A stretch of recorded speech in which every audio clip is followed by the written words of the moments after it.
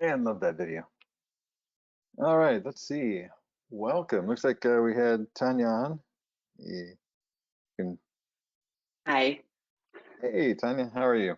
Is it I'm Tanya or good. How are Tanya? you? It's Tanya. Tanya. All right. Make you the presenter here. Brian, Hey, so did you have I have any? a quick, yeah, I do have a quick Tanya story. I've never met Tanya, mind you, in person at least, or even virtually. But for a couple of years, you know, probably like many people here, I follow InfoSec Twitter, and for a couple of years, Tanya kept showing up as someone that people that I follow, they liked her posts or commented on. I was never following Tanya until about, I think it was actually February of this year, if I remember correctly. And she had a post about yelling. Yeah. And she talked about being in a hardcore band, um, and so that she could scream if necessary. The point of the post was not to be screaming at people, right? But I True. interacted with her and I said, "Hey, are we talking about hardcore punk?" And she said, "Yes." And I was like, "Oh man, I'm into punk rock too." So Tanya, I got a quick question for you. Lagwagon, are you into Lagwagon, or are you Yes. still into Lag? Okay, did you celebrate Lagwagon Day on May 16th? I did not know they have their own day. I was not a huge Lagwagon fan, but I had them on like a ton of my Punkorama and various other mixtapes and CDs that I had. Gotcha. That's cool. They have a song called May 16th, and so it's like an unofficial Oh, Lagwagon Day on May 16th. So I just I had curious. no idea. You could just declare your own day. Man. Yeah, yeah, yes. And just listen to punk rock all day long. I mean, specifically Lagwagon, or maybe bands on Fat Records or something. But Nice. Yes, yeah. I have many copies of Survival of the Fattest, Oh etc. yeah. All the different like playlists they'd put together. Yeah. Back Yep. way back in the day. Way back in the day. That's awesome.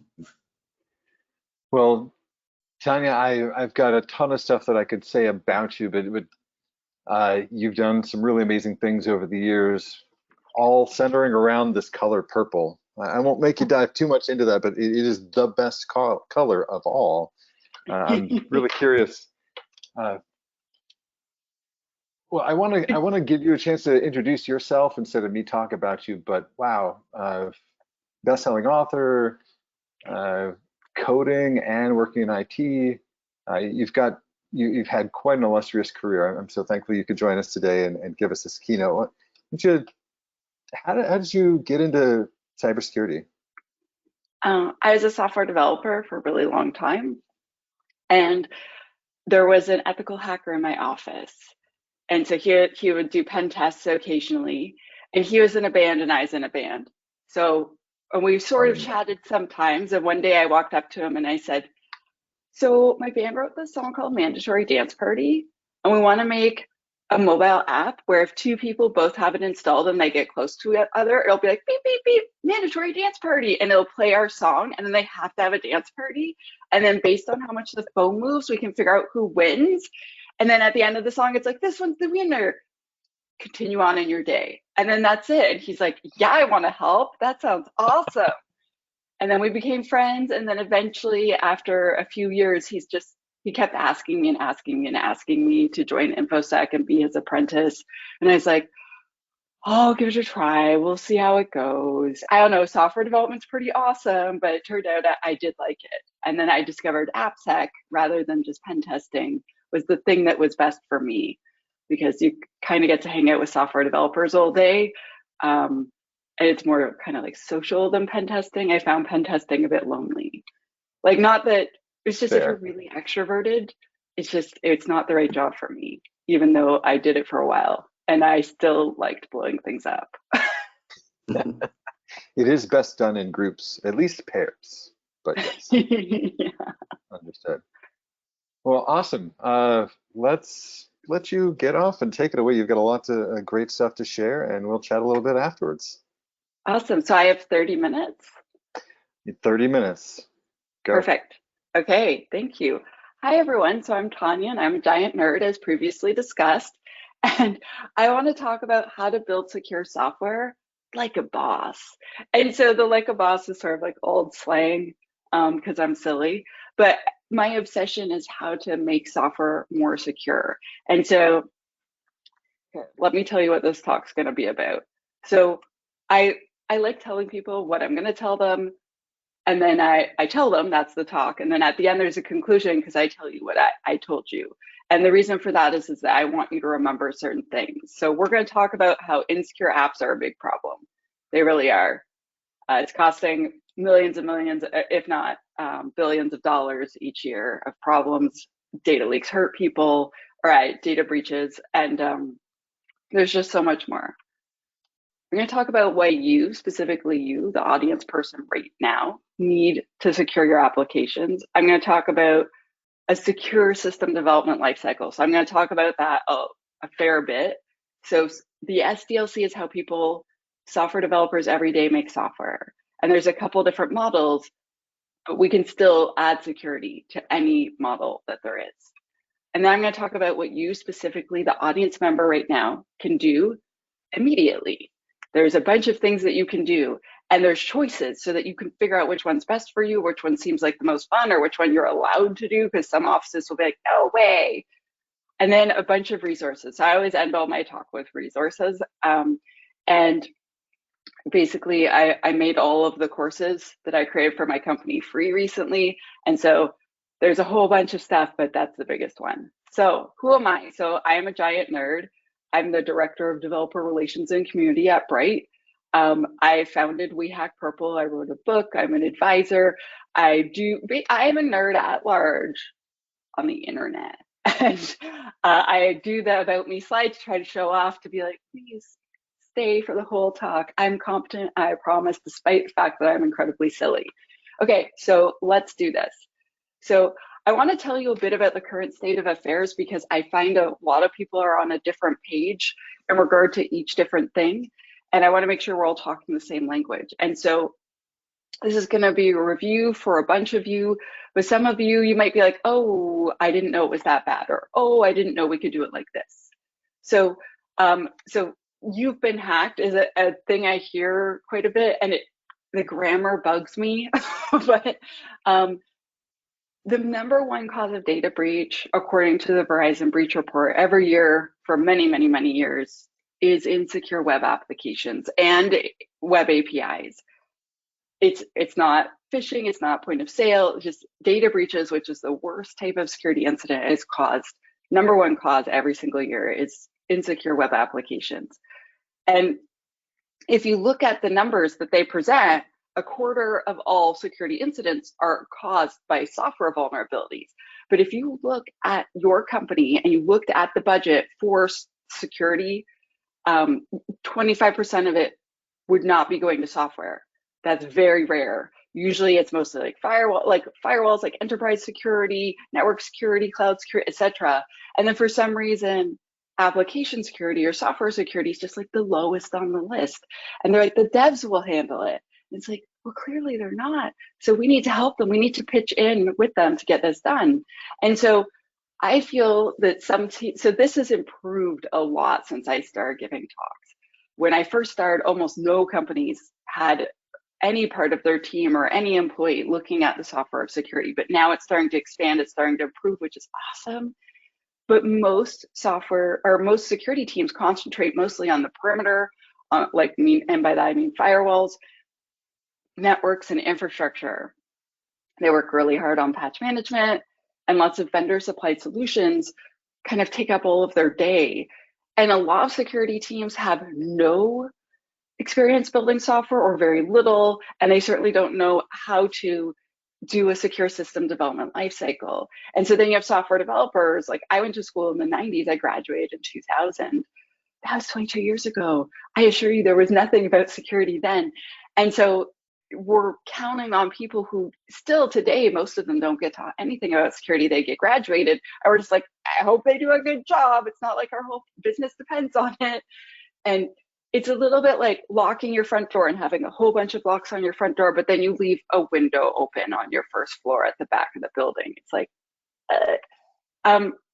so what the heck am I talking about when I say application security? So it's any and every activity that you perform to ensure your software is secure. Who said that? I said that. So I used to just have that on the screen, and people were like, you should make it a quote. I'm like, but who said it? They're like, you did. And I thought it was silly. But the point is if you are doing a secure code review, if you're hiring someone to come in and do a pen test, that's AppSec. But AppSec can also be a software developer listening to a podcast, hearing about, oh, well, I heard there's this new vulnerability that's being exploited in the wild, and it has to do with our framework. And I need to see if we have that version because I'm really worried, and coming in and checking at work. And if it is a problem, saying something and doing something. And it's like, any of those things can be part of AppSec. It's you helping to fight the good fight to make all the software more secure.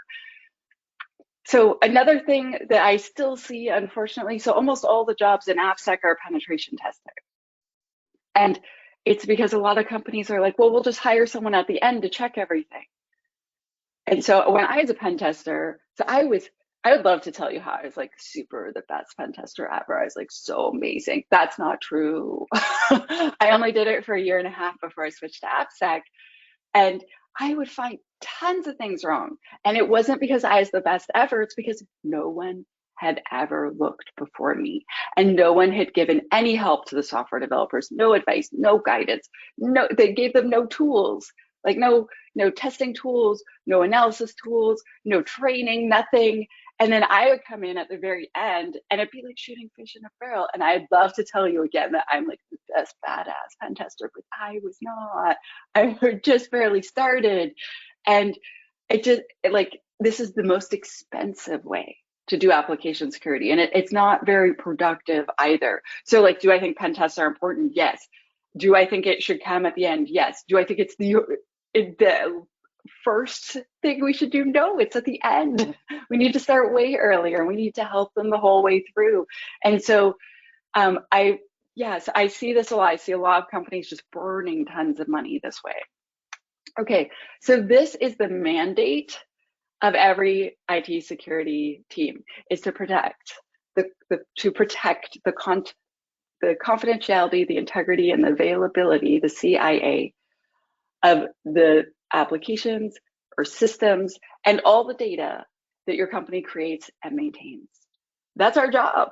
Like every single thing like every single piece of software, whether you make the software, you install the software, whether like any of those things, that's what our job is, to protect the CIA. And when I show this to software developers, I'm like, who's seen this before? Who's heard of this before? They'll be like, one dude at the back. It's like, I kind of heard about it once in a meeting. IT security folks, we are not awesome at marketing. We are amazing at keeping secrets, and we're not amazing at like spreading the good word of security. Okay, so the last thing that I'm gonna say that is part of this like kind of build up is, what is shifting left or pushing left? So I will say pushing left because many places I worked, I wasn't invited to start security earlier. So I had to push for it and I had to ask for it. And I had to be really, really pushy about it. And so shifting left means starting security earlier in the system development lifecycle. So right at the beginning. So if you imagine the system development lifecycle written out on a piece of paper, the further left you go, see how it's going towards the left? That means you're earlier, because that's the way English people write. We write from left to right. And so if we start with security advice in the requirements phase, we give them security requirements. If we analyze their design with them, we do threat modeling, we apply secure design concepts during the design phase, during the code phase. There's so many things we can do, and I'm going to get into a whole bunch of them. But if we just do pen testing right before the release, right before the pink part, like, why are we starting so late? What were we doing that whole time when we could have been helping them? And so pushing left means security wants to be invited to the party earlier, as soon as possible. We want to be at the party at the very beginning, and we want to stay until the end. So so at this point, I hope that you're thinking like, how do we build secure software like a boss? How do we do that? And my answer is that you follow a secure system development lifecycle. Sometimes people call this an AppSec program. So an AppSec program can be a whole bunch of things, but an AppSec program always involves a secure system development lifecycle. And what it is us adding security steps throughout the SDLC. So it's the formalization, like making it official that security activities are going to happen every single time in each part of the SDLC. And so sometimes this is known as an AppSec program. So I'm going to go through the 5 phases of the SDLC and talk about things we can add and how we can make it better. And here's the thing, is that if you are doing waterfall, if you're doing agile, if you're doing DevOps, you still need requirements. You still need to know what you're building, and you still need to design it, and you still need to code it. You're just doing it in smaller increments. And so this means we just change the size or way that we do each one of these steps, but you still have to do all of them. And so let's look at security requirements to start. So this person is quite excited. So this is all the way at the left. This is the very, very, very first one. And basically, I believe when you start a requirements document for a project, that you should always add in security requirements. So let's say you're making a web app. So the next page, I'm going to have a list of web app requirements. If you're making an API, I'm going to have slightly different requirements. Let's say you're making something that doesn't go on the web. I want to have security requirements for that too. And so when you're giving this list of things that the devs know they have to build in, if you build security in from the start, 2 thumbs up, would recommend to friends. Trust me, it really helps. So this is a list of requirements. I'm not going to read them out to you. It's very long. But this is a generic list that we give away with WeHackRep all the time. But the idea is that you could start with a very generic list, and then you keep adding and adding and adding and adding things until it's perfect for your organization. And so the next step in the SDLC is secure design. And so if we're going to do a design phase, let's make sure it's secure. And so there's a bunch of different things that you can do. This guy looks really happy, that's why I chose this. So first of all, we could design, like we could do a whiteboarding session. So I ask you like, oh, okay, so you have like a front end, that's cool. So then you have a bunch of microservices at the back that are web APIs, cool. Like, where are those? Oh, do those go through an API gateway? No, they don't. Okay, they're just exposed to the internet. That's cool. How can we make sure they're safe? Blah, blah, blah. And you just like actually just draw it out on a whiteboard and you just talk about it. And then I'm like, I want you to add this here. I want you to add that there. And it would be really cool if this did this. And then they're just designing it so that they could do it right then. It's really hard to redesign stuff later. It's very expensive, but doing it at the start is easy. You could follow secure design concepts. That's a thing that I teach all the time and I have a talk about. And it's just, these are really common design security things that you could just add, like least privilege or ensuring that the security you've added is actually usable. And one of the most fun ones, threat modeling, which is brainstorming, but evil.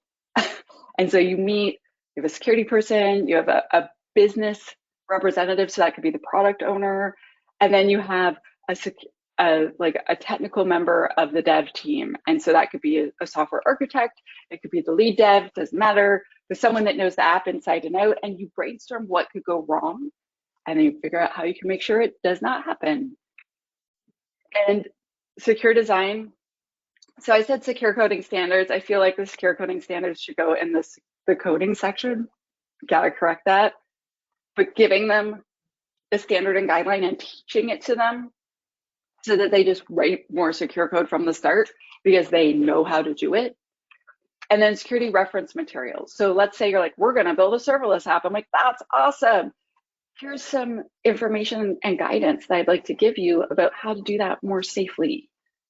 And especially training. Training's super important. I realized that like I run a training company, but we got acquired, so I don't have to sell training anymore. All my training's free. I still think it's the absolute most important thing you can do.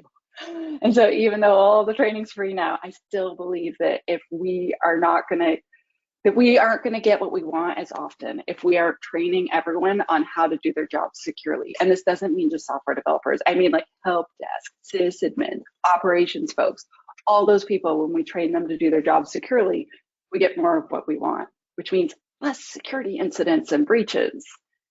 So secure coding. I love trees, this picture is beautiful. So in the coding phase, we want to do secure coding. So we follow the secure coding best practices. Ideally, you've given them a standard or a guideline to tell them what you actually expect. Don't just be like, practice secure coding. That's like saying, don't make any mistakes. That's not clear. Instead, teach them what you want, give them guidance, give them documentation. I'm a big fan of if you're going to make unit tests, also make security unit tests. So you test that it can handle bad input. You test that it is graceful when it fails. There's all sorts of ways you can do this yourself. There's automation for this, but basically then every time you check in your code, it runs all those little unit tests and it makes sure, so the unit test your dev wrote is like, it makes sure it works properly.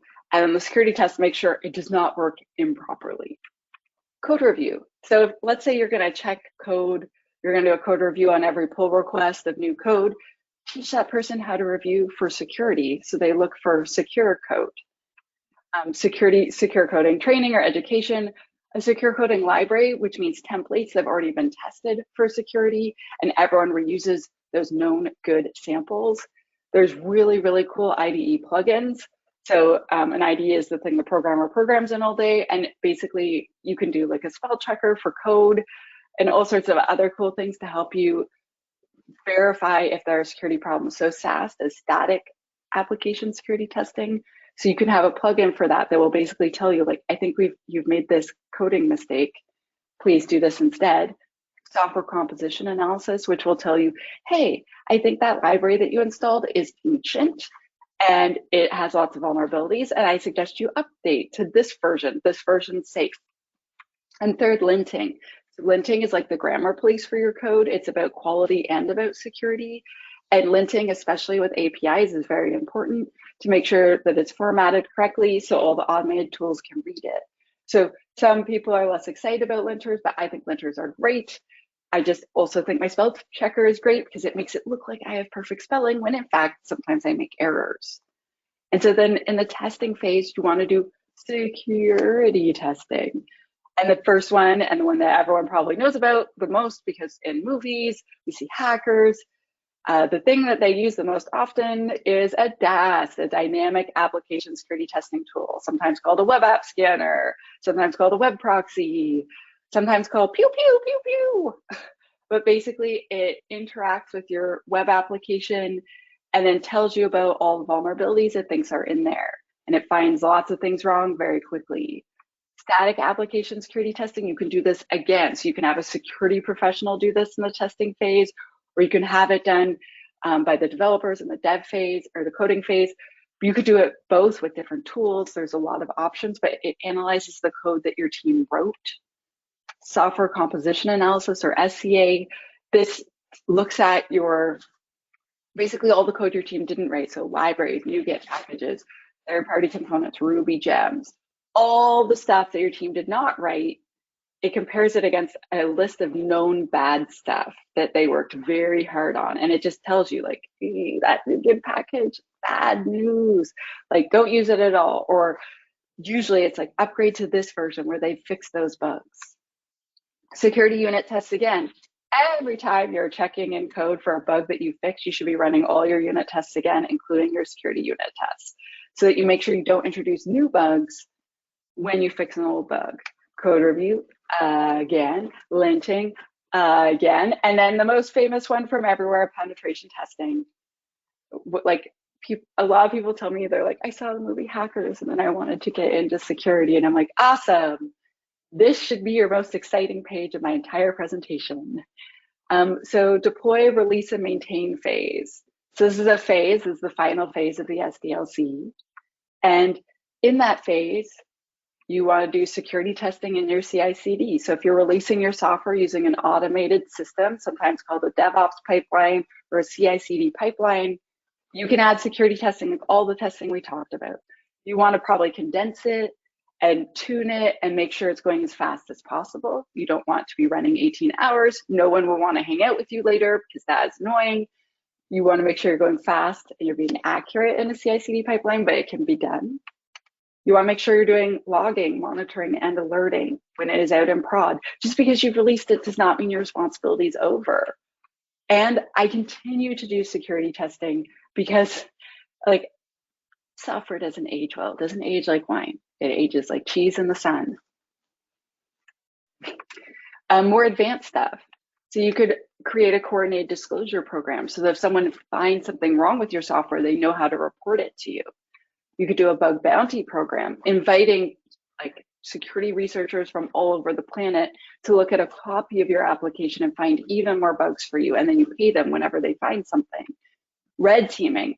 So this means having a team of pen testers attack your production systems and then tell you what they found so that you can make your production systems even more secure. And that is a secure SDLC, but I'm hoping that you're thinking right now, like, what can I do? How can I make my software more secure? And the first one is you could test your code. And so this is how I started. And honestly, when I run a DAST, I still feel a little pew, pew, pew, pew. So anyone is not hard can use a dynamic application security testing tool, or DAST for short. So security folks call it DAST. Software developers will say, you know, that web app scanner thing? That's what I used to call it. Can you use your scanner? Just tell me what's wrong. It automates tests for you. It'll tell you what it found and how you should fix those things. There's paid ones, there's free ones. But a very important part is do not use a dynamic scanner on an app unless you have permission in writing to test it. So do not point this at Walmart.com. That will not end well for you. Only test things that you have permission to test, and make sure that you have like done some training on that product so that you don't blow stuff up at work, or do it on your own home computer and build a little lab, like run a little container or virtual machine with a known vulnerable app and be like, pew, pew, pew, pew, and learn about it that way before you do it at work. And not all DASTs are safe. I have made a mess with some of them before. Some of them are safer than others, but have a backup of your data just in case. That is important. The next one that you could start right away is threat modeling. So I was not as good at this when I started as I am now because I was a software developer. As a software developer, it was my job to make everything work and make my clients happy. And it took me a while. My mentor used to say, take off your developer hat and put on your hacker hat. And I would look at it and think, how can I make it do what it should not do?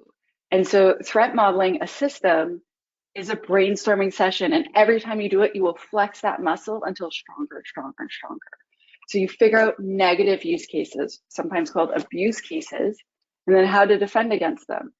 It's literally a brainstorming session. It can be super, super fun. And you're trying to figure out what could go wrong. Then you search your code. When you do code review, you look for this. When you do testing, you look for these threats. You can think like an adversary and find vulnerabilities, but seriously, it's really fun. I know that sounds silly, but like I remember going to the movies and being like, I could have got in free because they never checked this. Or you could just stay late after the movie and then you could just go see another. And like all of a sudden I saw all these possibilities and flaws in security. Like everywhere I go now, I can't stop seeing it. I'm like, I have to tell you, there's something wrong with your security. And so once you start thinking like this, you'll just start seeing flaws everywhere and fixing them. You could review your code. So if it's your job to write code, you could review code. Look, she has a whole bunch of people helping her review her code. Yeah, that wouldn't be intimidating, having 4 people standing over your shoulder. So most people use a static application security testing tool and manual analysis. So you start looking for things because if you've taken secure coding training, you start knowing what to look for. And then a SAS tool can look in a way that computers look, like they can look at recursion and symbolic analysis, etc., and see even more problems. You want to make sure you check out your libraries. So we do static software composition analysis, SCA, to make sure that all the plugins and third-party components are safe to use. Manual code review. So someone's checking in some code, you're like, cool, I'm just going to take a quick look. Search for your threat models, like we said in the last one. You can find more than just security bugs. I ran one of these tools. Well, I hired a really smart consultant to run one of these tools. It was the first exposure I had to SaaS. And we had this app where we had to run it on a 32 kilobit in the Arctic, because I'm Canadian, and people in the Arctic still need to vote. And we were creating a system that helped figure out, that you can vote. And we found 22 memory leaks in our app. And we fixed all of them thanks to the SAS tool. So it helps with quality of your application and security is a part of quality, right? And so you can find way more than just security bugs by doing this. And so this last one, writing better code. And I want to note that I am not being condescending when I say this. Well, you could just write better code.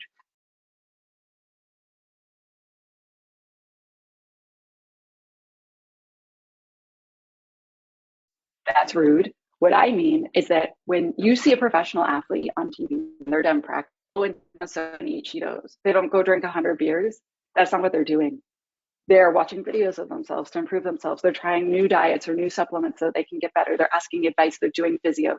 They're constantly honing their craft so that they can be the absolute best at what they do. And you can do that with code.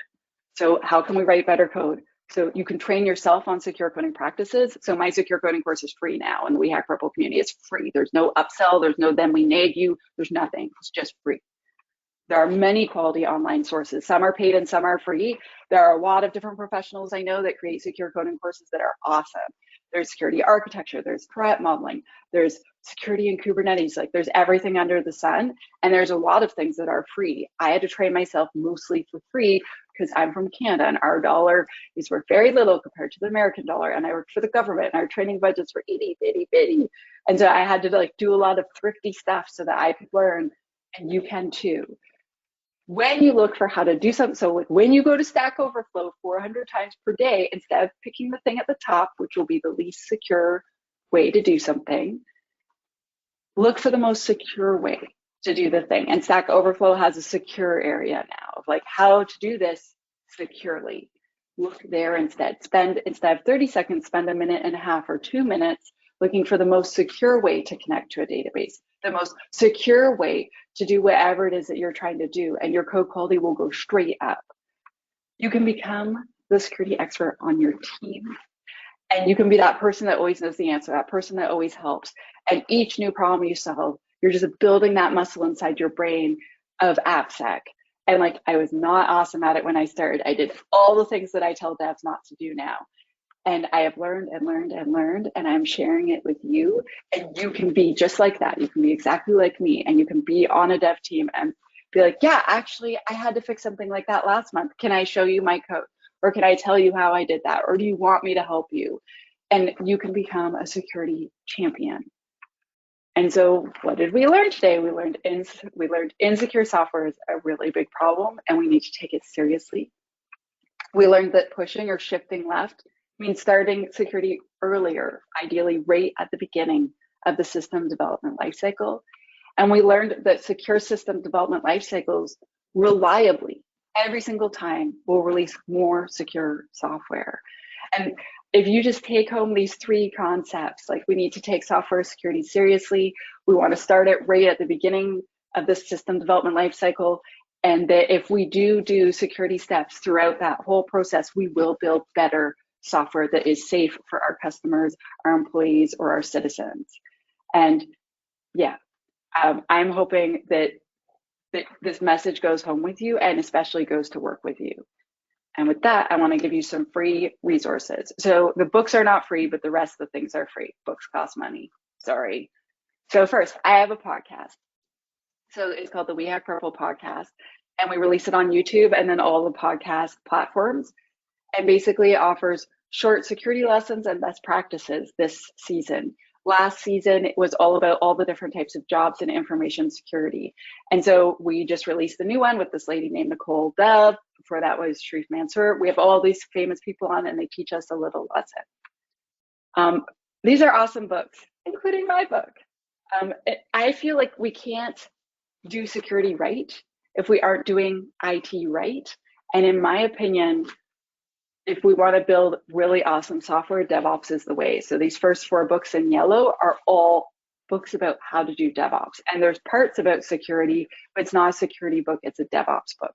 And then the last book, Alice and Bob Learn Application Security, I wrote it. And not only do I think that book is awesome, but so does my mom, and you might too.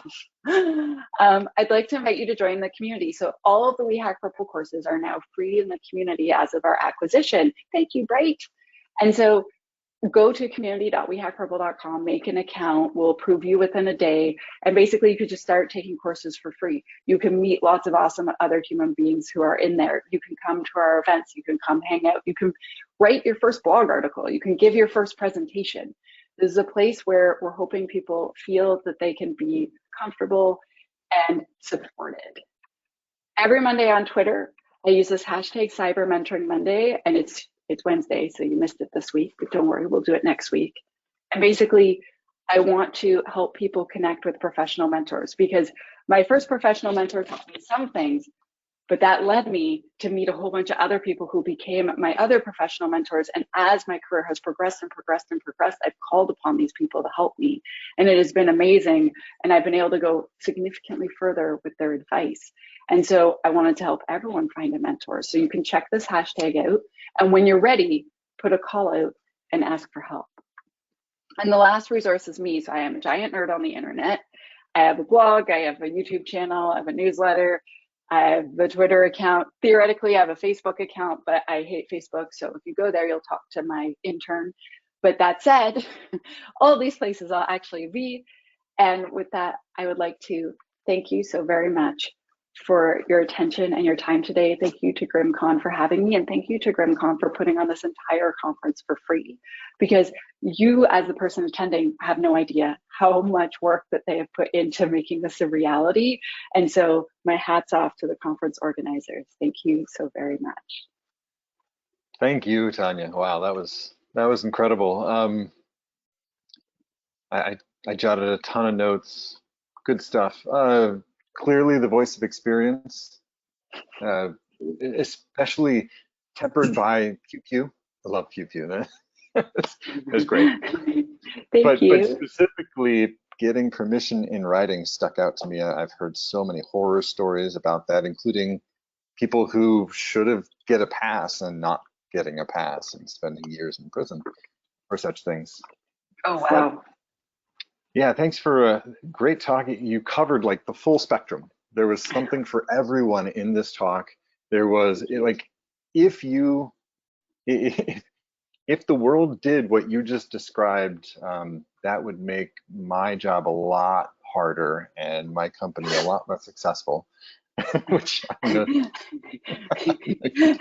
can relate to. Yes, I definitely can. I love your emphasis on mentors. There's so much information out there, but a mentor relationship can make it so much easier to chew on and even know what materials are important for this particular thing I'm trying for. And yeah. Definitely. Thank you for having me. Hey, Tanya, stick around for a moment if you don't mind. Mm-hmm. So you had a lot of great quotes that people were pasting in the Discord. The one about cheese stands out. Cheese in the sun. But there are a number of other things. So I wanted to thank you for that. There was one question that came in on the Discord here. Okay. So they said they asked, Tanya, you said you did pen testing for a year and a half. Can you talk more about this? If this was a quick / natural change, both into and out of? So it took me about a year and a half to be able to switch from being a software developer to moving into a full-time pen tester role. So I was already learning about security a bit. And then I decided, my professional mentor was like, you're going to be a pen tester. You're going to be great. And I spent a year and a half studying and taking courses. I started speaking at conferences around then, specifically because I wanted to be able to get in free because I had no budget. And so I discovered if you speak at the conference, they'll let you in free and you can just learn for free. And I'm like, joke's on you, I got in for free. And it didn't occur to me that I did a zillion hours of work preparing that talk. But for me, it was great. And I also joined OWASP and started running the OWASP community. And I just started inviting people that would teach me the things that I needed to know to be speakers. And so I took a long time and a lot of effort, and my professional mentor would get me to do this and get me to do that and practice this and do these things. And I was working full time as leading a software development team at that point, writing all the software, leading the team that wrote the software. I wasn't really writing that much at that point.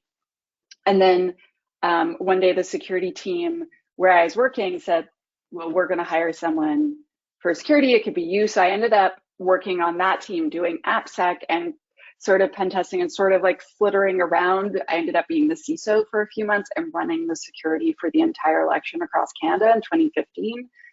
And then my mentor said, do you want to be a manager or do you want to be a pen tester and do technical work? And I was like, I want to do technical work. So I stepped down into the pen tester role at a new organization.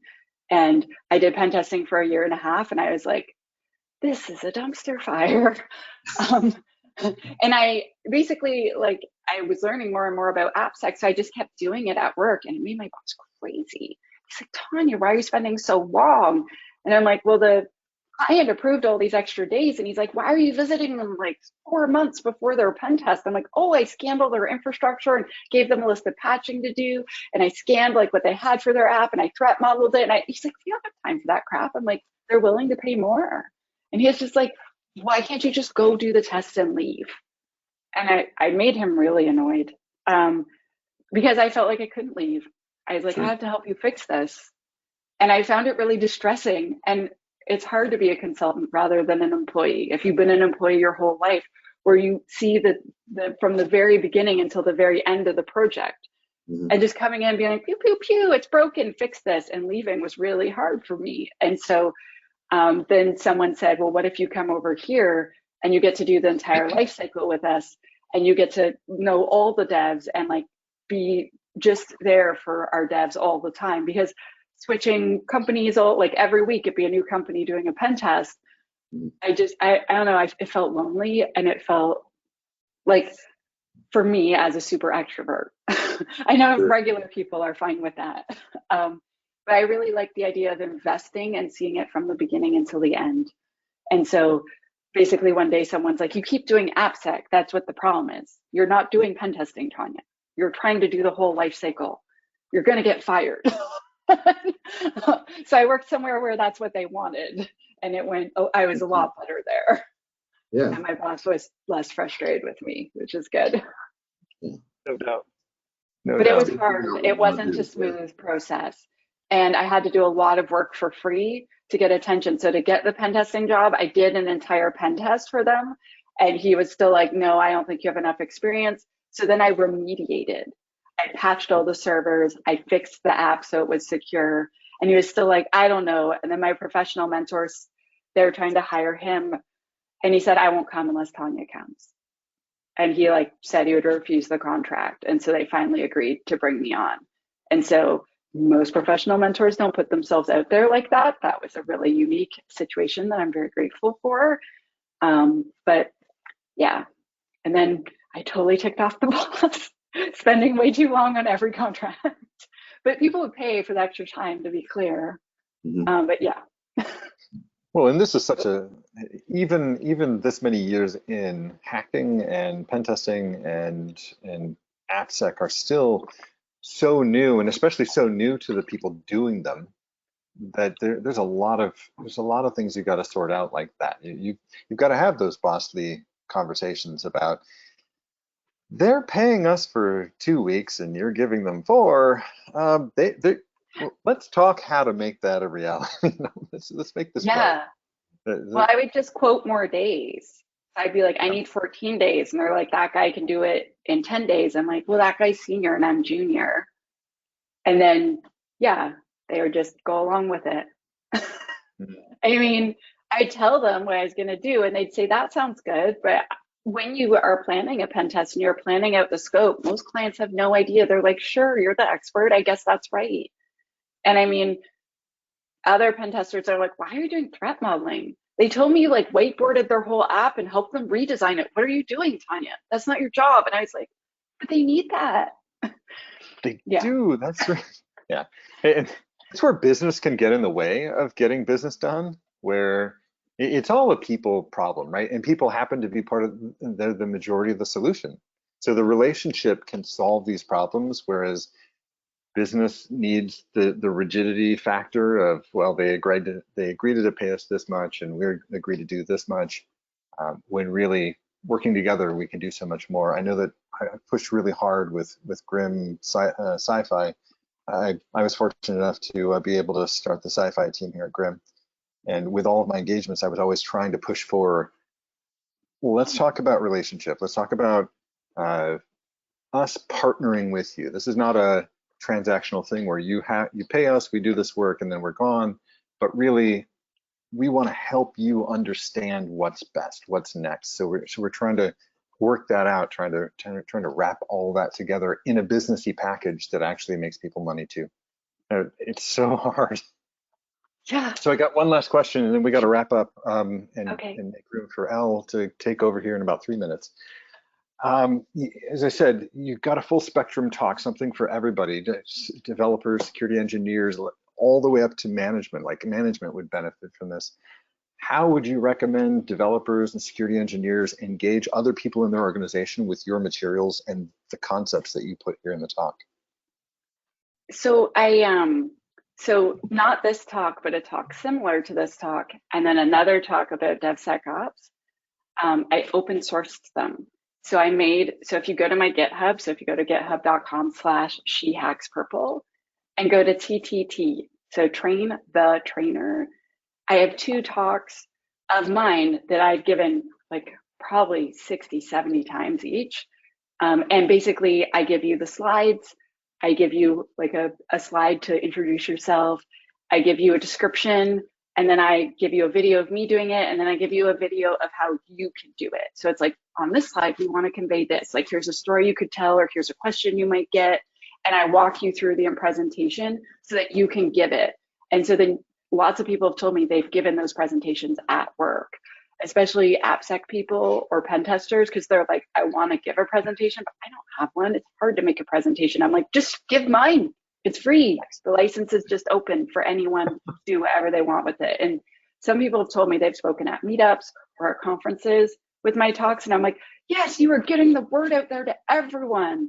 Nice. So I would suggest GitHub, starting with that. She Hacks Purple, TTT. She Hacks Purple. She Hacks Purple. And then I'm gonna TTT. Give the screen over to Elle so she can start getting ready. Tanya, thank you so very much. You've kicked this off in just the right way. Appreciate you. Appreciate the work that went into this. Thank you. Thank you so much. Bye. Bye.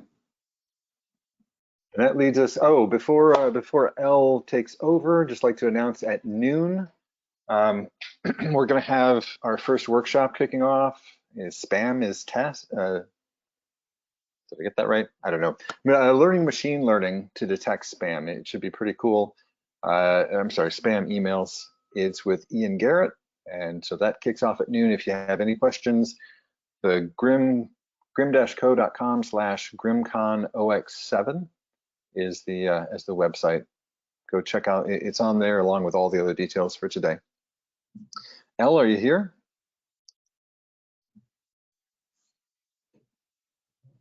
See, we've got John. Oh, we do have John? Yep, John. Yep. There we go. Yeah, I love how y'all say before Elle takes over, I'm a speaker. You can't go anywhere. You got to stay. There's Elle. Yep. Hello, John. Oh, John is leaving. Bye. The dogs will probably still find a way to break in. Always the way. I'm glad. Yeah, there is a way. So you have pen testing dogs. That's what I'm hearing. There it is. Teenagers and dogs, the best social engineers and pen testers you will ever meet. Oh man, stories that I do not want to go into. All right, very good. So the fallacy of DevSecOps today. Wow. So first of all, John, Elle, thank you for coming today. Great to see you. John, I think we may have met once, but if not, great to meet you. Elle, we worked together. May have met once or twice. Also, hello to both of you. Hi, Brian. So yeah, first of all, how did you guys get into cybersecurity, and how did you pair up? Like, what stemmed into this talk? As I'm the loudest one, right? Yeah, I'll kick it off. So I am the perpetual volunteer, and I found out there was a group called San Antonio Devs out here in San Antonio, and they were trying to get stuff going, and they were one of the more active groups. So I was just like, hey, I'm Elle. I don't know how to dev. I don't know how to code, but I think it would be fun to, to learn and do some new things. Can I hang out with you all? And then they said, yeah, we're going to have like lunch at this place. And that was food in San Antonio and me. So I was there like actually on time, which y'all know how rare that is.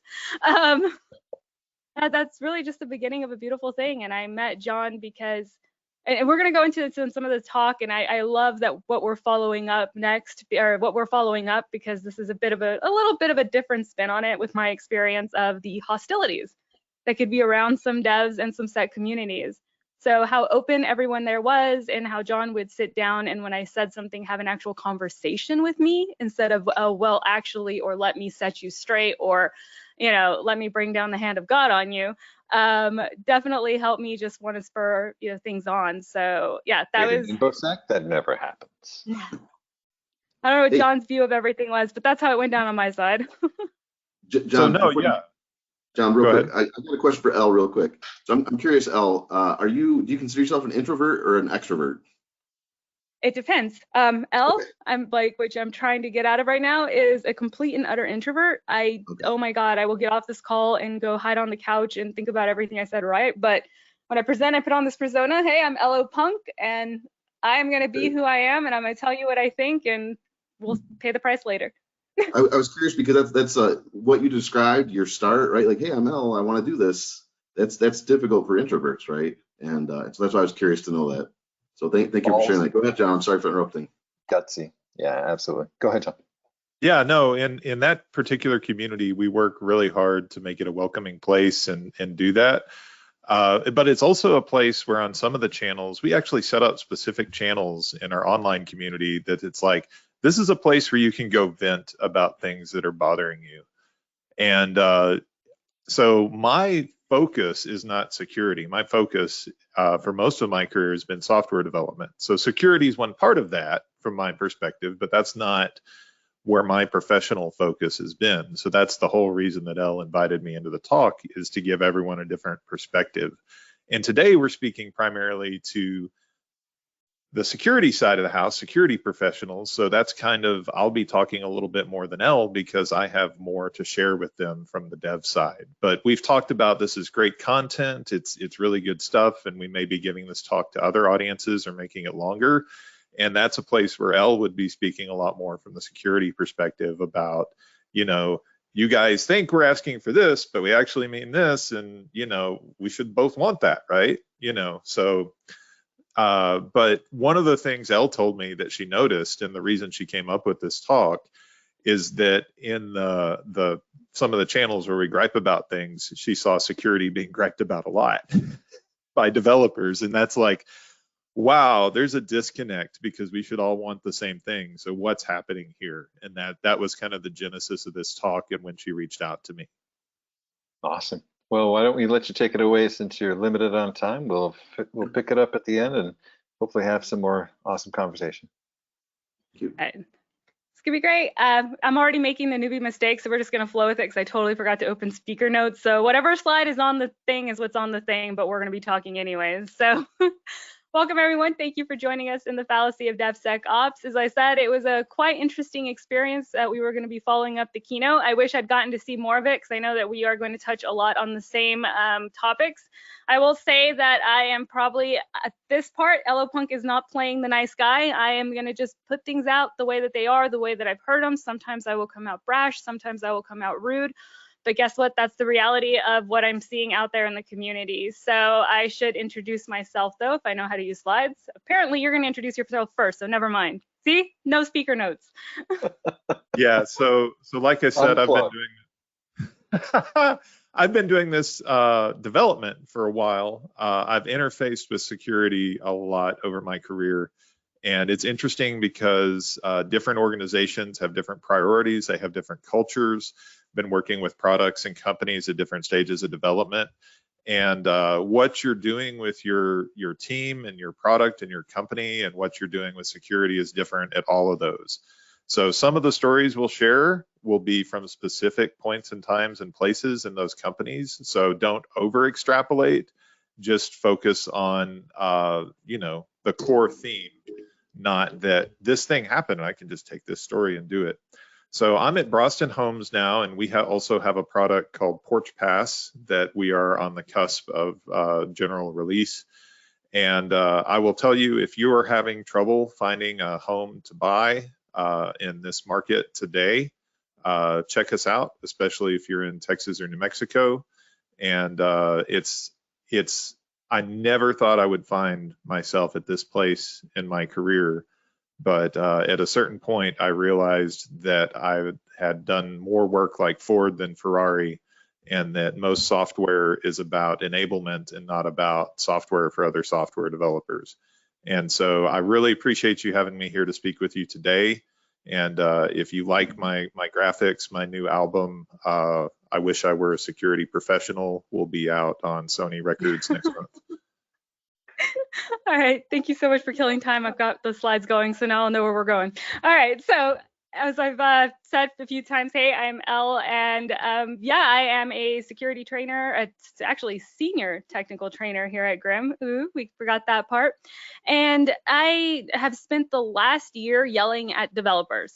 I spent the last year going across the world, actually a few countries in here, talking to developers about how badly they treat us in security, how ill will they have towards us, why they ignore us, and just taking all of the comments and feedback that I've heard from the security community and going and laying it at their feet, only to finally get quiet and listen to them and hear what they're saying. And that's how this talk came about and why I'm presenting with John today.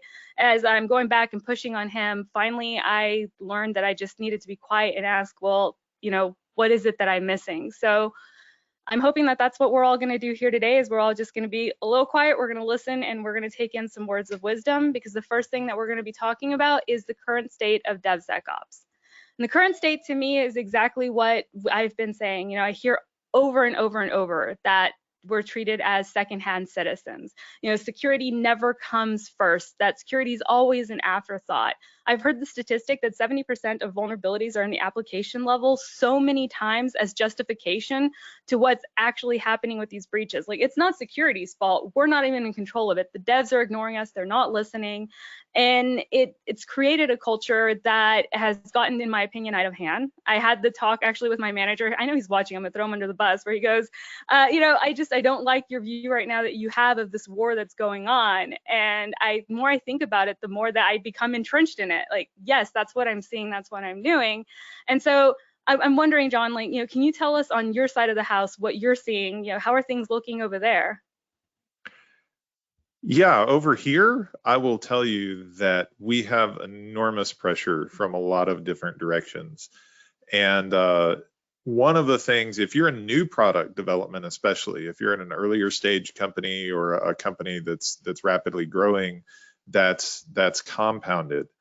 And the perspective is, I'm graded on did we ship? So the primary constituency that a lot of these teams are looking at in an agile way of working, which is how most companies are trying to do things nowadays, is, are we shipping the features that we promised? Are we sending things to marketing? And we'll talk some more. We'll come back and circle back to that about how that can affect what we're doing and why we're doing it and how we work together. But that's what's going on in dev world, is I have so many different things that I have to do, because I'm not just thinking about, can a security problem take me down? I'm thinking about, can a load problem take me down? I'm thinking about, can a particular bug that interacts in a bad way with another system take me down?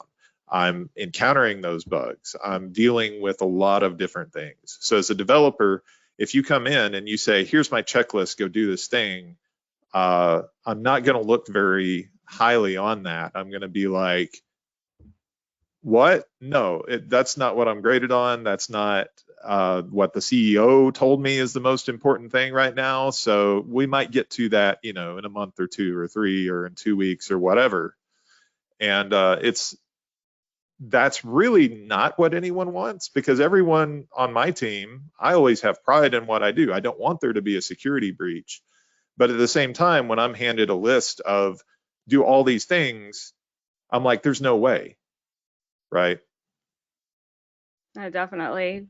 So I might even just move things off the way, but one of the things that I wanted you to talk about when you were talking about all these things is what you taught me about was, wow, that was a big, long, convoluted way to get to this, was when you were speaking about functional versus non-functional. And I'd honestly never even heard of the terms or why it was that you all would be addressing things in that way.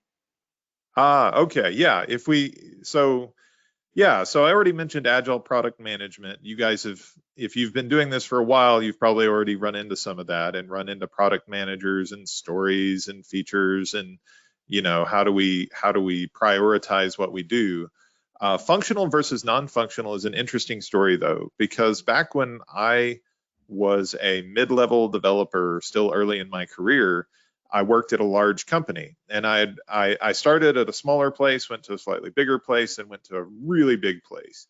And when I went to the really big place, this was in the early 2000s, late 2000s, early 2010s, we were still learning. That organization was still doing things kind of in an old school way. And if you've ever heard the term waterfall, when you do that type of development, you say, we want to spec everything we can before we start writing code. And that's not how most organizations do it nowadays.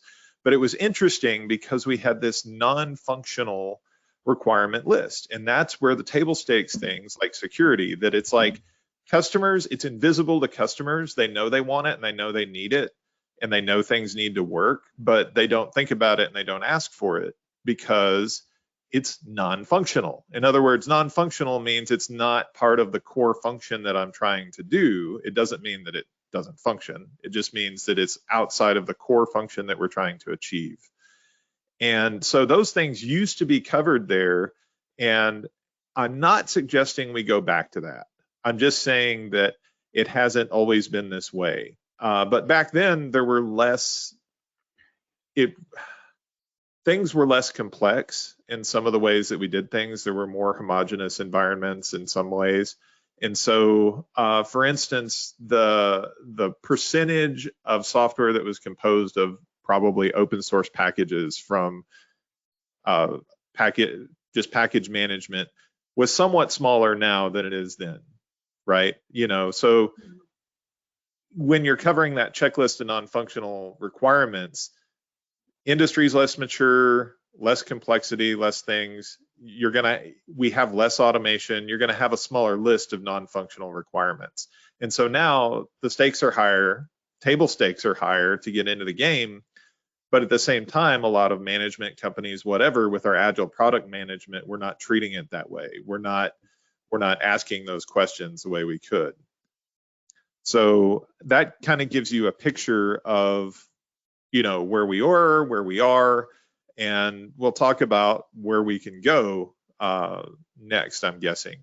And I don't know why we put pay premiums on security on this slide, because we probably want to talk about that, but I don't know if it makes sense to talk about it right here.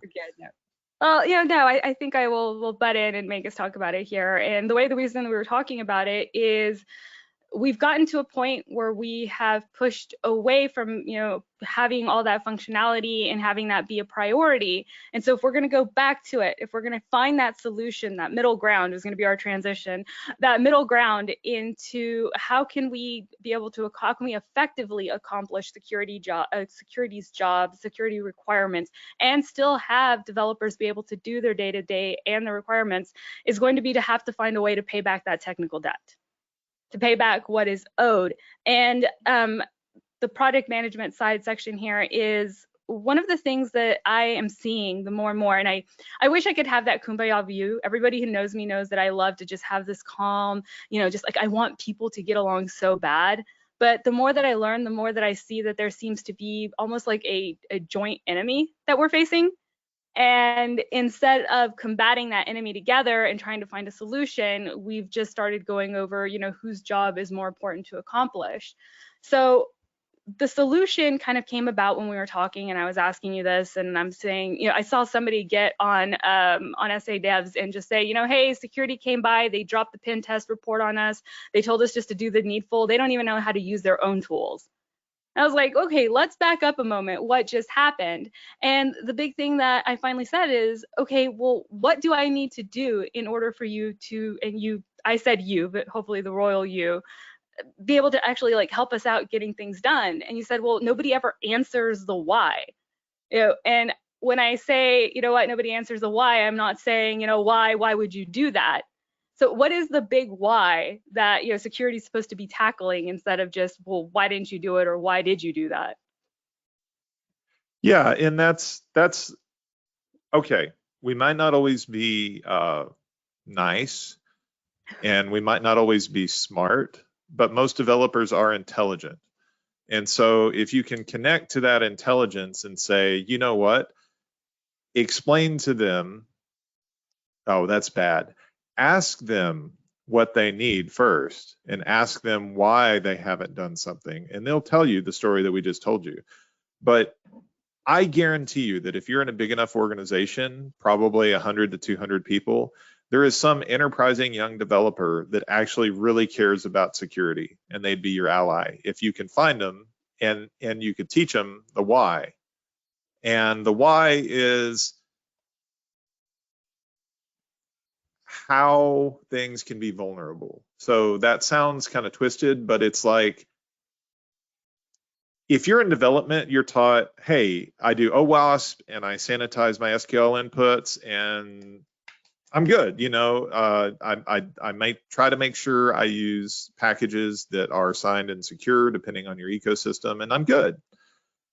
And maybe there was a time when that made sense and that was true, but that's not really true anymore. It's like there are other vectors. Like once you're on a PaaS cloud, how many vulnerabilities have come about that were, oh, we didn't secure the Azure Blob Storage or the Amazon S3 thing correctly and stuff like that. So as the complexity of the environment has grown, the checklists have grown and there's more stuff to do, right? So the why is really, from a security point of view, is why I'm a developer. Why do I need to do all this stuff? The why is because every single thing you have in your system has a different vector, right? So that's the why, and that's what you're wanting to engage developers. But if you don't listen, they're not going to listen to you if you don't understand where they're coming from, right? So that I'll hand that back to Elle to say, you know, okay, so start with why. Why do I need to do this checklist item? Well, this is the thing that'll happen if we don't, and that's the beginning of the conversation, right?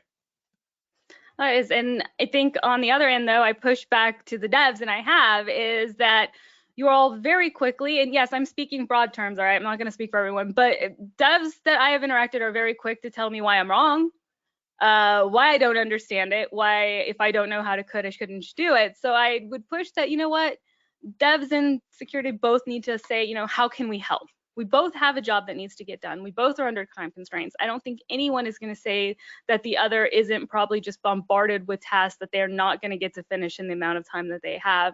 So as a part of how can we help, it becomes part of the why. So if I go to you and I say, look, you have, you know, 15 vulnerabilities in this code that we're seeing, you know, why hasn't this been addressed? Well, perhaps it's because security doesn't understand the vulnerabilities that you're facing. Why are there? You see, I can see really quickly when I say it that way how the hostility starts. Like, who is it that isn't understanding? So as a security person, I'm going to come up to you with these issues. How can I help? Why? What is the best way for me to approach you with this instead of, you know, just the language itself makes it seem almost hostile.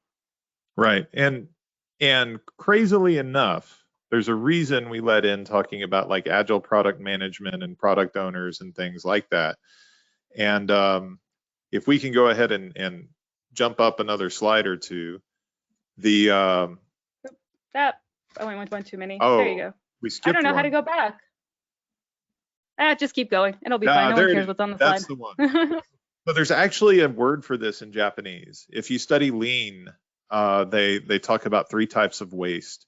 And the one that's often not covered by companies and that is talked about the least and is actually the most pernicious, in my opinion, is one called MURI.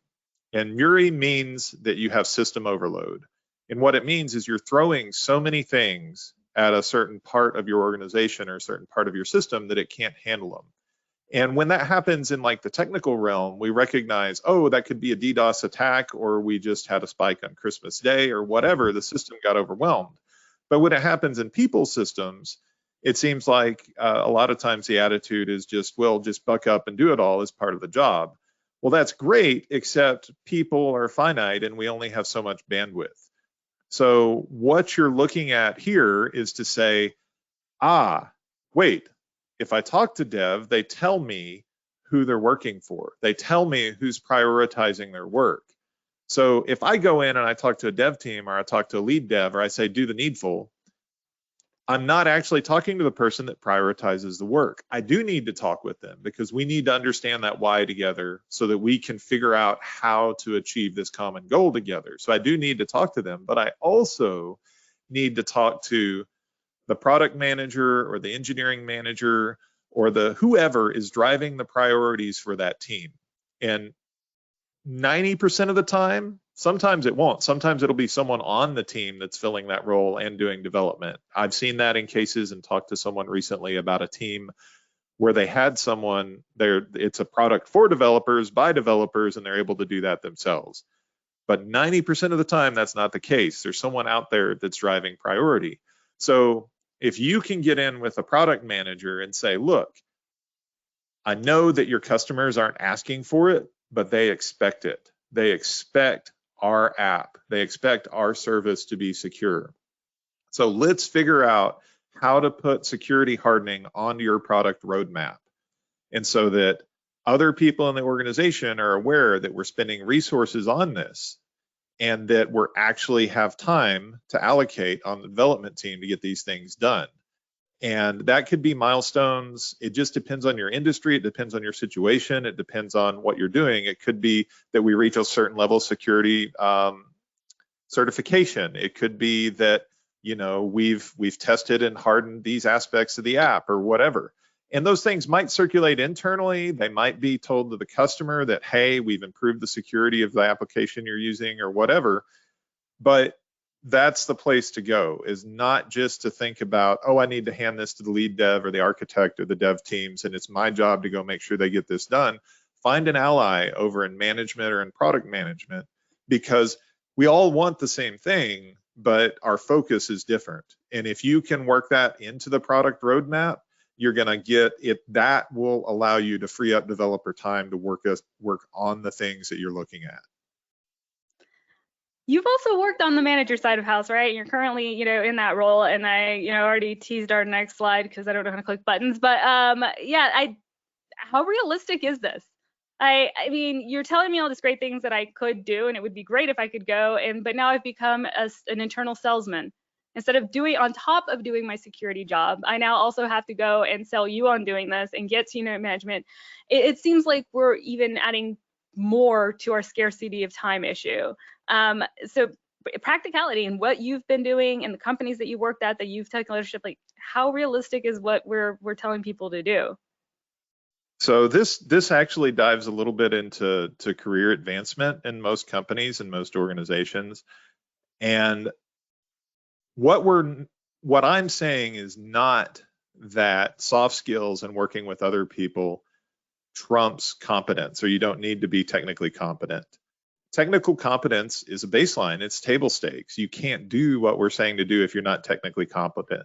But what I am saying is, if you want to get things done with any group of people, this could be a outside of work, in work. I've put together basketball teams for the first time in my life in the past 6 months, and it's been a lot of fun, but gosh, it's hard wrangling stuff, right?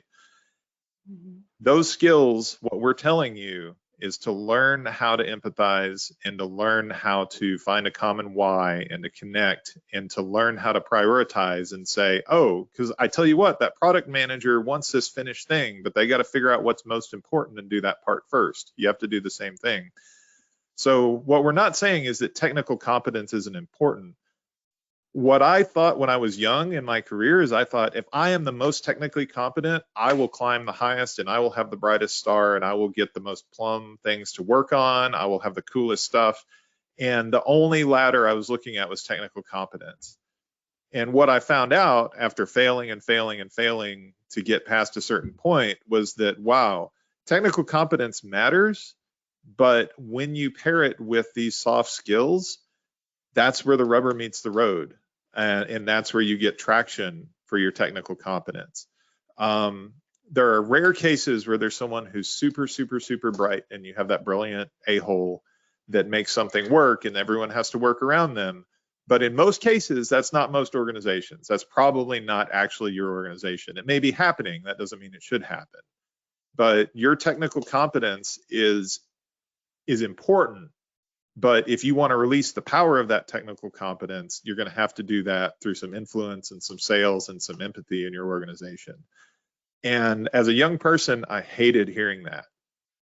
And now as an old person, I will tell you, I hate telling you that, because it kind of shatters this idea of, hey, I'm good, I'm awesome, I can make a difference just because I have these skills. It's like, oh my gosh, I have to get more skills to release the power of these skills.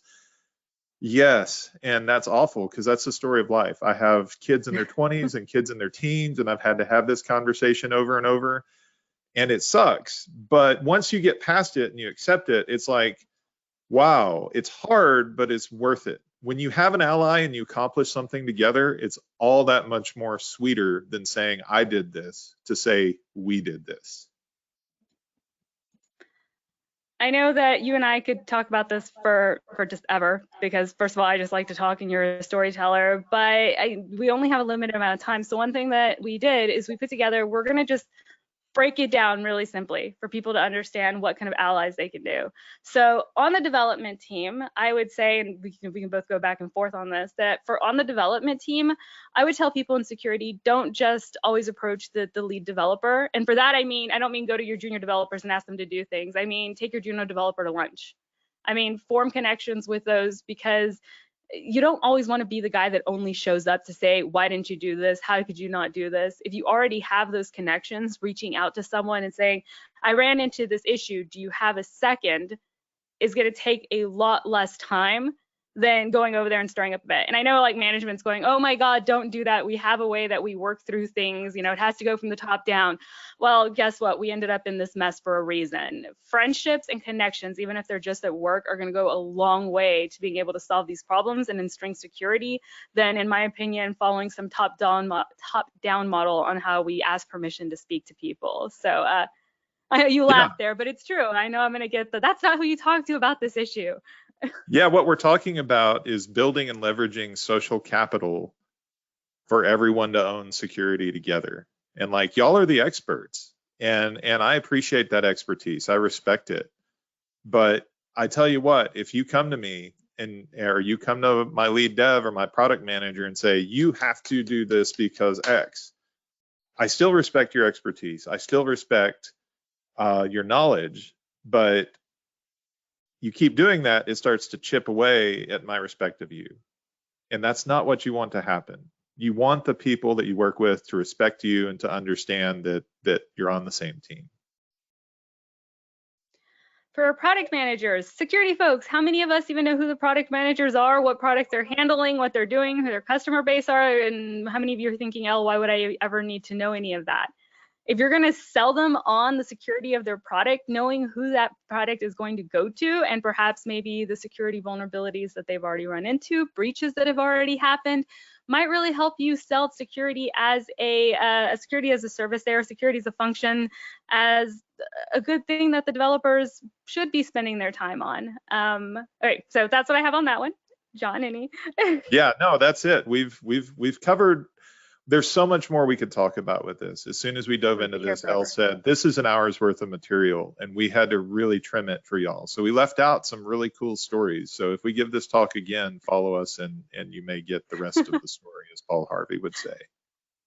The next point, I want to give advice to security managers. I love when people say, I'll go to bat for my team. That is my job as a manager, to be out there, to risk my neck for them. And the developers are saying that the development management is saying the same thing. So great, now we've created two generals. And I'm going to keep going with this war thing just because people told me that it's not what it is. So, there is something to go to bat for your team, and there's something to go in there with a bit of humility. Is that the right word? Humility? And just willing to say, okay, maybe we can take a step back and learn something from the other one. Maybe they do have a reason they feel so strongly about this. Maybe it's not because they're incompetent. Maybe it's not because they don't understand the amount of work that we do. So management, you are not only, at sometimes when you're trying to be an ally, can definitely just be another hurdle for somebody to get through. So whether you're management, whether you're just regular security folk, wherever you are, C-line, I think the big thing is that everyone has to learn just to have that moment of silence. And when they ask, why does this need to happen, or how can I help? On security teams, who do you recommend, John, having worked with myself and other security people, who do you recommend if there are devs out there watching that they approach on the security end? That's going to depend on your organization. But if there's someone that's come to you with needs already, you could talk with them. You could talk to your own manager and say, hey, I want to do better with security. How do we do this? How do I engage? If there's been, animosity and harsh words or whatever before, you might want someone else there as a mediator for the first meeting or two. But my advice on either side would be the very first thing you can do would be, if you work in the same area together geographically or at the same office, is to say, hey, let's go to lunch. If not, it would be to say, get to know that person a little bit as a person rather than just a coworker, and say, find a common interest that you can bond over rather than fighting over work things first. And that brings us to our parting words. And I know, in jest, I hope everybody knows that my aggression very much has been in jest. I love our developer community. I spend more time with them, honestly, than probably our security community at this point. And my parting word is just to remember, we are all humans. We all make mistakes. I know very few people, if any, that I've ever met that show up just not wanting to do their job, not wanting to be good at it. And so the understanding that our common enemy is time, our common enemy is the scarcity of it, the stress, the overburdens that we're going through, those are the things that we should be fighting against. And so my takeaway for you all is, please, just next time you get frustrated with the code, you don't understand what they're not doing, take a moment of silence and just turn the things around and ask, how could you help them, and why could this actually be an issue that could benefit both of you? John, your parting words? I love you guys. No, seriously, I love you guys because y'all want things to be secure, and that's important. And realize that everyone wants what you want. It's just the same. We all want the same thing for our organization, for our company. No one wants to be insecure. So if you start along those lines and say assume positive intent, then it becomes much easier to connect and figure out the path forward, how to incrementally ramp up on the security stuff instead of saying what's there. Even on compliance, I will tell you, on new and upcoming products and teams and companies I've been on, when we would fill out security surveys for other organizations, there were places where we would have to put, we're not there yet, but we're working on it, and we have this plan, and we're going to close the gap within 3 months or whatever. And that's a valid answer sometimes for some regulators. You can't do that forever, but you can prioritize, and you're better off getting something through that influence and that relationship and getting closer than continuing to beat to get the full list. So I know y'all can do it. I've seen people do it. We were in the same place between dev and ops 10, 15 years ago, and there's still some flare-ups here and there, but compared then to now, it's way better. And the same thing's going to happen in DevSecOps, and you guys are the engine to make that happen. So thanks for attending our talk. Thanks for letting us talk to you. This has been great. Thanks. Happy to answer any questions or troll comments, as I'm sure I led up to a lot of them. No, that was great. It was really great. One thing just blasted me in the face: empathize, find a common why, and connect.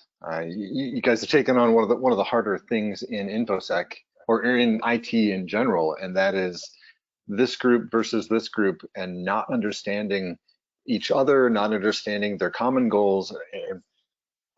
This is a really great talk. If you could next turn your attention to a couple political parties, it would be really great to see some purple teaming there, but that's a different discussion.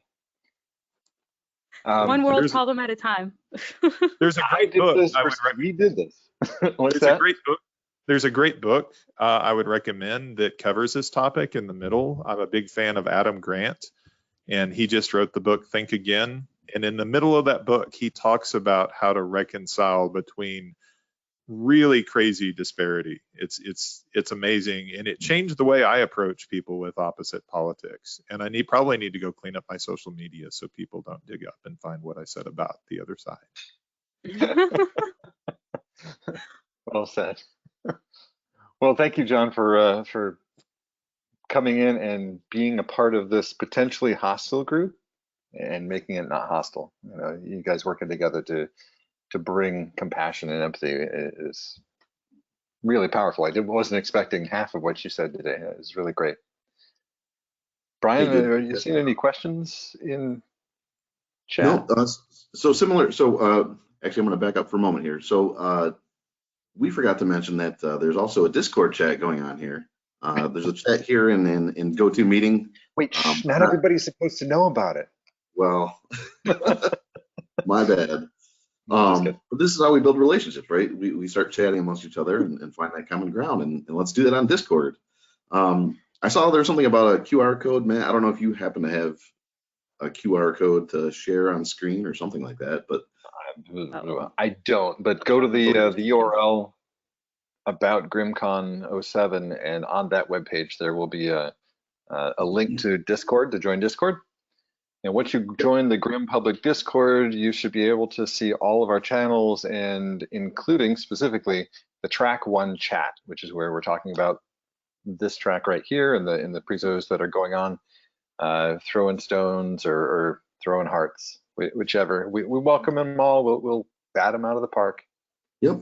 But yeah, I didn't see really any.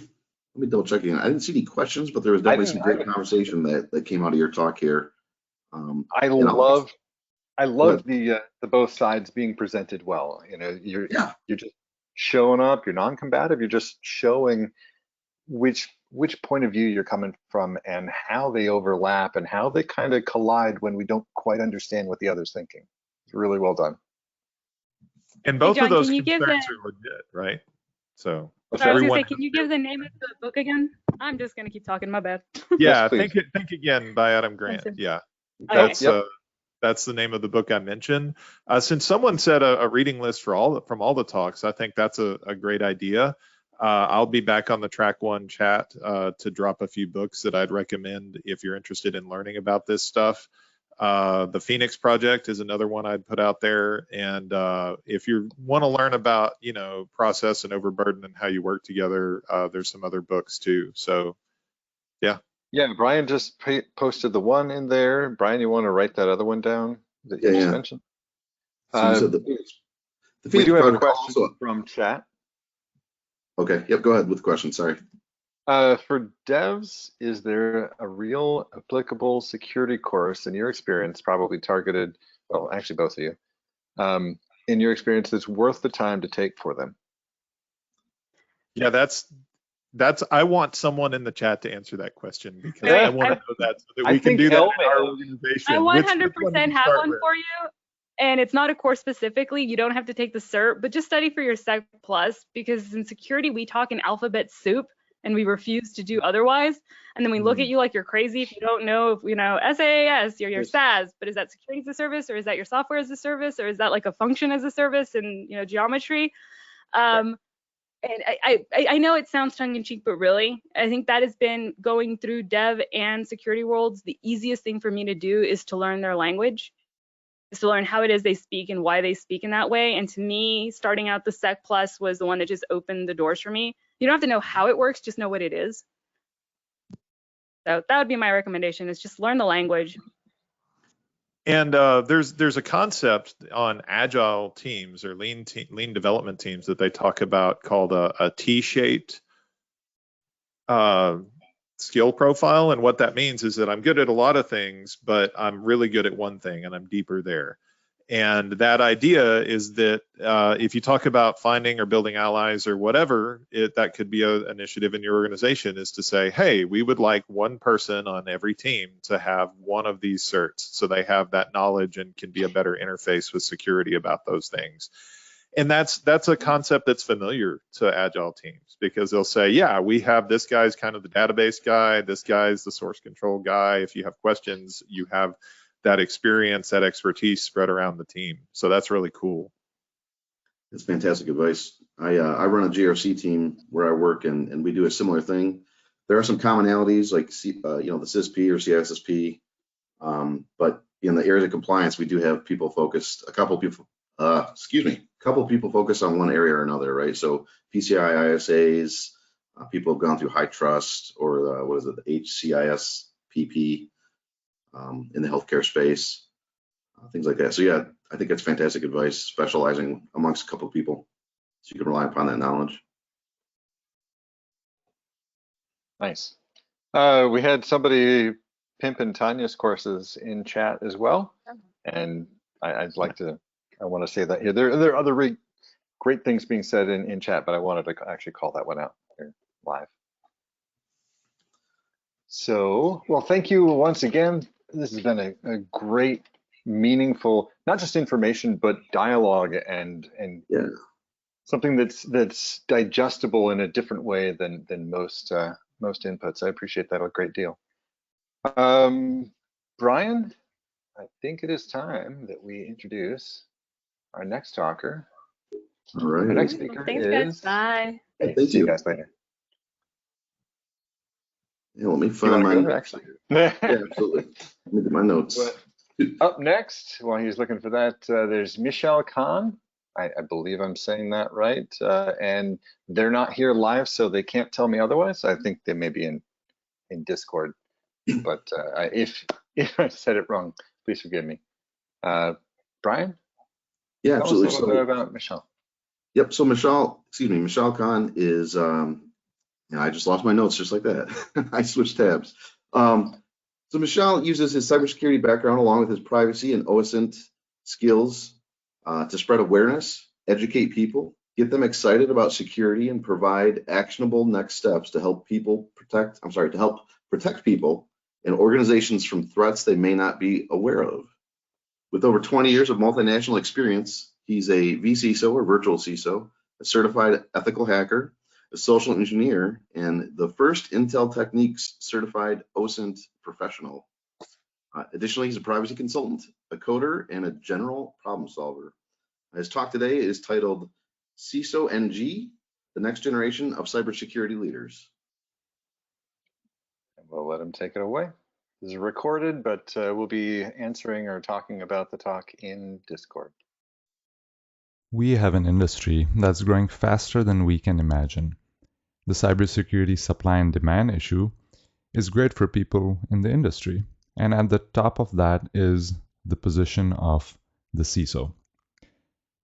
What is CISO NG? It's not a product, it's not a service or a new role. It's a new buzzword I came up with for this presentation to talk about the next generation of cybersecurity leaders. This new generation that will be filling in those shoes is and will be very different than what we traditionally entail and think of as a CISO. So throughout this presentation, I'm going to kind of go over some of the problems with this position, the supply and demand issue, why it's good or bad, and what we can do to kind of overcome this in the short term.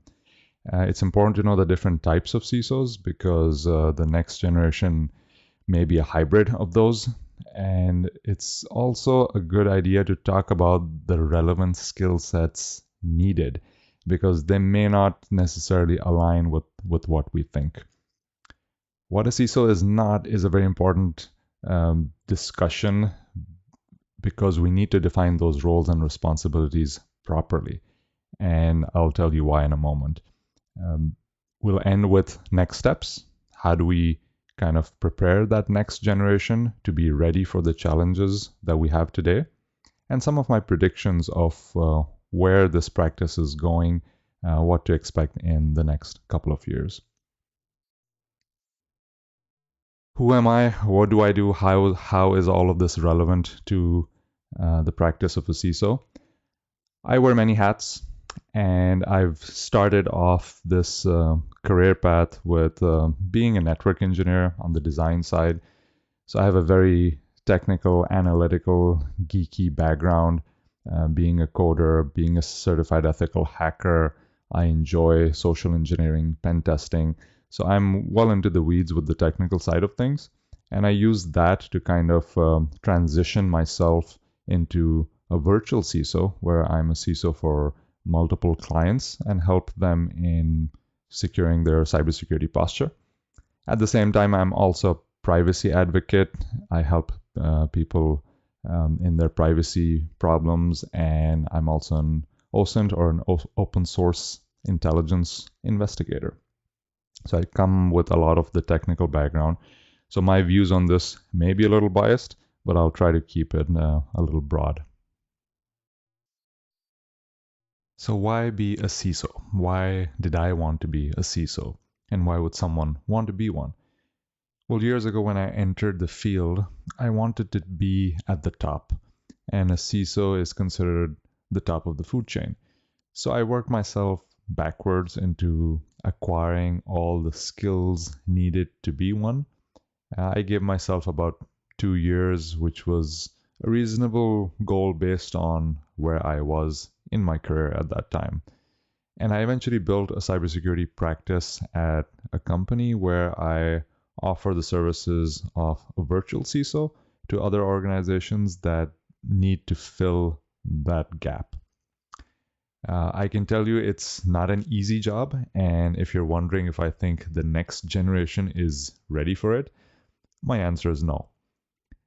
In talking to a lot of the youth who have just entered this field, a few of them have ambitions of becoming a CISO, which is good.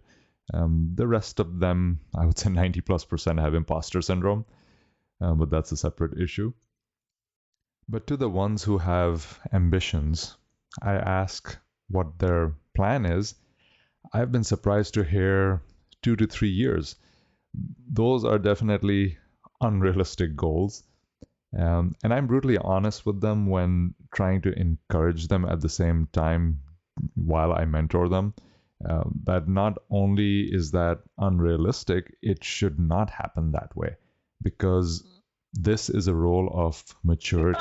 Yeah, you go, It takes hey, time guys, to build my group. to that level. Oh, And most Ethan, people, Ian, young Mike or and old, Theo, don't we're gonna go to the have the bathroom real quick. patience or Where they at? perseverance Yeah, to take Ethan, on that F, and Ethan L. responsibility. So are they Get them ready? right now. We're gonna go to No, the but bathroom do we together. have a choice? The answer is Michael, you stay right also here. a no. Ethan, And this is why we're Ethan, having where are this your shoes? discussion on what to do about it. They're over at the table over here where you took them off, right? So let's start with All right, I've where got the 1, 2. issue Hey, lies. I don't want to see that again. If I see that one more time, you're going to sit the rest of the time out. Do you understand? Do you understand? Okay, good. All right, I've got one Ethan. Where's Ian? Ian, come here. Stand right here. Go ahead and put that block down. We got to go to the bathroom. All right, we got our group. Let's go. Guys, we're going to go use the bathroom. Come on. Come on. We're going to go to the bathroom, and then we're going to go around the other side of the field after we go to the bathroom. Come on. Okay. We'll go get a soccer ball and play. Yeah. Wait, I need to go get my shower. I got nothing here. You know, you can get another one and play it.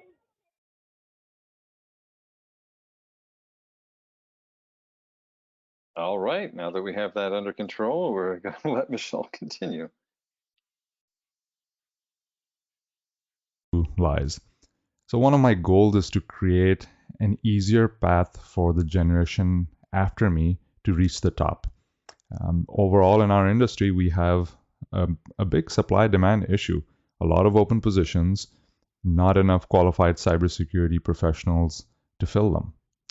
And we've all seen the statistics about supply and demand, that the average CISO doesn't last more than a year and a half to 2 years. There's a lot of stress, a lot of burnout due to the tremendous responsibilities that a CISO has. And at the end of the day, whether we like it or not, they are the first ones to be blamed when a breach happens. So all of this means that we have to, A, change the way we appoint a CISO so that we retain them, they're happy, they don't leave, and B, skip a few steps to speed up the process. There are quite a few mental roadblocks people have in their way to overcome some of these hiring issues, and we need to get over those. And this includes the concept of gatekeepers, which we'll discuss in a bit. So what are the different types of CISOs? You ask 20 different CISOs this question, they'll come up with 20 different types. But I would broadly categorize this into two big major categories. So CISO is either coming from a background that is business oriented in nature, or it's technical. And to be honest, you need a mix of both. So you'll find a healthy mix of both business acumen and technical skills within a CISO. But then there's a whole bunch of other categorizations.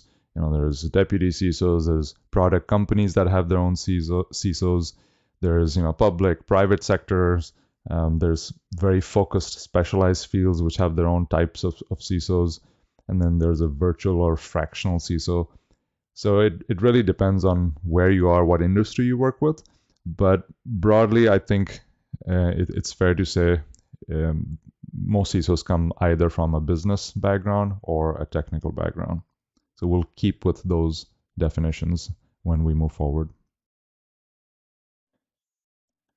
Let's talk about the skills needed to be the next generation CISO. And this is a topic that's been discussed a lot in the past, and I want to touch upon some of the misconceptions here. So traditionally, here's some of the skill sets that CISOs have, and when we have job postings, we usually have stuff like certifications in them, like CISSP, CEH, CISM, CISA, ITIL, must have an MBA, 20 years experience, not only at a large firm, but in the same industry that you're applying to. Maybe some technical skills and backgrounds like help desk or network admin, something to start off with. Most of these things are not or should not be requirements to lead cybersecurity. What should be, in my opinion, and this may be slightly controversial, but I hope people kind of follow me on this, is you need to be a jack of all trades, first of all. You need to know a little bit about everything in your industry in order to be the head of cybersecurity. So you need to know how networks work, how programming solves issues. You need to speak to crowds, to your board of directors. So you need to have that skill set. Project management is huge. Think of it as a security project manager. That's one of the major roles of a CISO. You need to know about budgeting. How much does stuff cost? You can't just have theoretical or product knowledge. You need to have budgeting knowledge as well. So a healthy mix of everything is what's really required. You need to be a people person because you are dealing with all sorts of people, technical and non-technical. And you need to be a team player, be sociable, know how to have conflict resolution. You will have a lot of people disagree with you. And if you don't have that skill set in place, if you're not a people person, you will struggle. So these, in my opinion, these soft skills are extremely important in being a successful CISO. I believe technical know-how is a must because a CISO needs to know about security controls. He or she doesn't need to know everything about them, but a general idea of what these technical controls mean, how to implement them, what is the practicality of those controls. And product knowledge is essential because if you're in a position to recommend something to a client or your own company in terms of how to fill a certain gap, the very next question will be, what do I fill it with? There's 5, 6 products that may fill that gap, but if you haven't worked in the industry and you don't know what products and solutions are out there, you're going to have an incomplete assessment of the situation. A little bit of configuration experience is good. This way, when you're dealing with the technical staff, you know what challenges they will face.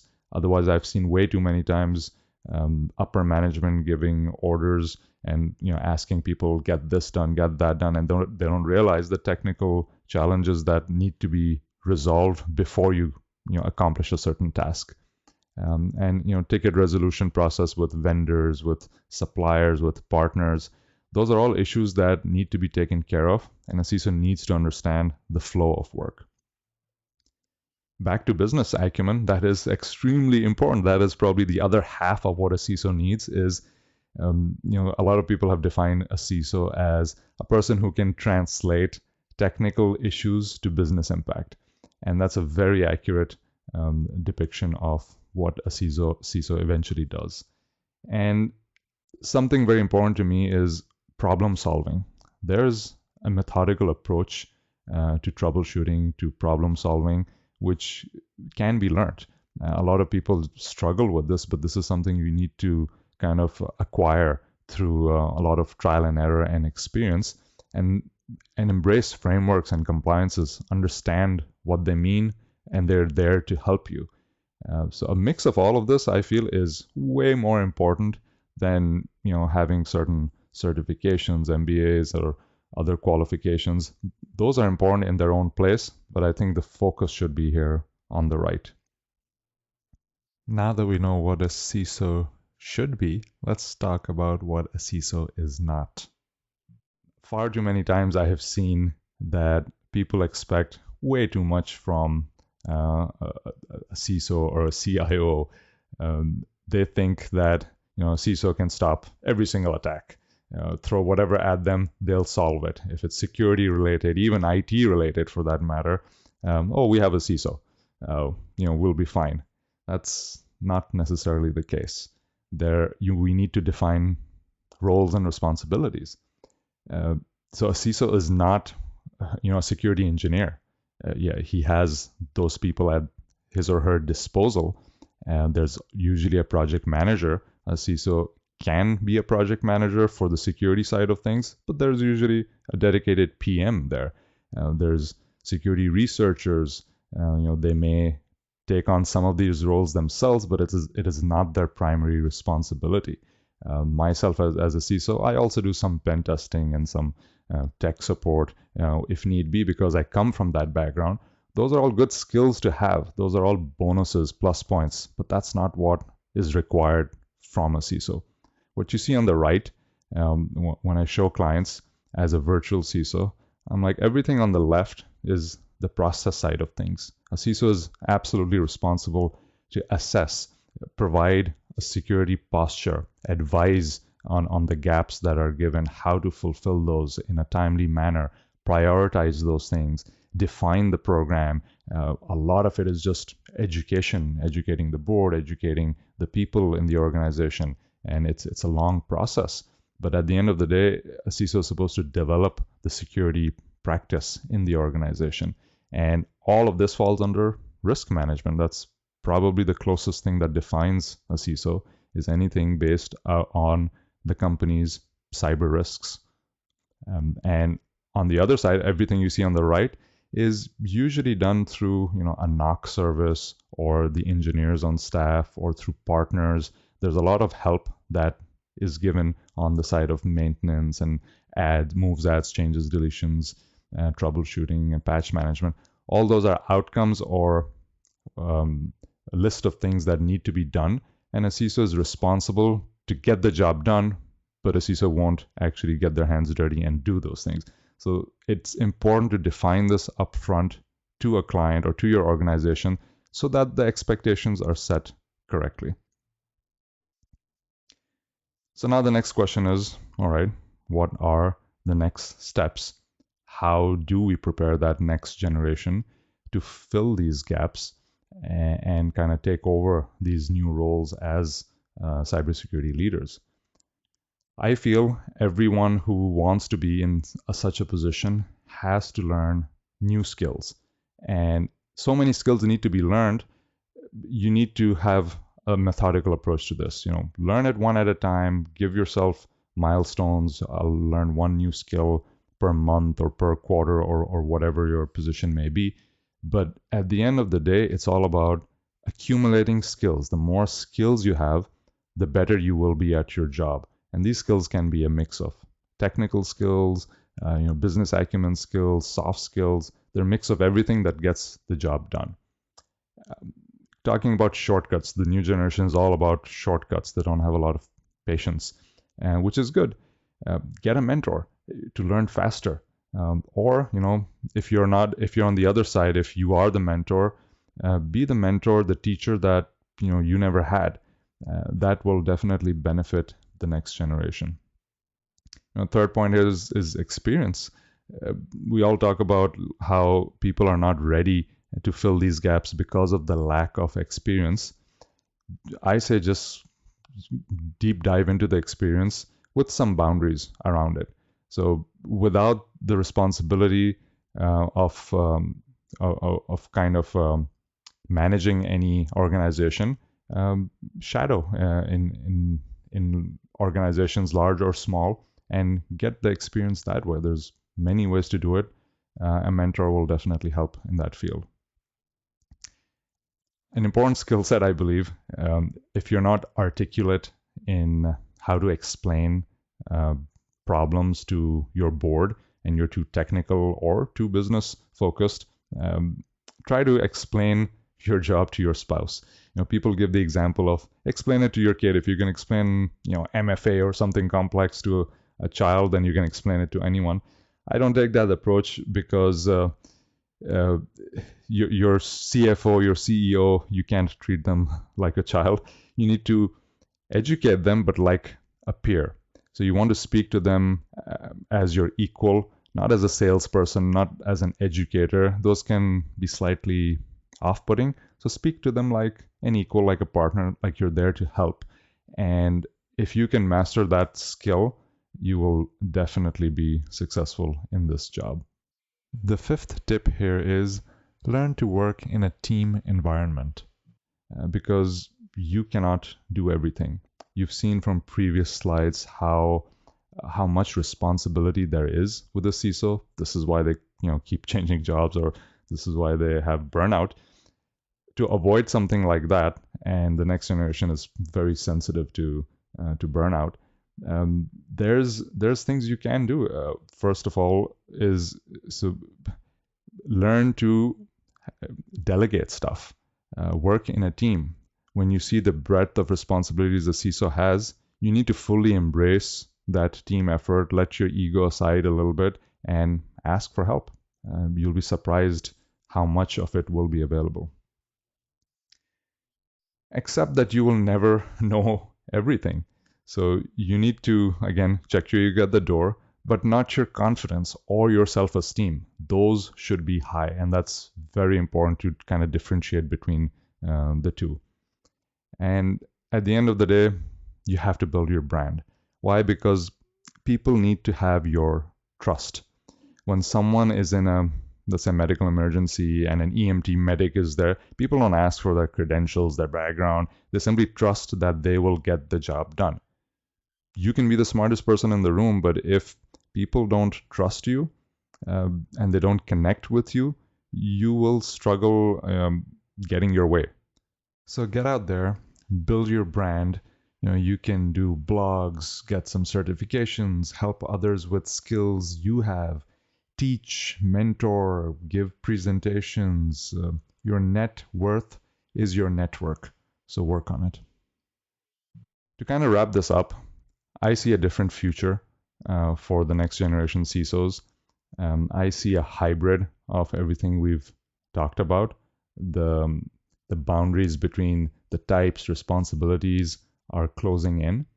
But there's other things that are kind of going to be a mix of this. So the bar of entry, I feel, will get much lower, simply because it's set abnormally high. There's gatekeepers, there's old school mentality and processes in place.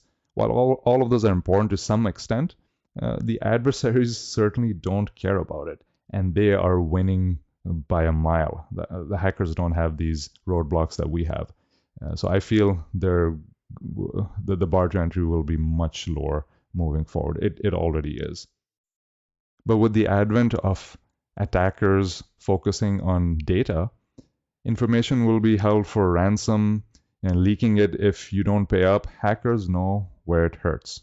Your reputation is what matters. So the focus is going to shift more on privacy within the realm of the CISO. So look out for that and prepare for skill sets around privacy. As more mid-sized companies demand the same care and feed that enterprises get, fractional or virtual CISOs will be more and more popular and in demand. You're already seeing that. The threats are getting more complex and you're seeing more hands-on leaders. This is not to say that you won't see more business CISOs. There will always be a mix and should be. But I personally see the transition to this role being more accelerated from a technical role when looking at the new cybersecurity workforce. I call them phantom CISOs. They're people who are already there doing the heavy lifting.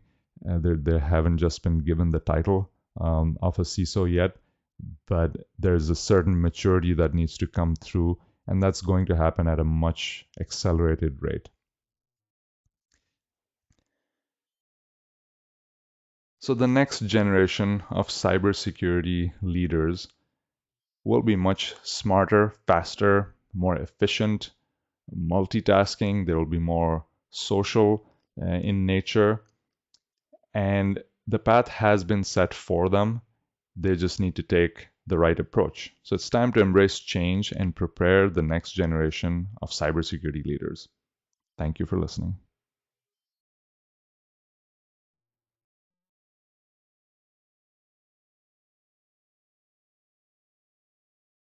All right, very good. That was an interesting video. I mean, it was an amazing video to start with, but with the soccer game in the middle, it's like run, go, fight, team. Ethan, come here. Just kidding. It wasn't me. I'm just really glad that mute didn't go off while somebody was going to the bathroom. Like that can be a really embarrassing thing to have happen. This is probably the most benign thing that could have happened in the middle of that video. Very, very interesting. Yes. So, Brian, you and I represent very different sides of the InfoSec world. We I'd love to absolutely hear your thoughts on this recording and what Michelle had to say. So, when I started in my role in GRC, one of the things that my CISO back then told me, and I don't know if everybody agrees with this or not, but I'll share it. I think I agree with it. Is GRC is where you go either to retire in your InfoSec career, which I dubbed the Florida of InfoSec, or it's where you go before you become a CISO, right? Oh, GRC, where you're at. Right. Yep. GRC where I'm at. Yep. So, you know, a lot of what he said is what I see in you know, so we've gone through 3 CISOs where I'm at. We actually have a rather new-ish security team where I work. Newish in that it's about 7 or 8 years old, but we had been existing as just an IT organization for many years without focusing on security. So, but yeah, everything that was talked about in that presentation, I would agree with. Like those are the skills that I see in my leaders, people that I work with, people that I know that are doing CISO, or they're filling CISO roles or playing the part of vCISO for other organizations. It's very much you've had a past of time in IT, or at least leading people in understanding how to root out problems and remove obstacles, right? There's a lot of soft skill that goes into being a CISO from what I see. And I would say his slide where he spoke about things the CISO are not, right? Like some super security engineer, that's definitely not what they are. Maybe at one point in their career they were, but that's not who they are now, and that's not who you want to be, right? You want someone to have a more well-rounded picture rather than just one area of focus and security. So,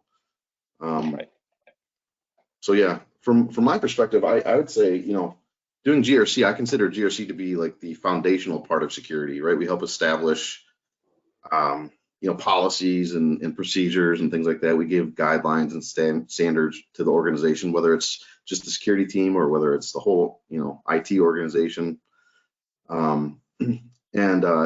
You know, they say security is a process or a journey, right?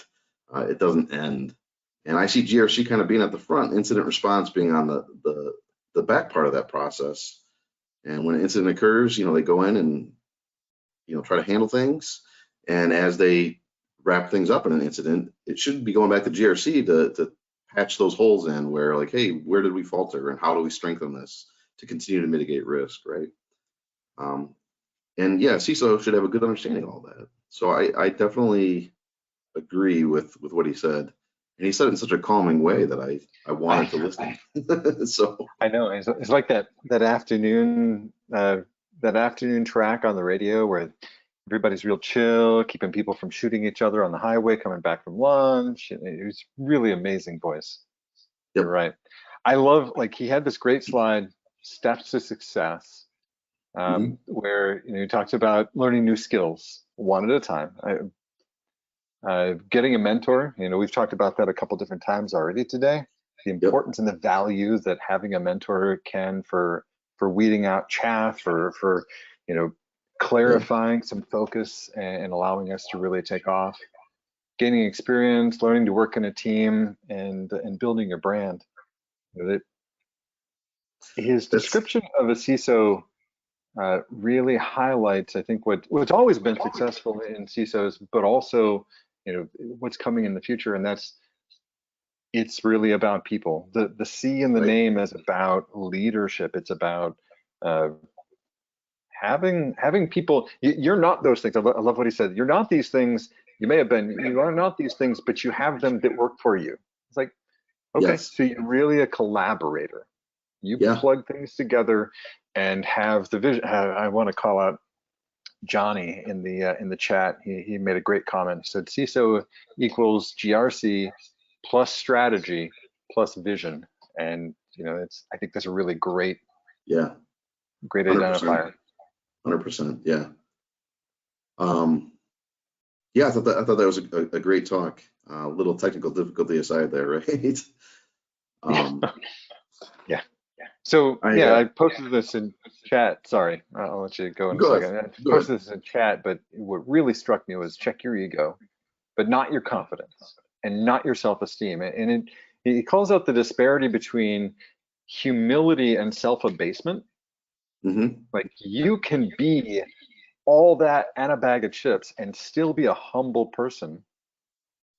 Absolutely. And then recognizing that, back to that steps to success slide, accept that you will never know everything. Right. So these things come together and allow you, so it can take a big personality and somebody with confidence, and it can make room for everybody else in the room. Sorry, go ahead. I don't remember where I was going, but that's all right.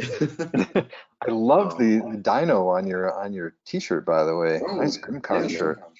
I'm sorry, GRIMMCon. Sorry, they're so close together. I was last. I didn't go last year. So this was, I think, from 2019 or 2018. I guess I don't remember exactly, but that was the last time I went to GRIMMCon.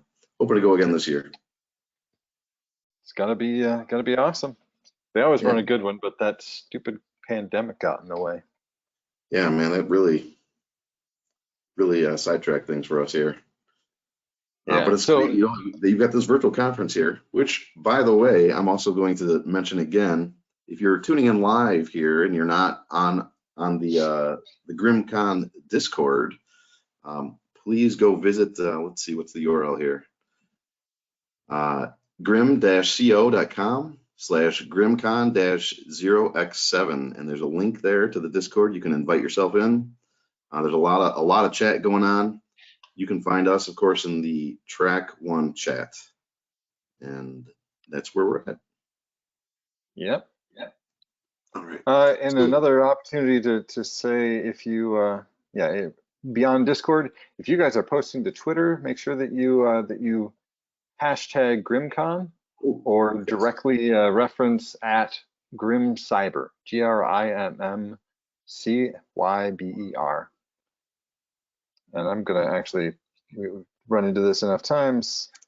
I'm gonna bring up the GRIMMCon page and have it displayed here. Yeah, so let's show. Yeah, not that. And is that showing? Go up to, I've got a dummy screen where I get to watch and see what's actually going, and no, of course it isn't showing anything. Oh, that's right. So who here doesn't use a Mac all the time? That's me. That's me. I don't use a Mac. I have to dig out my. So we're using. We've seen some difficulty, so I'll just throw it out there. We're using some. We're using GoToWebinar to host this, obviously. They've got some interesting requirements for presenting and for leading, and so I had to dig the Mac out of cold storage and fire it up, make sure that it still worked. But I am fully John Hodgman in the Mac PC equation. Although I think, didn't Justin Long come back around and now he's a PC? I think, didn't he do like a Windows Surface or a Microsoft Surface commercial or something? Maybe I'm misremembering. Maybe it was a fever dream or something like that. I hate to admit it, but I don't recognize the names that you're saying. Oh, there was those old commercials. I'm a Mac and I'm a PC.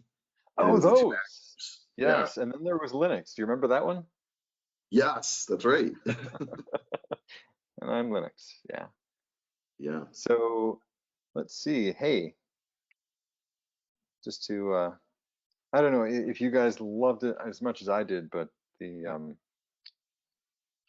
video, the Prezo video was pretty amazing this morning, and I am feeling the need to do another one.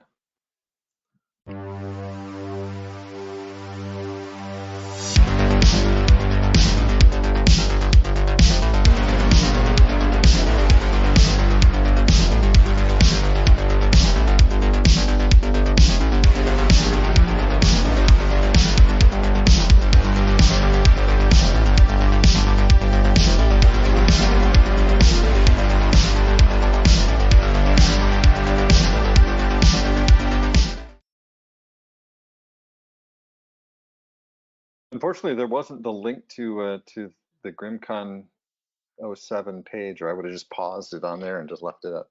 Let's see, is there anything else? So let's see, in a couple minutes, we're gonna have a prezo from Neil Ferrano talking about I'm not reading that right. Does that say Sid Malawar? I like it. Not sure what it means, but I like it. Let's see if I'm typoing it again. I typoed earlier. The noon workshop was actually spam is toast, not test, which is why I was so confused. And hopefully a lot of you have been able to enjoy that. Oh no, Neil, talking about Russian cyber. Yes, that's going to be an interesting one here at 1:15. Right now, if you're interested in a bio break, right now is the time, because it's just Brian and I chit-chatting, and yeah, you don't want to miss out on the presentations, although we'll try to make sure there's some humor for you. I can't hear you. Are you talking, Brian? Hold on, let me kill the video, because I think that that auto mutes us. Oh, much better. Can hear you okay. now. Okay. I wasn't even looking at my go-to screen. So, so Matt and I had never met each other before the other day, and as we're getting to know each other, I learned that he owns a couple of horses, and so I wanted to share some really fantastic, and by fantastic, probably pretty lame horse jokes. Oh, gosh. Undoubtedly, you have heard them before, but maybe not, because I don't know how long you've owned horses for. But bring it on. I always use some more jokes. When does a horse talk? I don't know, Brian. When he wants to. But don't. Yeah, that's right up there with when does a horse die? When? Pretty much whenever he wants to. Sorry, they're really fickle creatures. We've actually had 3 or 4 die over the years. Go ahead. Oh, I'm sorry. I would say I should have emphasized the Winnie wants. I kind of figured that's what it was. That was pretty lame. I probably would shoot that one for that lameness. Okay. You got another joke. A horse walks into a bar. The bartender confuses idioms with jokes and offers him a glass of water, but can't make him drink.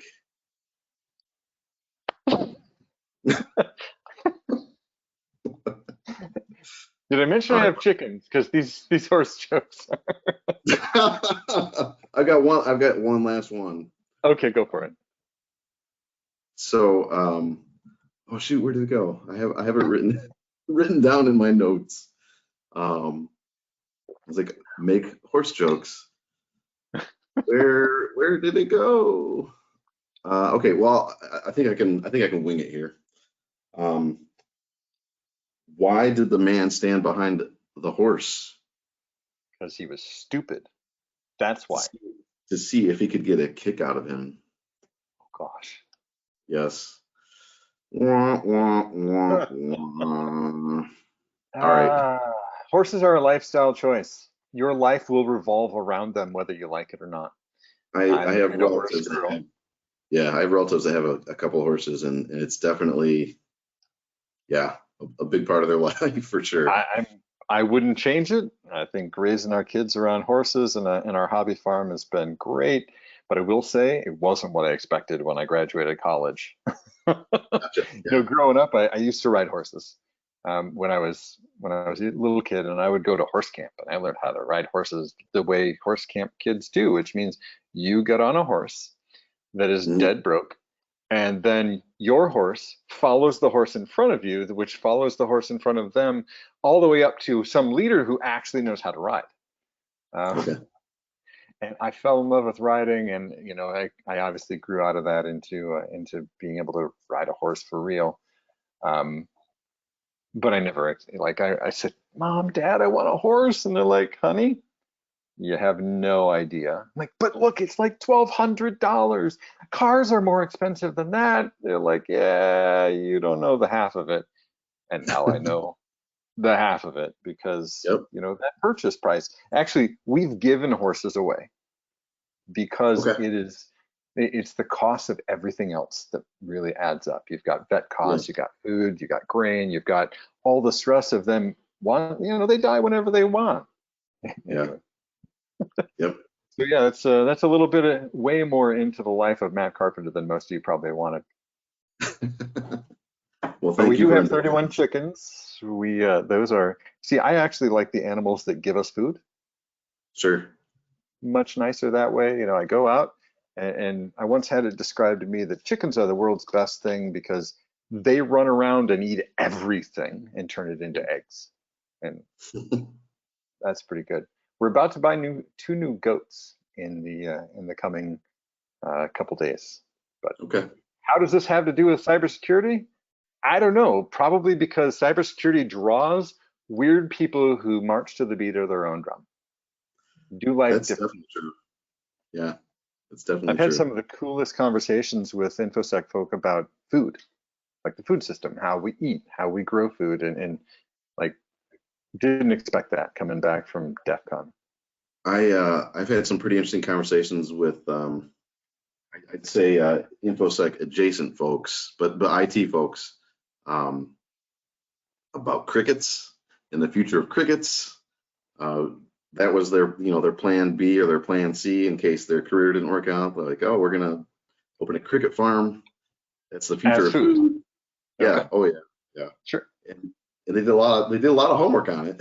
And I was like, well, if it goes that way, yeah, you're gonna be set. But they have very interesting stuff for sure.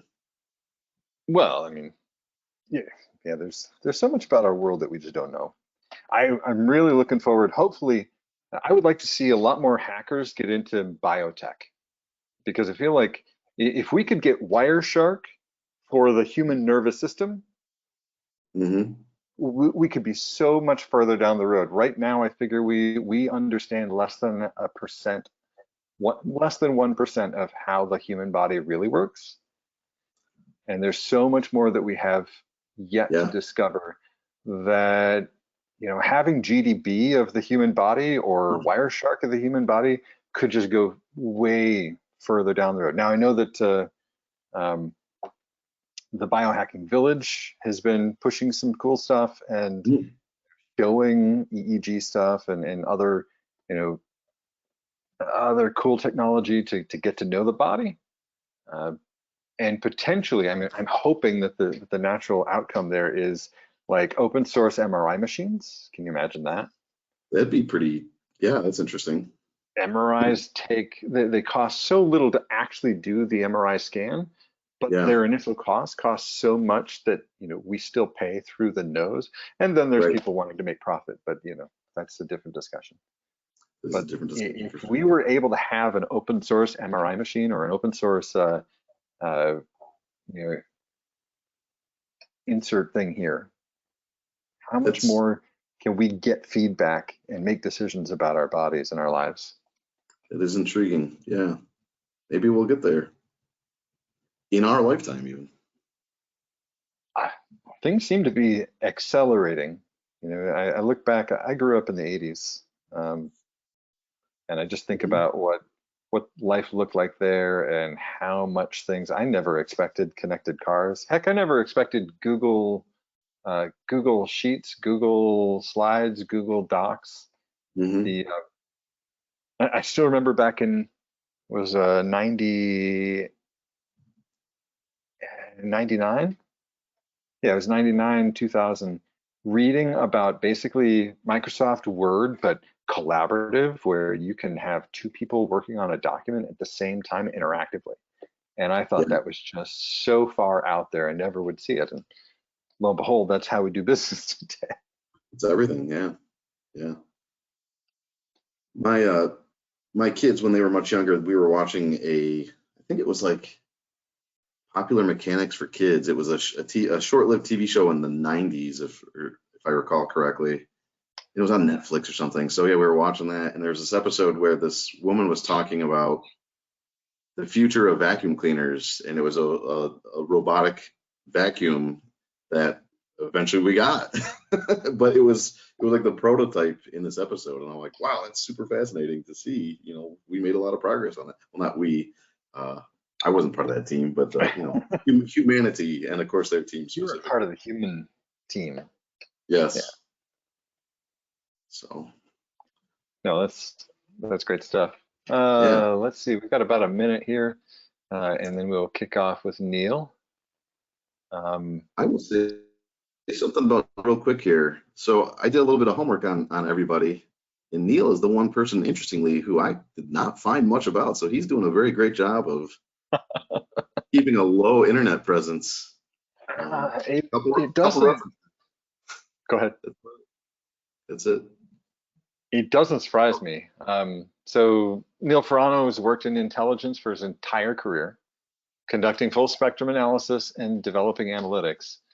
Neil's been involved in many large-scale cyber operations. Let's not go too deeply into that, and has dedicated his life to hunting down the worst in cyberspace.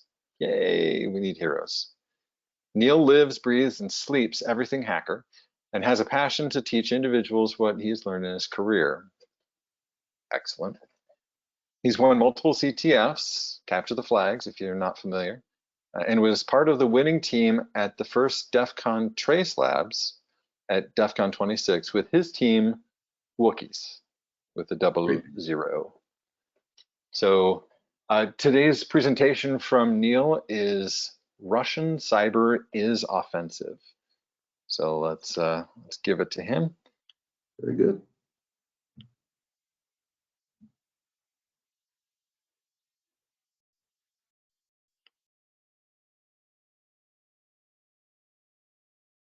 Hello, everyone. I am Neil, and I'm here today to talk about how Russian cyber is, in my opinion, offensive. And we're going to focus on looking at the recent cyber operations conducted by Russia in early 2022, really focused in February before the ground invasion, specifically February 13th through 16th. I want to give a first shout out to the team that helped me put this together. They were working with me on a quick time crunch to gather the data, do the analysis, and get that report out so that we could contribute to the larger community as well as harden US and allies from any other future Russian attacks. So for today, there's been a lot of events in 2022. January 13th, we started with Whispergate. Then what we're going to focus on today, the denial of service against the Ukrainian banks and the Ukrainian government on that same day, February 14th, when it was reported in the news through February 16th. There was hermetic wiper all the way down through March, and then we've even seen what we'll cover right at the end is on March 28th a BGP hijack that was surrounding Twitter and some Russian telecom providers. So to start off here, the goal was we're going to look at the event that occurred on February 15th. It was public knowledge that the Ukrainian government sites were down for about 4 hours, and the banks, the two large banks in the financial sectors for the Ukraine, were down, were taken offline, and everybody immediately thinks Russia, right? Given the tensions, the political tensions over there. Ukraine did report this. Researchers were able to see it publicly posted on Twitter with spikes in BGP routing, network outages, and things like that. But that was really it. There was reporting at that big day, hey, Russians are doing this, and then it really died off.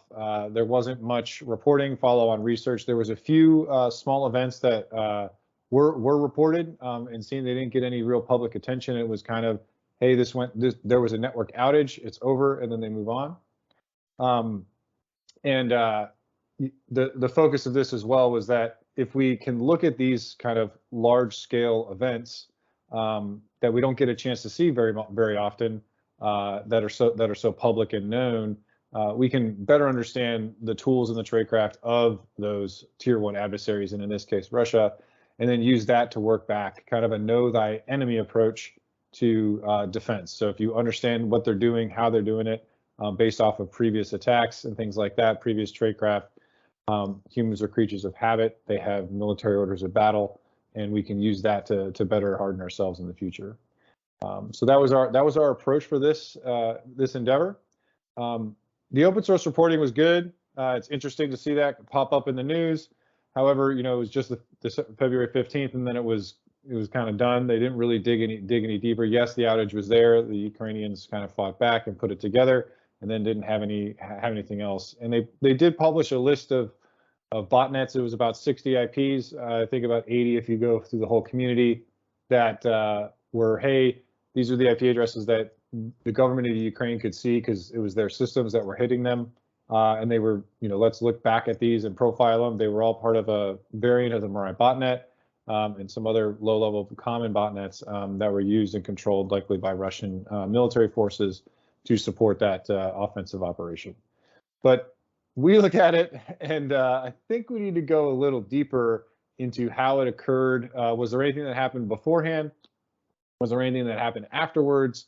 What tactics were used? If we could understand the specific details and tradecraft at a technical level, maybe we could thwart that attack or kind of, pull the switch on it right as it's starting to happen. Also, were there any indicators that this was coming, that they had to prep, that they had to get something in place hours before, even minutes, anything that would give us an edge to better defend against it? And then how can we stop these from happening in the future? If we can configure or put things in place that would nullify their tactics without them being able to know that or adapt. And then how can we see this as early as possible? Knowing earlier is better. We started to pull the data together. So with these analytic questions, we brought in global net flow. We brought in passive DNS records. We brought in BGP history and routing updates surrounding that time period. It was about 122 million records in total that we brought in to look at. A lot were the PDNS and a lot were the net flow, but that's what our team kind of used. We went all the way back to December 1st in order to give a good baseline and a profile leading into February, and then we went as far as we could into March, but we cut it off right at the end of February for the research here as we were turning out the report at the beginning of March. All right, so once again, this was a great graphic that we were able to pull together, that the team was able to pull together. Fantastic here. So we've got on the top all of the larger events that occurred, political and diplomatic. We've got cyber, military, but the big piece at the bottom, you've got the graph that is more than just eye candy, I can assure you. What that is depicting at the bottom, we're lining up by time.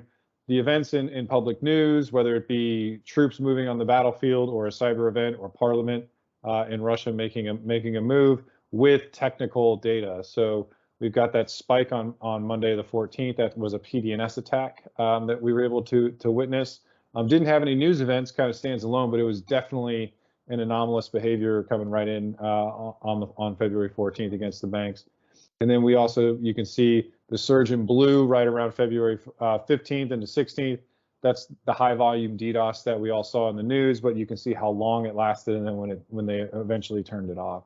So it's really exciting to see not only what we expect to see from the news, but we confirm that with technical data.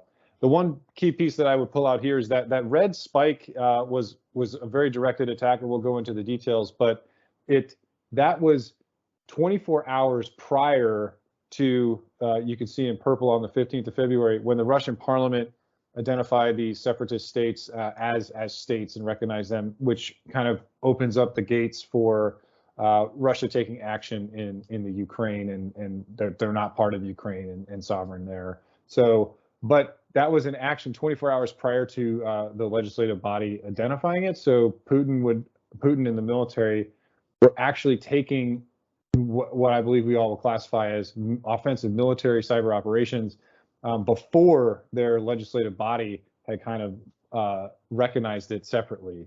So that action, independent of the legislative body, is just it's interesting to see from a perspective with technical kind of evidence. So that's something we're able to pull out by doing this kind of time phase analysis. The three big events that we're going to go into today, we're going to start with the passive DNS on the February 14th, which is the day prior to the DDoS attacks. We're going to look at the DDoS attacks in detail. We pulled out a few extra nuggets when we looked at it, and then the BGP manipulation of the Twitter hijack and the BGP manipulation at the end of the DDoS on February 15th. So when we put all these together and dissect them back, we're able to start seeing the toolkit that Russia was using for their operations. So for the first event, first siege that we would call it, what we've got on the screen here, the graph is the passive DNS data. So passive DNS by volume, and I do want to highlight that this is a log graph. So any type of scale is an increment up is an exponential change. So it's really significant to see such a spike on a log scale for this data. So the key piece is that we saw behavior is that at 09 Greenwich Mean Time, which is actually 12 o'clock Moscow time, there was that drastic increase, as you can see in that blue spike on the graph. So it kind of like high noon, Russia kicked it on. And the DNS traffic that we collected in two parts. So we had the dedicated services, which are in green, and those were like the IPs dedicated to the banks that are owned by the banks. They're within their ASN, within the Ukraine. And then both banks were also leveraging cloud-based services, and the predominance of them were supported by Amazon, and they were in Ireland at one of the data centers there. So we collected both, but then looked at them separately because they had different behaviors when we were approaching it. But we saw this massive increase, an exponent of 1 million times more than what was normal for the previous 60 days, starting on the dot at 9:05 or 9 to 9:05 based on the collection sensor variance of time. So, but I mean, it's amazing to see that type of scale come in right away. I don't think we don't assess, like nobody was checking at that time to see what actually happened, but there was no reported outages, and they turned it off pretty quick after that. But as you can see, the spikes are normally what you see when somebody's doing the DNS enumeration or things like that. So if a red team comes in, they're using a word list and trying to enumerate a network. This is what it looks like. So they're not as sneaky as people normally think they are. But you'll see the word list with DNS. You can, in plain text, you can kind of see it. On here, they weren't actually just coming in and using a word list, and it wasn't a pen test or something like that. They were sending messages in the word list. So we remember from the hermetic wiper malware, they actually put in, hey, here's the White House and Biden, President Biden, sending that kind of message in the malware, hard coding that. I think they also were doing that here. You could see that it says ODE, VIP Corp, like very important corporation, VIP, very important point, 0-day to your address, private bank. So they're not only sending an overwhelming attack as an intention. They're kind of like writing a message on the missiles as they shoot them, just like fighter pilots write missiles on the bombs that they drop. This is definitely a tactic and a telltale sign of a premeditated military operation and not just a kind of lower level attack. What we did next was we took that time period and we're zoomed in. Instead of looking at the couple days there, we zoomed right into that 9 o'clock to noon on the day of February 14th. And what we saw here, we broke it out into 5-minute intervals, once again on a log scale. But in the middle of it, it was kind of interesting to see there was an 18-minute gap. So they were on doing the DNS enumeration at a large scale for about an hour and a half, stopped or an hour, stopped for 18 minutes, and then started back up again. So as you're conducting a DDoS, it's interesting to see. It's hard to do. It's not as easy as people think. And so, we don't know why this blur, this kind of stoppage came into play. Could have been the Russians kind of broke their own botnet, had to reboot it, had to get it going again. Could have been the Ukrainian banks were responding to this attack and started a shift in load balance and took their systems offline and booted them back up. It may have taken the systems offline and then they came back up. I don't know. But it is interesting to see that there was this gap and then it turned back on again. So we will see stops and starts again. So I do think it might be on the Russian side of things where they're coordinating this attack, trying to sustain it. It's very difficult. You don't know how the network's going to react until you actually do it. There's a lot of adjustments as you're conducting these operations. So this is what I pictured on that day when they tried for 3 or 4 hours and nothing really happened. There wasn't a large scale outage. So somebody had to call President Putin and tell him that it did not work and we need a new plan. That's what I picture. I hope you all have that same piece in mind. But we'll move into the second day, the second siege, what I would maybe call Plan B.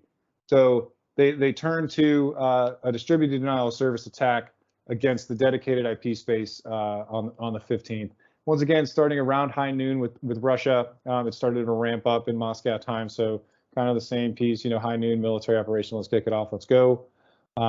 Once again, a log scale, and we saw that exponential increase from about a 10,000 piece volume, and then that really went up to right at 1 million times what was there previously. So a drastic increase in volume at a very specific time, and we saw that sustain.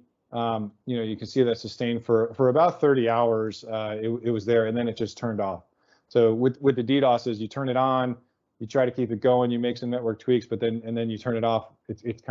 They're very hard start and stops, very easy to see. So we'll discuss the BGP event in detail on the following slides, but we saw the public reporting that they were offline for about 4 hours, but we see the traffic here for 30. So once again, I feel like somebody had to give him a call or face to face and say, Vlad, it didn't work. And then he says, "Yet. We're going to go to Plan K and try something else." So they're going to continue to escalate in that same pattern for finding something that will bring down the Ukrainian targets that they're trying to take down. The last event that we're going to cover in detail is the BGP manipulation.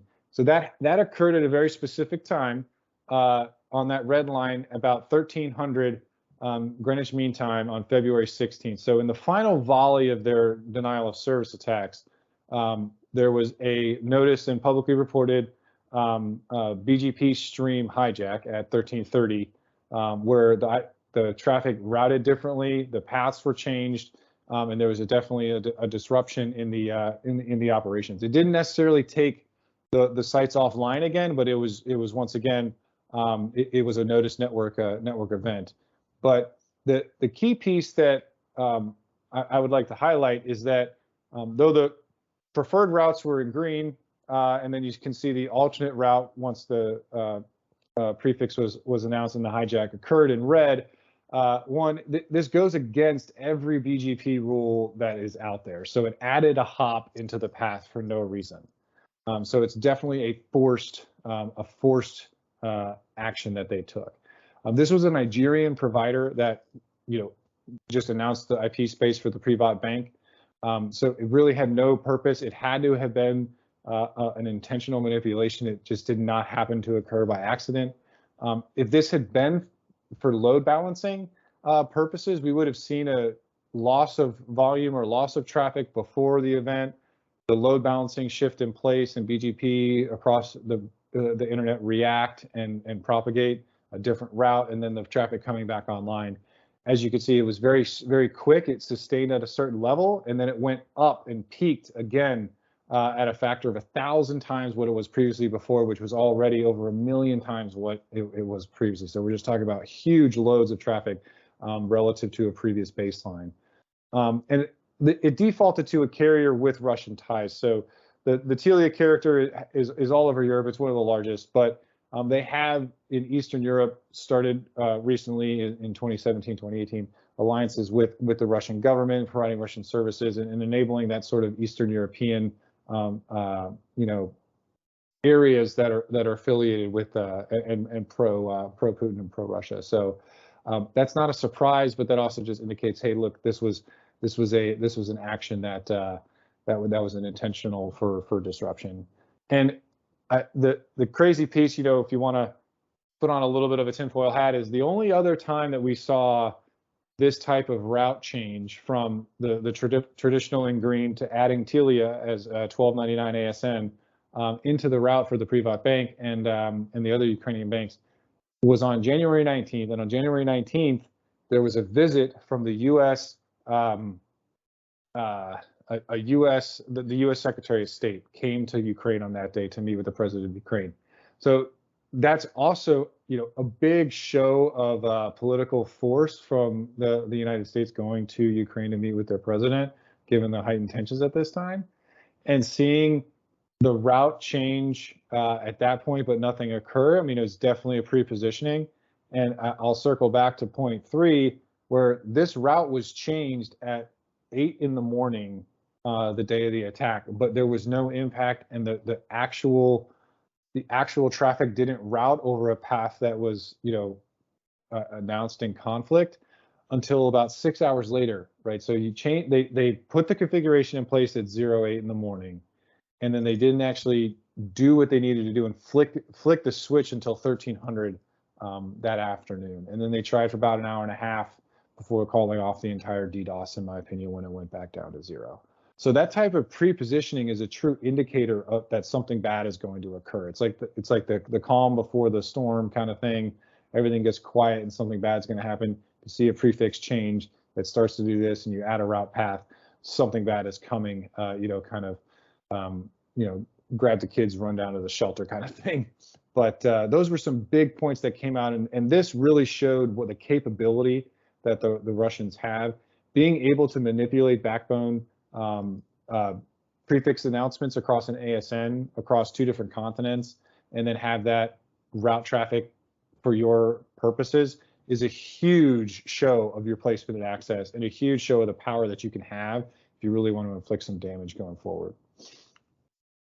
So let's take a quick break. A lot has happened since February 16th. We've got a ground invasion. We've got tons of sanctions.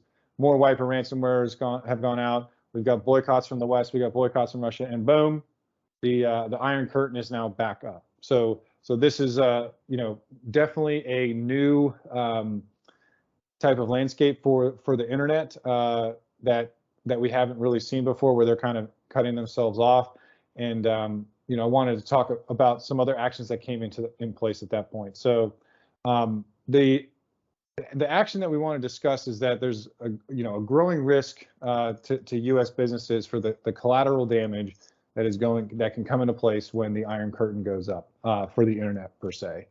So actions taken by a country to shelter their citizens, shelter their economy, is kind of a snuff back to the other side. So Russia trying to snuff back to the West or Western companies by blocking traffic for whatever reason, sheltering their citizens for censorship or things like that, can have ripple effects and collateral damage, or some people call cyber leakage, outside of just Russia. So they're just taking an action in Russia kind of within their bounds, but it's actually negatively impacting businesses and other citizens outside of that country. So the case study we're going to talk about was the RTCOM Twitter IP space that occurred on towards the end of March of this year. So in case this siege number 4, announcing the Twitter IP space was very interesting, where you have the normal route on the left, where you can see in red, that's Twitter's ASN, and then there's just the collector that the Cisco BGP stream has in place in blues in that red line. So that's the normal route, and then all these other ASNs on the screen there are just kind of operating as normal. They'll find the least path of least resistance, and they'll go to Twitter to do their thing. On the right, you see when it was hijacked at a very specific time on that day, you can see all the routes are going through. In the center there, that's a Russian telecom provider, and then you have RTCOM for Russia as the final destination in red. That's now announcing the Twitter IP space. So essentially, everything in Eastern Europe, and some of those are Switzerland, and some of those are Africa, those ASNs are now, instead of going to the actual Twitter website, they're going to a known bad provider with RTCOM. So that new direct route like diverted all the traffic from Twitter, which is not good. So they started doing that at 12:06 GMT. Johannes Ulrich highlighted that to everyone. The question is, did this affect users outside of Europe? It really didn't. The BGP routes, for people in the US or Japan, they still got to Twitter because they weren't going to go to Europe and then go back to the US. Did this event impact businesses outside of Eastern Europe? So, conclusion, yes and no. So there are some businesses that leverage that IP space for their operations within Twitter legitimately. So if they were doing business with Eastern European customers, they lost that business. They couldn't go there. They were going to the Russian website and not to the actual Twitter one. And then also, but the other sites, if they're the customers that are not in Eastern Europe, if they're not doing business there, they're not going to really see that impact. We also asked, was this a configuration error by accident? So very unlikely. I mean, given the current conflict in the Ukraine, it's most likely that they did intend to do this. And also, too, this wasn't the first time that this exact IP block was hijacked at all. It was also hijacked in the Myanmar coup d'etat last year in February. It was hijacked during that to kind of shelter those citizens from using social media against the government. So it's not the first time it happened. Russia was also very pro-Myanmar coup d'etat with political support, financial and military.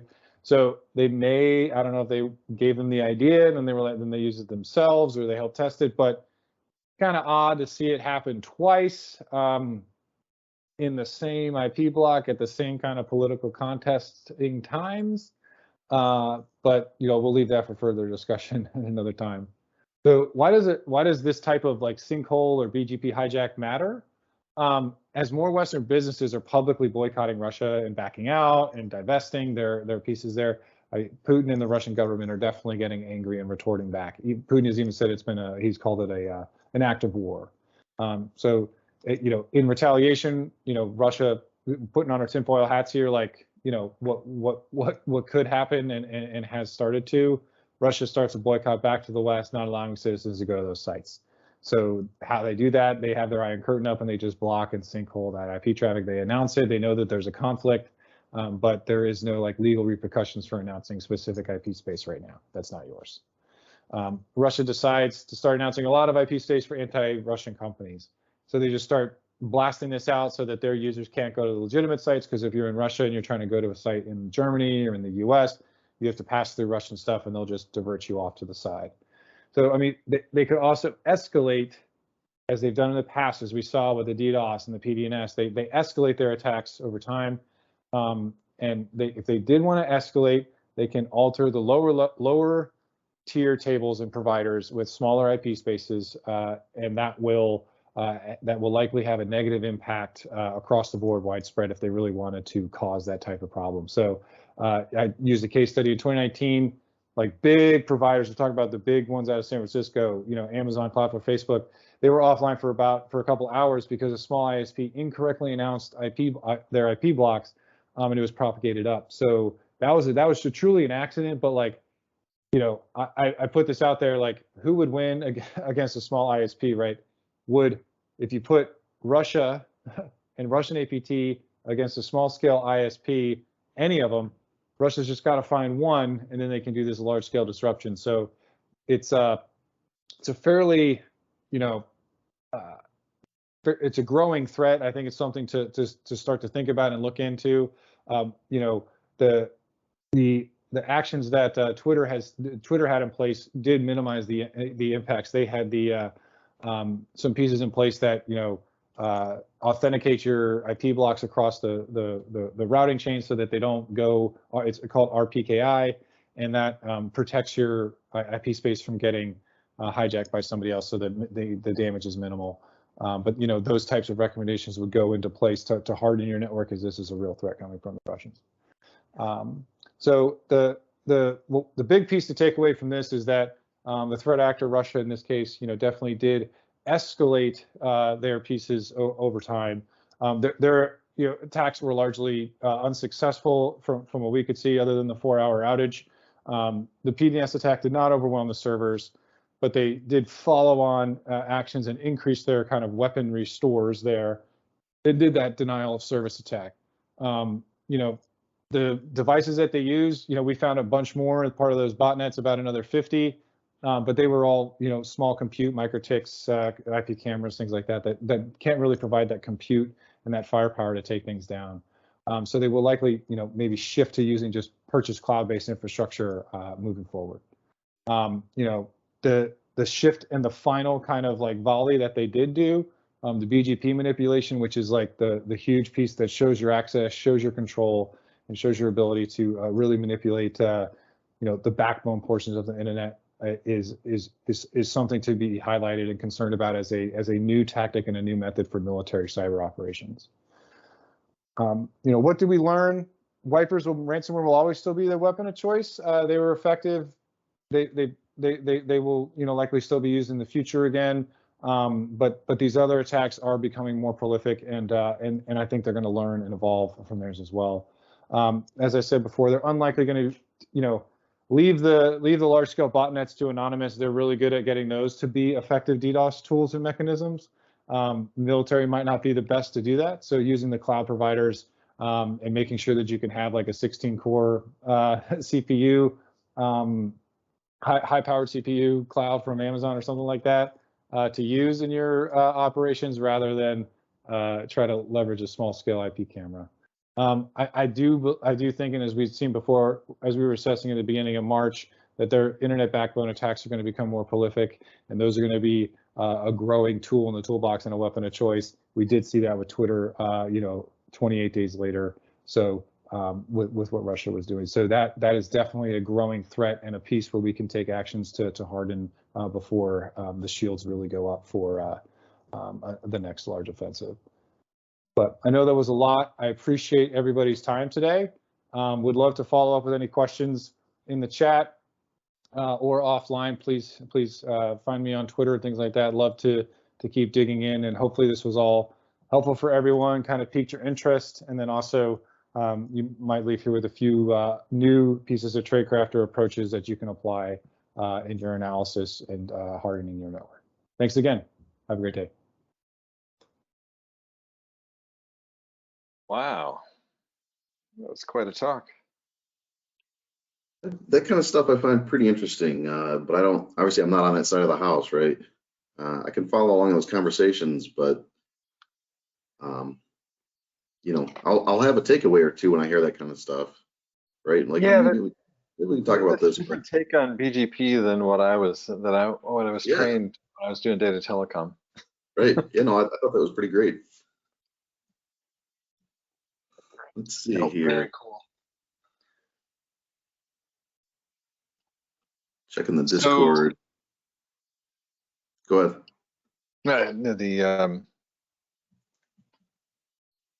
Oh, that's not cool. My track 1 in Discord just disappeared. Oh, there it is. Weird things going on. So yeah, that's pretty exciting stuff. I'm hesitant to talk too much. There's a lot of A lot of stuff that goes on at that level is fairly sensitive, but the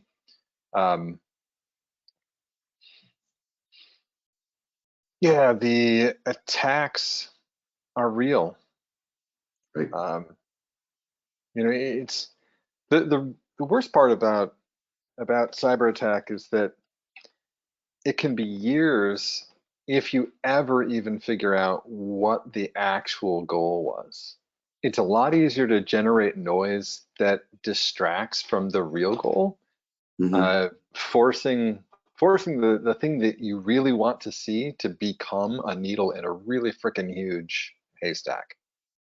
So we don't know the PDNS attacks, the BGP, you know, sinkhole routing.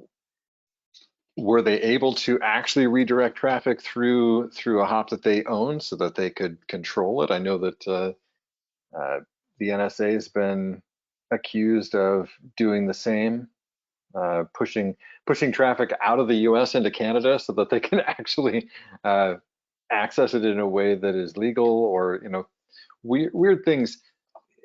Be very curious. It's interesting to know what happened, but it's far more interesting to understand why. Yeah. And unfortunately, we can only surmise what that looks like, what the why was, what they gained from it. They gained something. Maybe it's just Putin needed to feel powerful and exert his, you know, his control. I think that a lot of this has been about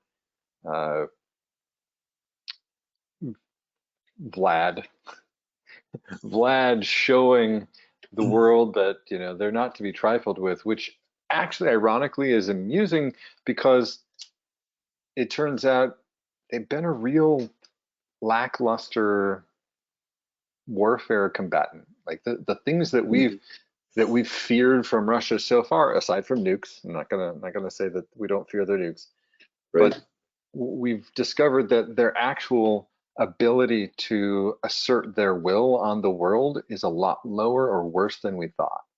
Right. At least that's what I'm hearing. I am not an expert in warfare like that, but that's what I'm hearing.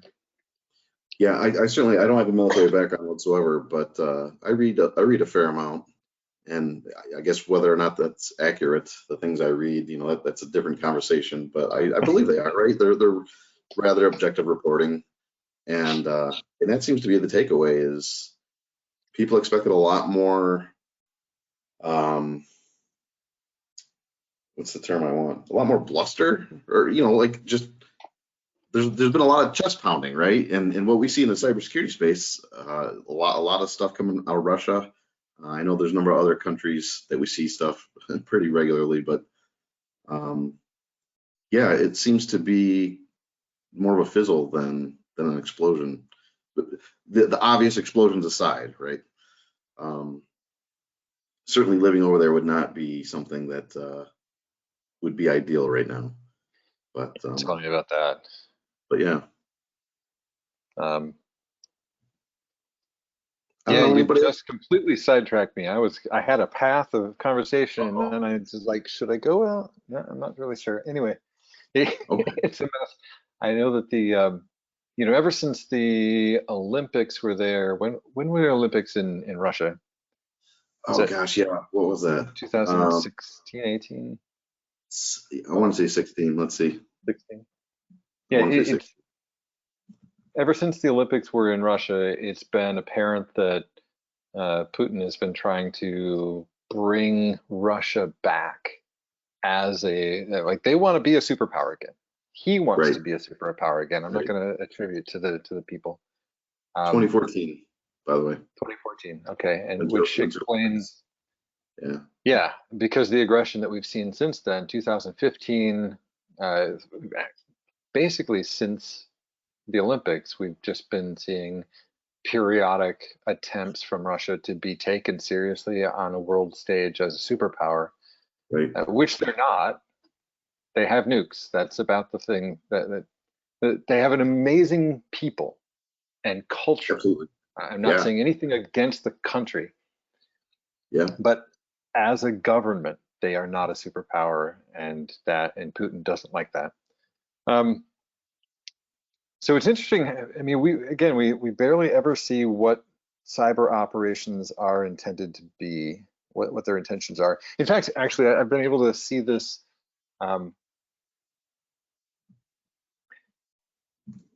Being in the world of the intelligence community and the world of DoD and Cyber Command, it's been really interesting to hear the different perspectives, because on the intel community, it's very much, we've got a job to do. If cyber can help us do it without killing people, ours included, great, let's do that. And so it's very hush hush, very down. Nobody wants anybody to know what they're doing, partly because of attribution of, of blame, but really oftentimes it's about much of the power that we get from intelligence is having other people not know what we're capable of seeing, so that they just always think that we see everything. That's the win, right? But then you get DoD and Cyber Command, where like they want shock and awe. Their goal is, as a military actor, they want the world to say, wow, they have this power. So it's almost like, oh, we hacked their thing and then we shoot up fireworks. Can we do, I need the fireworks shell code, please. So I think the differential and the disparity between those two worlds is part of what we're seeing in part of what we're seeing right now in the war, because there's been a lot of question of, well, how come we haven't seen this big cyber attack yet? And part of the answer is, well, it's been a little bit of a fizz, but most of the answer is you're just not going to see it. The things that cyber is good for, it's not the same as what a ICBM is good for, or what's the new name for the new version of an ICBM, I forget. It just has its place, and it is very quiet. Yeah. That's the beauty of cyber as an offensive thing, is that it can be very quiet and hopefully not kill people, unless that's the intended goal, but that's warfare. I don't want to get into that. Right. Hey, by the way, real quick book recommendation. I read this a little while ago. If people are interested in cyber warfare and the history of it, there's a book called Dark Territory, The Secret History of Cyber War by Fred Kaplan. It's a really fascinating look. It traces the history of cyber war in the United States in particular, and some of the things that we've done abroad, or that have been attributed to us abroad at least, going back to, I'd say, the 1950s. And but it really kind of picks up in the 1980s, not long after that movie War Games came out, and President Ronald Reagan asked, "Is that real? Is that possible?" Right? And, go ahead. Go ahead. I had the opportunity to meet the guy whose life and experience turned into the movie War Games. Oh, wow. Okay. There was an event. Now, it wasn't a teenager who hacked in, because he was looking for video games. It was actually somebody doing a penetration test on the DoD. And I'm forgetting his name right now, but I actually met the guy who that whole thing was stemmed out of. Okay. I think it's been a while since I read it, but if I recall correctly, I think that person is actually mentioned in this book as well, early on in the first few chapters there. But yeah, that's fascinating. That's really cool. I'm gonna play a promo video, and then we'll introduce James Cabe, our next speaker. You don't have to go away. This is gonna be short. It's just.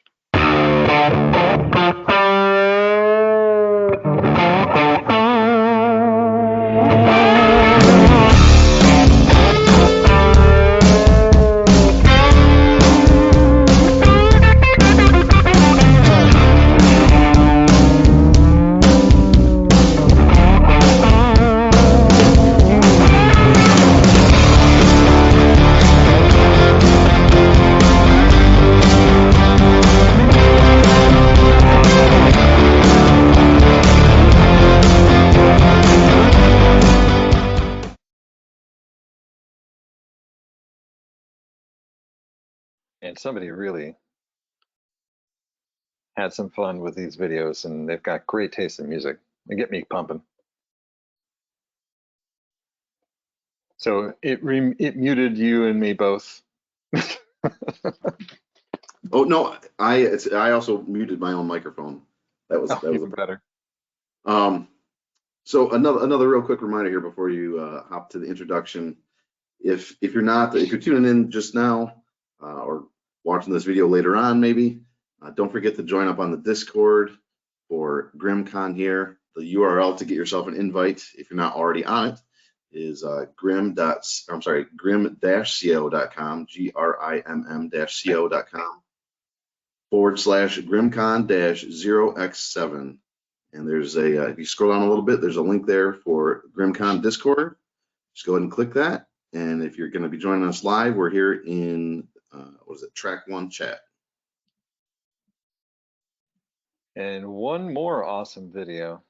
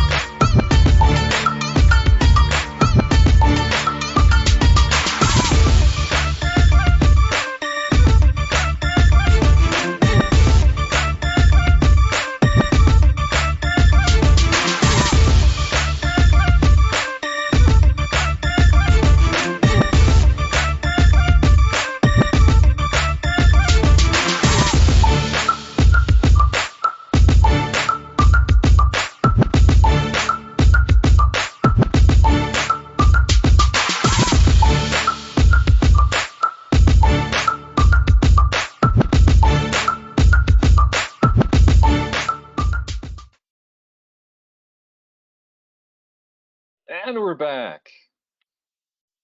Are you back? All right. Yes, good, this time I am. So I want to play the all-star lineup again because, hey, we still got a lot to go today with some great talks. I want to give you a glimpse of what's coming. I also want to call out one of the coolest things that I love about GRIMMCon is that we've got an entire track devoted to people who they're not typical speakers. They've not spoken before. Probably, I think that it's pretty much always their first time speaking.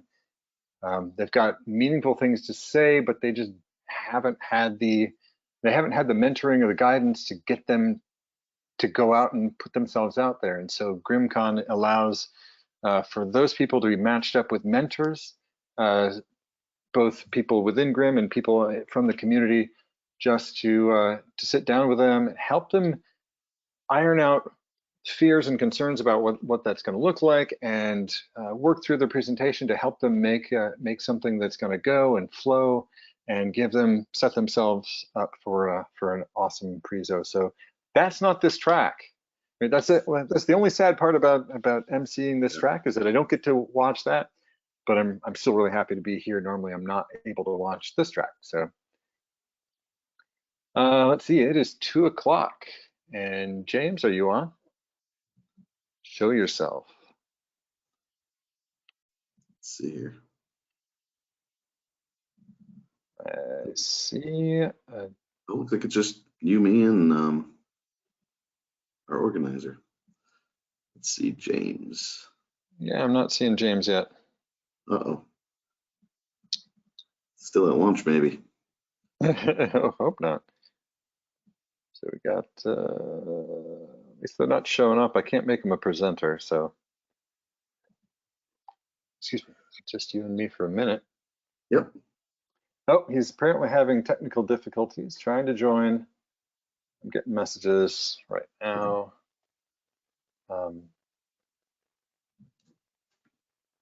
Just as a reminder, I'm going to put on my best commercial advertising voice. GRIMMCon is for you and by you, and aided by people like us, trying to fill in time and make it all look like it's cohesive.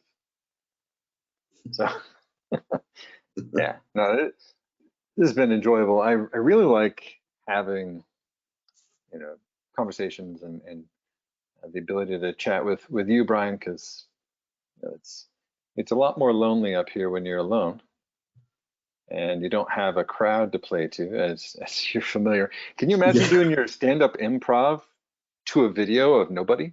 Oh yeah. We Sean and I, we actually we did something for charity, and it's a 24-hour improv marathon, actually a 25-hour improv marathon. And the time that we were slated for was, I think it was like 4 a.m. So we did it to a room of like 3 people. There was more people on stage than there was out in the audience, but it was still a lot of That's not fun. overwhelming for Yeah. them. Yeah. But it was still a lot of fun, right?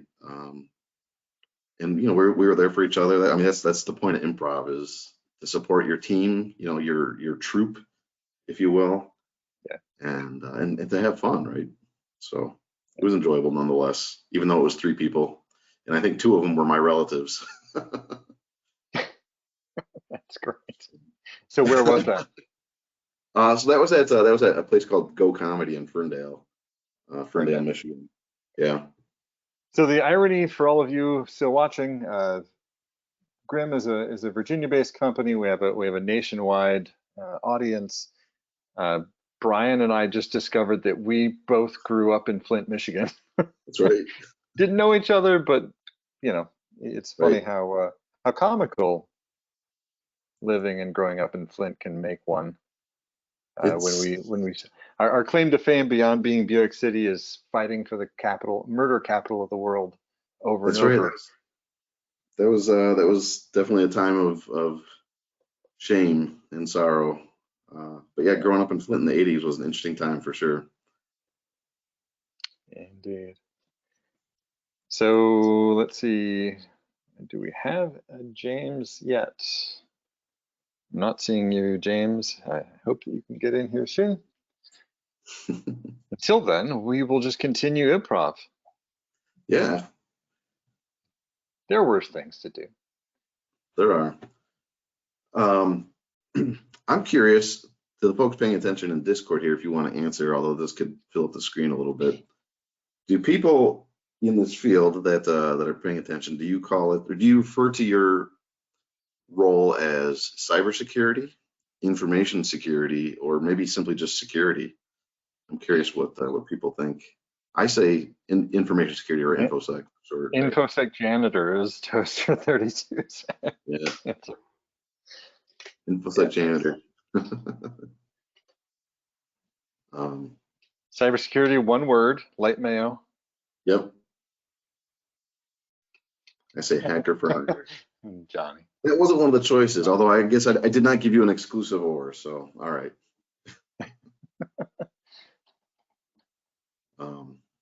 Depends on the audience. Security consultant or pen tester. Right on. Yeah. Let's see. There we go. Hey, James. Yeah, all right, James. Welcome. So sorry about that, everybody. So let me see if my webcam actually works. Hi. All right. Awesome. Welcome. Sorry about James, the technical. Oak Ridge? Oh, no, sorry. I didn't hear what you said. I just said you were born in Oak Ridge, Tennessee. Yeah. Do your feet glow in the dark? I have a nuclear family over there. Mic drop. That's the best. Yeah, that's all I'll claim. Talking to my friend Maggie, who used to work at Oak Ridge ORNL. Yep. And she said that there were stories about lots of rain and frogs jumping across the parking lot and getting cars running over the frogs on the way out actually set off nuclear alarms at the state border. Does that sound legit?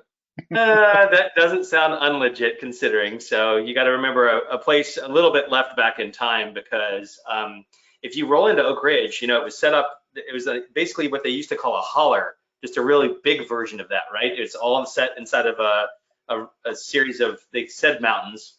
They're not real mountains. They're foothills, right? And a defensible spot, right? So you roll down into it, and then you go right past the old gun emplacement that used to have the guard station, and it's still there.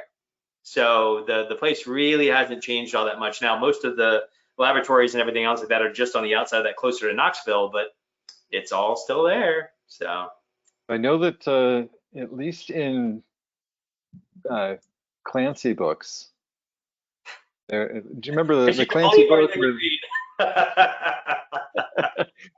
So there's a book by Tom Clancy where we apparently gave a nuke to the Israelis back in 1973 just in case, that nobody ever knew about, but they ended up finding it, tracking down the nuclear material, and it came from that neck of the woods down there in the TVA area. But anyway, oil and gas.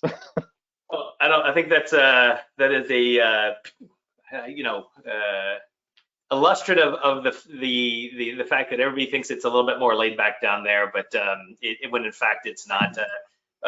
Dad used to warn us about going into the woods too far because we lived fairly close to some of the facilities, and there was something called duck hunters out there. So if you're from the local area, you know what a duck hunter is, and they're just guys dressed in camo that they look like they're out straight off a hunting trip, and yet they hold a black gun in their hands that looks very, very menacing. So there is that. So you got to watch out for the duck hunters. But yeah. Wow. So anyways, how are y'all doing today? So far the conference, I'm gonna personally admit to something right now. I was on earlier, and of course, because I've got presenter level capabilities, I was actually at my son's trying to help out with the field trip, which I was actually had held over because one of the kids got injured, and I was there waiting for the nurse to show up that had to come all the way over from the thing. So I may or may not have put my brand new phone, which I'm not used to using. I'm an iPhone guy, in my pocket, and all of a sudden I realized everybody's wondering, like, why is there noise on this thing right now? And I'm like, oh my God. And I went and killed it as quickly as I possibly could. But that was me earlier, and it was actually a very good video. I really wanted to listen to the CISO video. I actually had a lot of time for the speaker. Although I want to say, when y'all play a video, at least on my headphone combination with GoToMeeting or GoToWebinar, it for some reason completely mutes it, so you barely get any of the audio. So it's like sitting there listening, and then I reached down, put the phone in my pocket to go pick a kid up and put it, and then lo and behold, I'm there blaring soccer games and people with balls and everything else. Anyways, I digress. So I'm going to open that being the mystery solved. So thank you. Thank you for owning it. You owned it like a boss. But it was epic. Yikes. So anyways. We've eaten into your time, and we're just going to let you take it away. You've got a lot of cool stuff to talk about, and you clearly have a background worth listening to. Let me go ahead and present real quick. Let's see, where is the presentation? Make sure that you are a presenter. Hold on. James, yes. There you go. Yep. A little bit how I hunt for industrial control systems whenever I'm doing pen testing and things like that. And I did pen testing where it really wasn't allowed to, before the CEH even existed. So so we'll go a little bit over my background and kind of give everybody in the audience exactly where I'm coming from. I've done this for a long time. If anybody's old enough, they probably know who BBN Planet was. It's actually not really where I cut my teeth. I actually worked at Gateway 2000 before that, before the internet was even around, and as tech support on the phone, telling people how to, and literally emailing them drivers on floppies, and having people walk through about how to fix their Gateway 2000s with a screwdriver. Of course, that was the kind of people that bought gateways, so it wasn't too bad at the time. And this, of course, was before I think Dell was even around. So that's really where I started my career. And then I went over to BBN because I knew some of the people that were in the compute side, and the rest was history. Went off to New York, did some consulting, ended up going down to oil and gas through the consulting thing, and worked for a company called Devon for a while. They had an international group where I did a lot of OT security, and well, it wasn't security at the time. Then it was just called networking, right? So and InfoSec was just sort of something that happened either naturally or not naturally, right? So, and I actually tell stories that sound a little Pyrrhic at first, but they're not at all. We were down in Equatorial Guinea, doing a bunch of drilling, and I actually was the one flown in to do the satellites and put in the switching and even the telephone and everything else that make it all work over satellite, which wasn't that easy at the time. Now everybody's like, oh, that sounds like it's simple, but at the time it was not a simple job to get done. You saw people downloading stuff over LimeWire, which or Napster, which was a thing at that point in time, because you're bored, you're on a rig, you're floating into different places to drill for energy. And because you're waiting basically to do your work, and so lots of people got in trouble by downloading stuff, and there was really no web content filtering at the time, so you kind of had to hammer it down what they needed to get to, and then write regexes and what people could get to and everything else to do filtering and control. So it wasn't that easy, so people got around it all the time, especially with the way peer-to-peer worked at the time, because there was no deep packet inspection in the world at all. At that point, I mean, there's Wireshark, or there's actually Ethereal, and then the previous version of that, which I will not name on this phone because it just sounds wrong, so I'm just not going to. It's hard to separate Ether and Ape at the same time, so I'm just not gonna. You see that still, actually, if you go to, I think Black Hat still uses it on the board in the SOC over there. So, and then actually have people downloading stuff. Well, the one thing that was the default share was the actual entire C drive. So you saw very odd IP addresses that not only I recognized downloading stuff directly off the C drive, that was actually some of the production databases for the rigs. And then magically, all of a sudden, all these blue roofs appeared in West Africa, and the Chinese had come in and started investing very heavily into the area, because I guess they realized how much oil and gas was there, because it was actually free to download all that information at one point in time. So InfoSec had its day and age even very, very long ago, even in the OT fields, to keep that stuff, at least at the time it was air gapped, and now it's less and less so. So we're gonna probably talk a little bit about that and why IT seems to go further into operational technologies, and with the separation of them are, what the different games are and everything else like that. But I've been around doing this a very, very long time. If you have any questions about any of the companies I've worked for or have worked with for over that period of time, you're more than welcome to call me on the carpet, or even something I might have said in LinkedIn, because that's kind of my platform, my social platform of choice whenever I'm discussing stuff. So one of the biggest problems actually in critical infrastructure and operational technology is actually the pearl clutching that goes on whenever people do start talking about cybersecurity. Because one of the biggest problems that we actually have is actually not talking each other's language. People on the information technology side of the house will say, hey, look, you've connected this stuff to Ethernet. Most of this stuff uses IP as transport, and now you're using Windows servers and Linux servers and things like that to actually go get your data up out of something they call IEDs. And I don't want to give anybody any kind of shock with that. The original thing for the acronym was actually Intelligent Electronic Device, and they stopped calling it them as much as that. Now everybody just calls it OT and IoT and IIoT, which is a little softer term than calling something an intelligent electronic device. But that's really what we're talking about, and the base of that is knowing how to take the digital zeros and ones and turn them into pulse width modulation. And if you really want to get down to the very core of what happens in OT, is that pulse width modulation regulates the speed of motors, it regulates whether, temperature control and all kinds of stuff like that. On the basic level, you're actually turning the digital into analog at some point in time, and that's usually through that pulse width modulation and some sort of control fields inside a very, very, very basic microcontroller.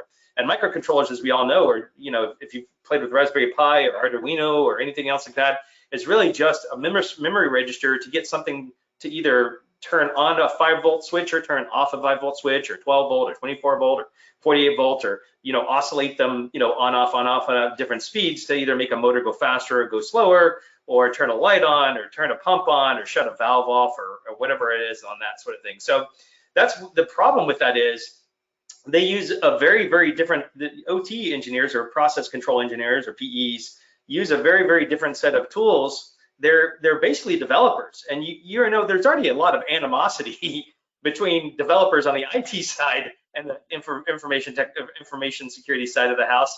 I think one of the talks about that was earlier when it talked about DevSecOps, which was a great talk as well on this particular conference. And that actually spoke, and I really wanted to pipe in and say, that's exactly the problem in operational technology as well, because people that program the logic are basically just programmers, much, much more low level in some ways, but less and less so, where now some of the stuff that even runs its own API and has its own LAMP stack directly on something called the PLC or programmable logic controller, or if you just want to use the layman's term or the parlance of the field or term of art, it's the controller, right? So the controller of these things, and you can either have the controller built directly into the IED, or you can actually have a controller that talks logic to a group of them, to have something that you're dealing with. So, and most people refer to most of this stuff as SCADA, and that's supervisory control and data acquisition. And so that supervisory portion is the HMI piece or human machine interface. And what people don't understand is where that looks like just a flat panel to a lot of people, it's actually Windows 10 embedded, Windows 7 embedded, Windows XP embedded in a lot of cases. And essentially it talks Windows protocols because people had to be able to manage those things and talk with the programming interfaces in them. And that's actually, as a prelude to later on in the talk, that's really where we have that meetup of the IT and OT first, is that human machine interface and the engineering workstations, which are essentially user space, where you have an incredibly large amount of control of that user space in that system, where it's much, much harder to lock down. It was much harder to lock down a web server and what you can actually get to in a web server than it is giving someone a Citrix or a VDI, some sort of VDI interface. I can't tell you the incredible amount of lockdown I had to do to give somebody a virtual desktop once upon a time. It's a lot easier now, and it's a lot more ephemeral than it was before, and set to a large degree immutable. But once upon a time, it wasn't any of those things. And so that's actually where we're at still in the operational technology world, where the IT world marches on a little bit at a little bit faster pace. OT, because of the physicality of it, because of the sheer amount of investment in a pressure vessel or a pump or a valve or a pipeline, is orders of magnitude larger. And so you have to realize the value out of that over a much longer period of time than you do the IT stuff. And it's not to say that the IT stuff isn't just as important, because data, as people have said, is the new oil. I don't know what that's supposed to mean. It could be the new water, or the new water is the new oil. Who cares what it is? It's just a very valuable commodity in today's day and age. And to that point, let's talk about the differences and focuses between information technology, cybersecurity, and operational technology. So in IT, it's really about the information, right? So some people say the user identity is the new perimeter, because now the perimeter is dead and you have to do zero trust stuff. So things along those lines. I would tell you, I don't really give a darn about the users. I always care about the data. If I'm got my IT hat on, my tinfoil hat, and I'm going to say, look, the most important thing isn't even my users. It's my data that I'm the one that's supposed to manage. That's the first and foremost, most important thing about what I'm doing and what I'm trying to take care of, is my data. So really, data is where the data is kept at is my new perimeter, wherever that is and however hard that is to get to. And then, be able to maintain the confidentiality and integrity of that stuff, and even standardization, so you can actually ingest the data very, very easily. So most of the people that have practiced IT security know the big three letters, especially if you're a CISSP, because they drill it into you constantly. And that's CIA, or confidentiality, integrity, and availability. Those are the big three that you have to pay attention to. And normally at this point, I'd point at the audience and say, okay, what are the big three on the OT side? So I can't do that here. I'm just giving a presentation. So I'll give you a couple of hints. You got to manipulate physical things, so you need control of them. They're very, very specialized, and you have to maintain some ability of safety and availability of the whole thing. So normally what I get here is it's going to be availability at the very bottom, the most important thing, whereas data confidentiality is really the most important part of that particular ecosystem, because without confidentiality, keeping integrity and availability is actually very, very hard. So it's kind of the keystone of what you're going to be doing on the CISSP. The same way, most of the people I get that talk to me say that availability is the same way on operational technology. And I tell you, you get close, but that's not really it. Availability is secondary, specifically to safety of the process itself. Now, that doesn't mean the safety of the workers, because unfortunately, I've been, to Baytown, Texas, which isn't too far north and east of me, and maybe places that make plastics and stuff like that. They use something called a phosgene gas. And phosgene gases, you can't actually have the pressure vessel that holds that stuff explode. However, sometimes somebody gets something wrong in a bit of logic, or something happens somewhere, and that pressure gets over pressure, and the thing, instead of blowing a valve and releasing all the gas, they have to do some sort of outgassing. Well, there's a big alarm that goes off, and everybody has to get their PPE on, which is the protection equipment, personal protection equipment. And then they do the release after giving you a certain amount of alarm. Well, if you don't have that on, or you don't know about it, you can't hear the sirens, then all of a sudden you're walking through phosgene gas. And I don't want to tell anybody what that's like, but you can just go ahead and Google it if you prefer, if you really want to be morbid about it. But it is not good for anybody's health, even in this very, very short period of time. So safety, especially safety of the system itself, trumps even the safety of people. And being able to make sure you safely shut down that thing without blowing it up or something bad happen. And availability is always secondary to that, because sometimes the availability of the system gets shut off because maybe the safety part of it is something called a SIS, or safety integrated system, where the safety itself, the logic is actually built directly into the IED that's controlling maybe the pressure on that thing, where it's not even part of the ecosystem. It's not even connected to the ecosystem. It's just, hey, this thing's going into shutdown. It sends out one single signal that's unidirectional saying, I'm shutting down. The rest of this DCS better pay attention, because I'm going to go and shut everything else off as well. And I'm going to try to bring everything down in a very, very safe manner. Well, that happens sometimes. Sometimes it just happens as a blow off or something else like that. And then you end up with larger issues, unfortunately. So those are the big three on the OT side. So knowing that if they had a GIC, what is that? GIAC, it's the GISCP. I always forget with that one too. So pardon me with the acronyms. I don't have my acronymicon next to me. I do, however, have the Necronomicon somewhere in the room somewhere, as you can tell, with all the stuff going on around me. But anyways, bad jokes aside, there are two different focuses, especially when it comes to cybersecurity.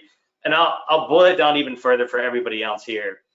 It's not even the same game, right? If you play it with IT security, it's really a game of keep away, and the ball is your data, right? Sometimes your users, depending on how important they are as well to the whole process. But yes, data is the most important thing. It's really a game of keep away. And I have to join up with Chris Roberts, like him or not. He's right about the hoodie thing, and I just cannot stand hoodies with the hacker thing anymore. And the original term of hacker still makes me draw my fingernails down a chalkboard anyway. So the other one, when it comes to OT systems, is really King of the Mountain. And this is my really, really bad infographic of King of the Mountain, so pardon me for that. But it's really about who has control at that point in time. So it's not even the same game that you're playing when you're dealing with OT security as opposed to IT security. So laying the groundwork for that, the modern systems really, everybody's like, well, connected is hacked. And to some degree, that's absolutely true. So you do have safety systems and other control systems that are completely air gapped away in some cases, especially if the process itself is extremely dangerous, especially for a community or something along those lines, right? So you'll see these safety integrated systems that are going to be completely offline, and maintained by people that are directly on property or on premise. Unfortunately, because people get disgruntled, they are also still at risk. It's not necessarily because of the internet anymore, but it could actually be from the employees themselves, somebody disgruntled or something else like that. And I think when I worked for Fortinet, I think we did a study at the time, and I think it was with Ponemon. Ponemon actually did it for us, and I think almost 83% of all the actual threats to an individual company or to people at that particular company are actually insiders, whether through just incompetence, laziness, tiredness, or what have you going on, or even somebody who's actually malicious. 83% of all the threats whenever it comes to compute systems in general, and that doesn't matter if it's IT or OT, because they're all based on computers, is part of the problem. So knowing where things are important to protecting them, but it doesn't matter as much anymore, because I've seen people have a better security posture because they're more I would say, what is the word I'm looking for? Careful. I wouldn't even say that they're paranoid, but they're more careful with the way they deploy stuff, even in the cloud. Sometimes simply just because they know that things are easy to reach there. The availability is high. When the availability is high, that means that you've actually to some degree killed some of your information technology capabilities, because sometimes you play the two against each other. If it's highly available, the data, then you can actually end up with lots and lots of cybersecurity problems as well, especially on the integrity and the confidentiality portions of it. And so James, just so you know, I think the last slide picture was better. The king of the hill. This one, vague? That's a much better picture than the other. Yeah, good job. I agree.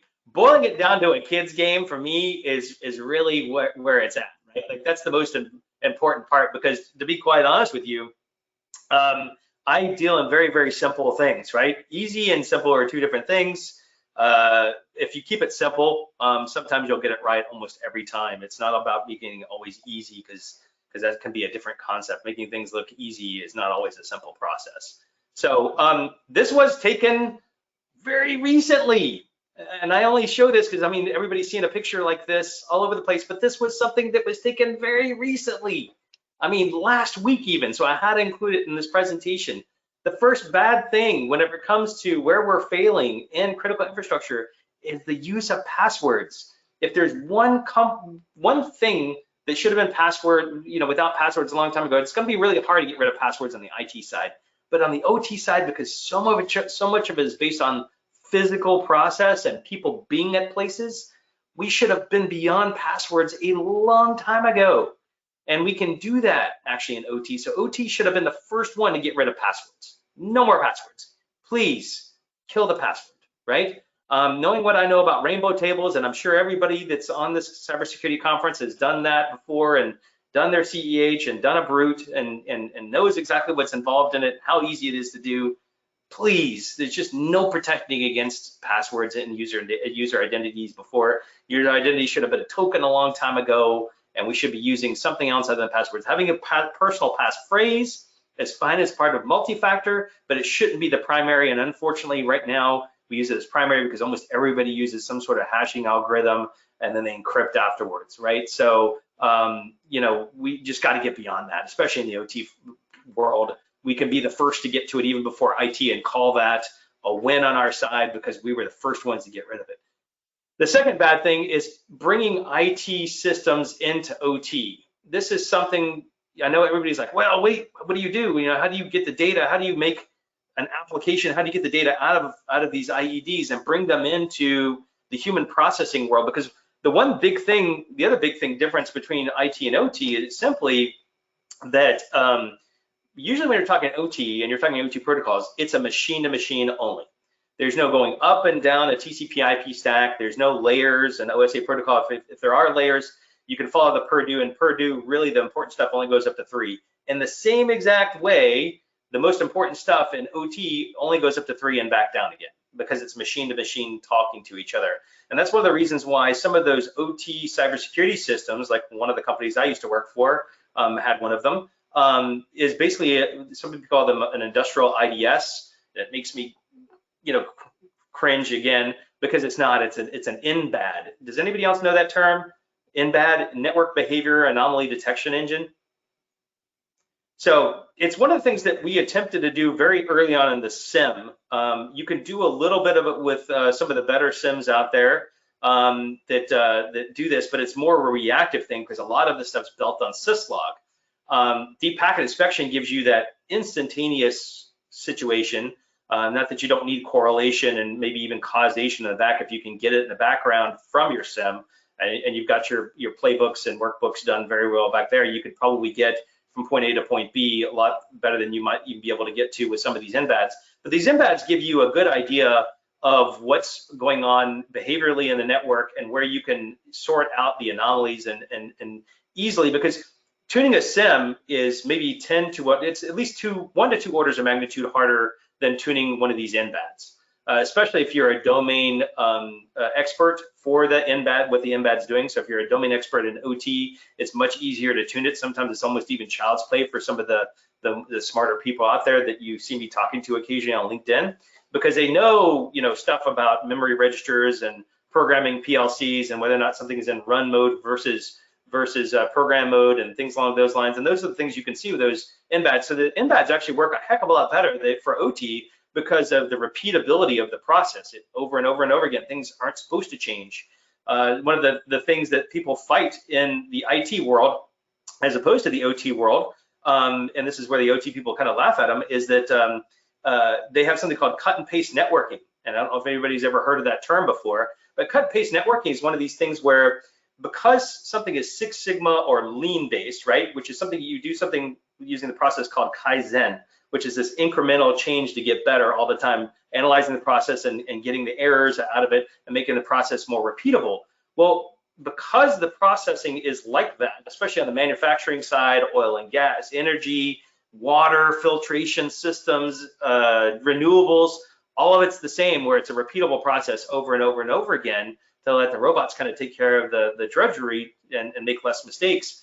Because of that, there wants to be less mistakes in the programming logic. So what'll happen is, what had happened was you would take a block of code out of something and then cut and paste it into something else. And that block of code includes IP addresses, even MAC addresses. So sometimes the MAC address could be the same in one plant in Germany and the same plant in Galveston in Texas, right? So same logic, same IP address schemes, even the same MAC addresses sometimes, because you have a lot of L2 going on in these OT protocols where they don't even go up to L3 to get an IP address. So when you want to do any kind of asset management on the wire or see what things are talking to each other, two objects can look almost exactly like each other, especially if you don't use some pretty deep machine learning with a whole bunch of different aspects and variables actually inside of your ML. So this bad thing, bleeding IT into OT, is one of the biggest problems. So how do you get rid of that, right? They don't obviously mix very well, because there's two different ways to go thinking about something. And I'll tell you, here is the answer is already with us, actually. So this is the old way, where you have a lot of user space. And I mean user space, those things where the users have an incredible amount of power. Doesn't matter if it's Windows, I've got Windows a little bit, but it's an incredibly powerful operating system. Linux, Mac OS, which is really just free BSD all over again, Berkeley Systems Development Platform, which is not Linux. And if you say that to the wrong people, they'll probably attack you in the street. So please don't do that. But in these user space operating systems is as safe, I take that back, as secure as a lot of people try to make them. It's still in this incredibly powerful user space that if you have physical access to the user space, most likely you're going to be able to hack into it. And that's what the current stack looks like inside operational technology. Remember that long tail on the operational technology, but at the same time, it's the fact that that this process has to be repeatable. So it's just a different viewpoint of trying to keep things the same, but incrementally changing them and not forklifting them to make things just a little bit incrementally better. But we've already fixed that problem in IT. That's the way IT systems were actually set up too before we got something called the cloud, right? So now the web browser, which was posited, I think, actually at the birth of Mosaic, where they said, oh wait, this thing is going to be the new operating system. Browser is going to be the new operating system. And then I heard it again, I think from Andreessen some other time after that. The answer is already with us, is to get the user space lower in the stack, and the thing that you have as the presentation layer is going to be the thing that isn't user space anymore, right? There's no user control there. You're not logging into a Windows Workstation and clicking on a bunch of things that controls logic directly into the OT world. You have to abstract it again and create a space that is actually no longer user accessible or have all the power that user space had in it before. So the future is upon us. You see a lot more of this in the IIoT, which is similar to IoT, where you have that web server layer, and some of it now has API layers and stuff like that, where you can build browser applications essentially on top of the API. So that's we see a little bit in the IoT world, but the IoT is such a brittle stack, even more brittle than the programmable logic controllers that came before it. We're still dealing with some of that brittleness that came for it. So it got a little bit of a bad name initially, as it should have, because it was, when it was in there, it wasn't as powerful as it needed to be, and we reused something too much. You know, when you have a GMO plant and it does something very, very well, I'm not going to pick on corn, but that'd be one of the good examples. All of a sudden you have corn blight or banana blight, and because that banana was so strong and so widely used, all of a sudden bananas go away for a while until we can find a new type of one that goes on. Well, the same way, there was a lot of operating systems that were reutilized very heavily in some of these spaces where they grew blight. They, you know, had some problems because over time, these things organically happen, both in cybersecurity as well as, you know, bacteria and viruses. It's just the way it goes. So the use of the word virus is actually, I think the only thing we haven't coined yet in this sort of thing yet is the bacteria. We actually need a cyber bacteria, and I think that somebody needs to go ahead and coin that phrase right now and come up with it. And to that degree, there is bacteria out there. It grows, and sometimes it's good for us. And previously, that was in the previous stack that I showed up, which was OPC, which were originally, well, now it stands for Open Platform Connect. And it's really about getting this distributed comm model from Windows, and which is a way to do distributed information basically back into a database to be able to sort it and store it, which is exactly what you need to be able to do very quickly with your data. And so RPC was great back in the day. Nowadays, because of this new cloud stack, we really don't need that layer anymore. We can actually do it either over API, or some people use an MQTT and things like that. So that's some of the bacteria we see still going around the cruft. We really don't need it. Just like we don't need passwords. That's sort of cybersecurity bacteria as well. It was good for a while, now it's stuck around for too long, and it is no good for us anymore. So now it's time to start cleaning it up a little bit and getting rid of it, right?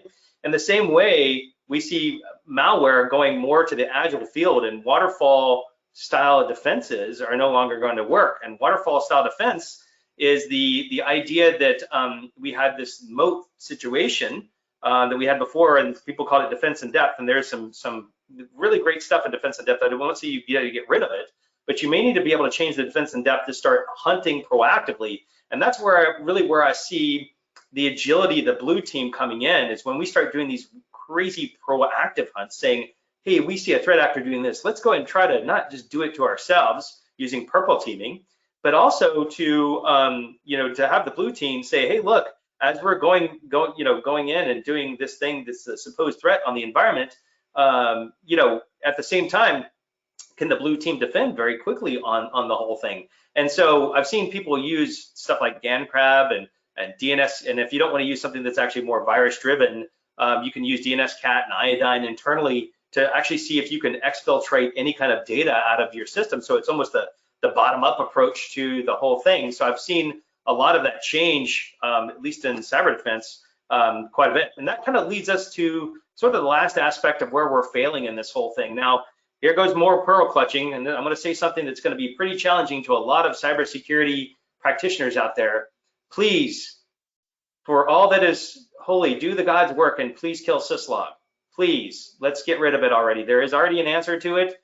People are using it very effectively. Remember that whole API thing that I was talking about before? Webhook is so easy and so light, and it gives data tagging capabilities and selectiveness on it and everything else like that. Webhook is here and it's here to stay. Please, let's go ahead and kill syslog, because I'll tell you right now, lots of people complain about how much Bitcoin and Bitcoin mining takes up in the electricity. I will tell you right now, given any single day of the year, syslog takes anywhere between 2 to 10x of all crypto coins ever mined a day is spent on syslog, and that's in your IoT stuff, it's in your firewalls, it's in everything, right? So killing it would actually give us a whole lot of electricity back, just in general, by just instituting webhooks and actually making all that stuff operational. So because not only CPU spent to create syslog, but to ingest it and then to go store it somewhere, and then you haven't even made, you've spent at least 3 CPU cycles on this thing, and you haven't even made any sense of it yet. So gosh knows, you got to go make sense of it now, and that takes a whole bunch of stuff to actually make sense of syslog and actually know how to correlate, different syslog messages and everything else like that, and try to get to something that's actually human legible and maybe human understandable, right? So, in syslog, where it was, probably possible to get rid of an IT, OT is so much farther behind on this. So much of your billing, if you got a smart meter on the back of your house, it develops syslog to go back to a smart meter that gets collected somewhere locally in a substation that gets pulled up over the wire, and then you have your billing. So even billings based on syslog to some degree, depending on which smart metering system your electrical company is using. So even that is not exactly the most secure thing in the entire planet. And one of the reasons why everybody complained initially, about smart metering is it wasn't secure, is because it was essentially using syslog to grab the data out of the entire property or the ecosystem itself. So these are where on the OT side, both on the the usage of and then the securing of, we're not doing ourselves justice because we can move the ball along. There's these three holy things that are held up, unfortunately, which are passwords, user space operating systems to make things work, and then the use of syslog to unfortunately secure a lot of what we've got going on. If we were able to transform those into something new, we might get to the next level that we're all really pining for when it comes to defense of critical infrastructure. So that's really my talk today. Hopefully it was informative and I've left enough time for questions. So, and I'm going to unshare real quick, unless y'all want to talk about a slide. Now we're all good. Brian, you got anything? And thank you. I know that we had problems at the beginning. You squeezed in. We don't need to introduce the next talk for another minute and a half. So you just made it in. Any questions? Go ahead, Brian. I'll watch. I was going to say I didn't see any questions, but I thought that was a pretty fascinating insight into your line of work and the things that you're concerned about and want to see changed. There's a little bit of discussion going on there in the Discord. Yeah, about syslog, so we won't derail on syslog. Oh, I can't wait to see it. I'll pop in because I like throwing that stone into the placid waters of cybersecurity, because we can all agree on a whole lot of things, but when you start talking about the things that people make their money on and do things with, and it's really the core value of what it is, challenging something like that is not easy, and I challenge a lot. I actually think that because OT should have charged way farther into containers and cloud stuff and left the actual interconnectivity of the cloud behind. Don't put the internet in it, but I think they should have charged very quickly forward into cloud infrastructure and putting cloud infrastructure on premises a long time ago to get rid of the user space environments that they currently have. And then that way they could have been a hell of a lot more secure. At least the ephemerality of it and the mutability of the things when you interact with machines would have been a hell of a lot better than it is now. Right now, there's a lot of variability, which causes all the problems that we have today. Thanks, guys. Thanks everybody for the opportunity. It was great. Thank you, James. Appreciate James, it. thanks so much. It's great to hear and watch you talk. And butt into. Thanks for being a good sport about that. I figured you could hack it. Thanks for having me. Cheers. All right. Take care. All righty. Why don't you introduce our next speaker here, Brian? I'm going to pull up the video. Yep. So our next speaker, we have a recorded video. It's from Amanda Berlin. I've been fortunate enough to meet Amanda a couple of times now. I think she has, this is my own personal opinion, so I'm going to add this little tidbit in here. I think she has one of the coolest handles on Twitter, InfoSister. It's up there with maybe Johnny Xmas. Well, even cooler than that might be Jonathan Xmas, but probably that's too long for Twitter. Anyway, Amanda Berlin is the lead incident detection engineer for Blumira and the CEO and owner of the nonprofit corporation Mental Health Hackers. She is the author of a Blue Team Best Practices book called Defensive Security Handbook, Best Practices for Securing Infrastructure with Lee Brotherston through O'Reilly Media. She is a co-host on the Breaking Down Security podcast and writes for several blogs. She has spent over a decade in different areas of technology and sectors providing infrastructure support, triage, and design. She now spends her time creating as many meaningful alerts as possible. Amanda is an avid volunteer and mental health advocate. She has presented at a large number of conventions, meetings, and industry events. While she doesn't have the credentials or notoriety that others might have, she hopes to make up for it with her wit, sense of humor, and knack for catching on quickly to new technologies. The talk coming up here is called Detecting Finishing Move Before It's Game Over, Mortal Kombat style. Awesome. And it looks like she is active on Discord right now. So hop in if you have questions or want to chat, and we'll see you after. Great. Hey everybody, welcome to GRIMMCon. Thank you so much for joining us today. I'm really super excited to be here and talking about some finishing moves. So thank you for everybody for inviting me here, and so let's get going. So this is how to detect finishing moves before it's game over. And I'm sure we have some Mortal Kombat fans that are out there. So why don't you, put in chat or, whatever, just to tell me, who your favorite Mortal Kombat character is. Maybe there are a couple, maybe it's evolved through time, finishing moves in security definitely evolved through time, although, some of them have been around probably for, a dozen years. But so who's your favorite one? Mine is definitely, you'll see in my character sheet, Katana. Thank you to our marketing department for coming up with this. It's super cool. She's rocking a mask, so she's, keeping it safe, but, also with some cool defense tools there. My signature move is Honey Pot Hellfire. I don't exactly know what that means, but, we may introduce it as some kind of feature right in the future, because that's kind of a cool name. I'm not super stealthy, but the glasses help with sight, so that's a plus.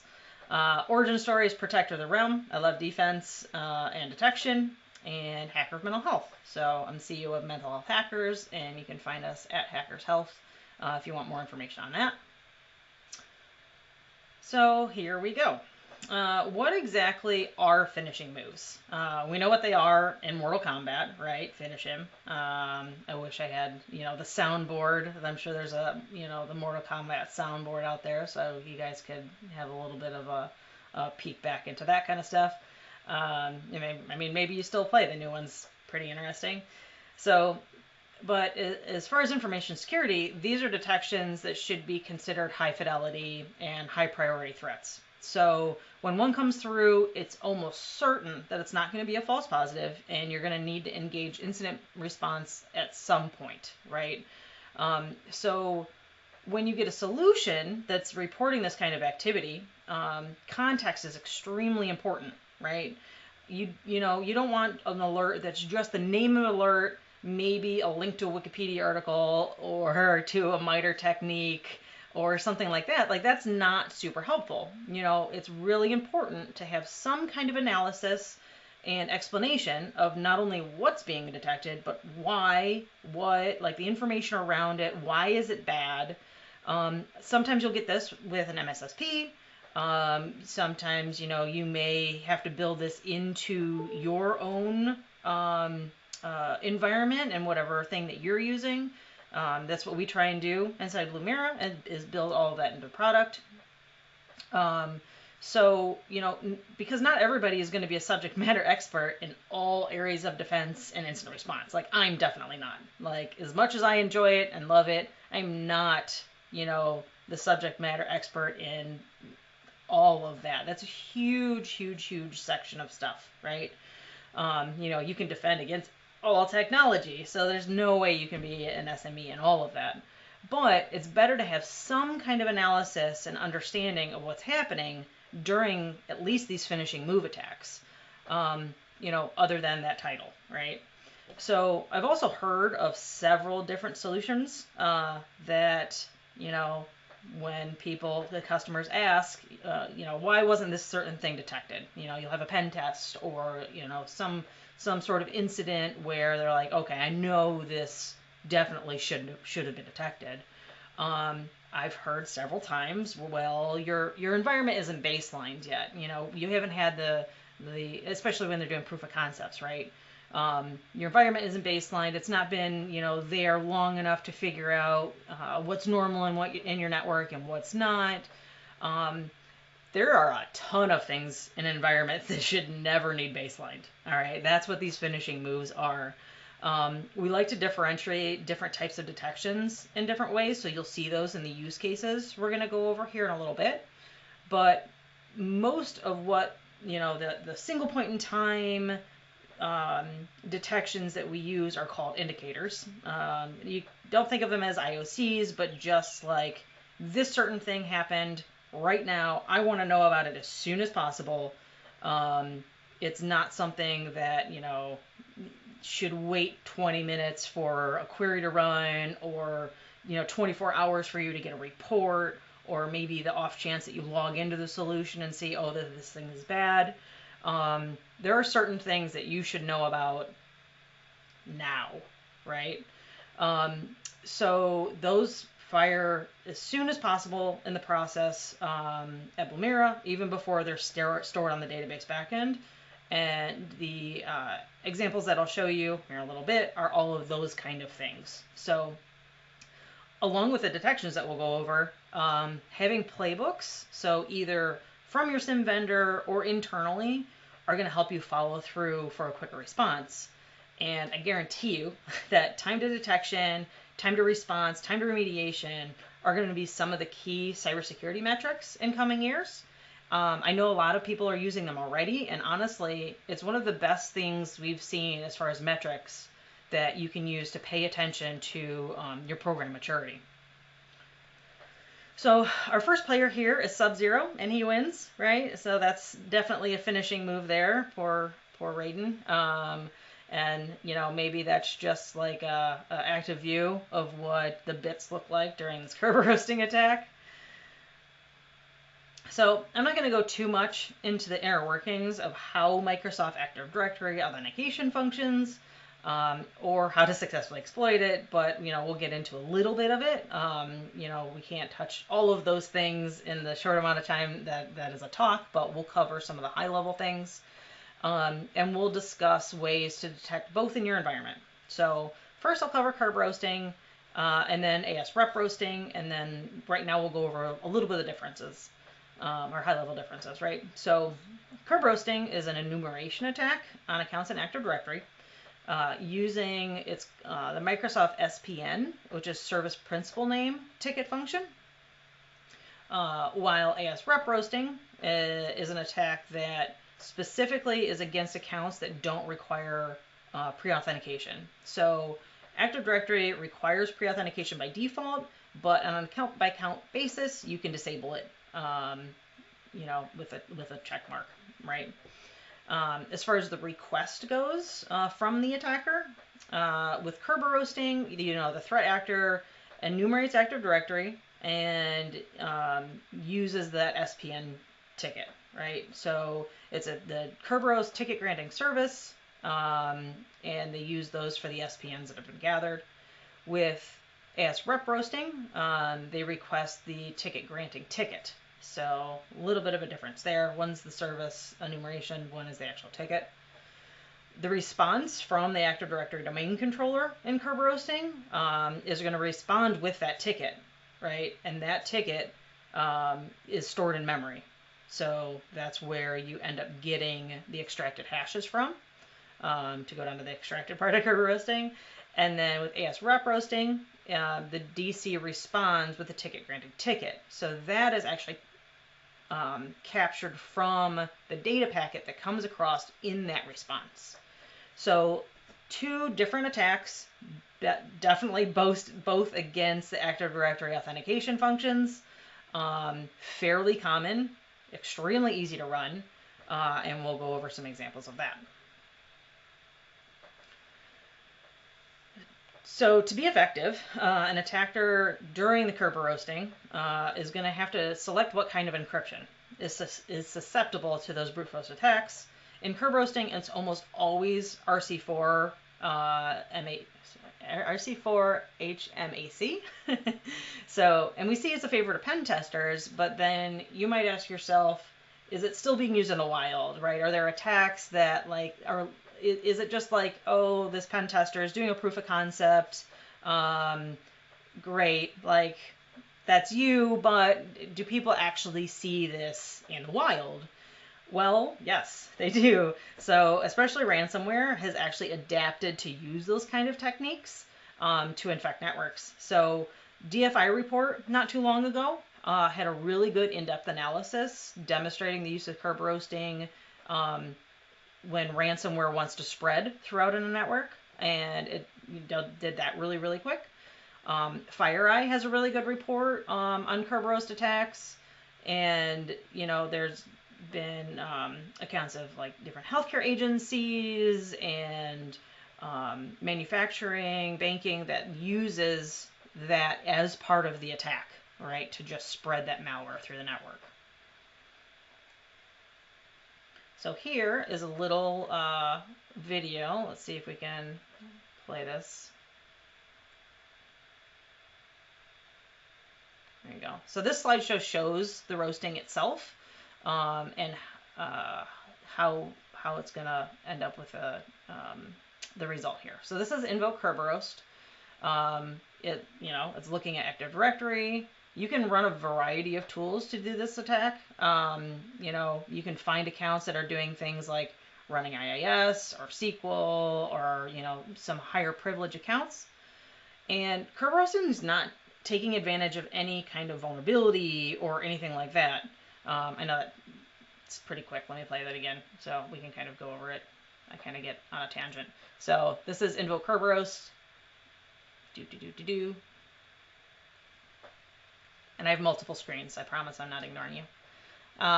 So you can see here the same account name. So like there's default app pool and IIS. There's the hash, distinguished name, pound town in this specific instance. But it's not a vulnerability in Active Directory. It's how Active Directory is built. That's what authentication is. It's just intercepting that authentication and stealing the tokens, and you can't block that behavior. Any account can do this that's on the network. So unless you want to turn off authentication altogether, or switch to something else, which is definitely possible.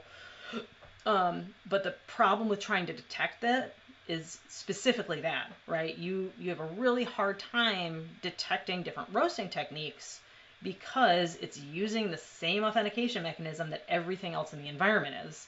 So if you want to know that specific kind of stuff, you need a way to do that. But before we do the detection part, let's go on to AS rep roasting without playing this video again. There we go. All right, so speaking of finishing him, there you go. I think Jax wins this one. There we go. Oh, that glorious, right? So moving on to AS rep roasting, we went over the differences and and then we'll cover a little bit more into AS rep roasting and then build the detections. And then just to point out, creating these slides, this one always gets me. So there's no way we could have used any of the newer Mortal Kombat GIFs, but because boy, do they get pretty graphic now. Pixelated blood splatter is pretty great. I talked about that checkbox that you can mark in each individual account, and that's what that is. And a lot of times there are AS rep roastable accounts, it's a tongue twister, for different reasons. I've seen it both as, trying to get some legacy piece of software to work with authentication because, maybe, it was back from Windows NT and they did not need it. So, they don't work with that pre-authentication method. So people will go in and check that.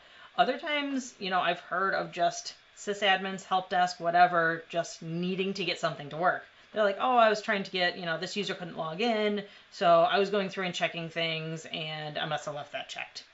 Some kind of, not great method, but, it's not inherently, it doesn't show the risk here, right? It doesn't tell you that that could be used for that kind of finishing move. It's just a checkbox, right? No big deal. So then we'll see in the next demo the Rubius account, the Rubius tool that we'll be using to run that roasting attack. So here, the most important thing on this slide is you can actually audit your environment to see what has that enabled, right? So this is a PowerShell script, command, whatever, for get AD user, and it's looking for accounts that don't require that pre-authentication, and it's going to return those to you in the command line. So pretty important. Know that it's out there. I'm sure these slides are going to be shared later, so feel free to run that if you have an on-prem Active Directory environment, just to see, you know, what you have that you may not know about. So here is the AS rep roast itself.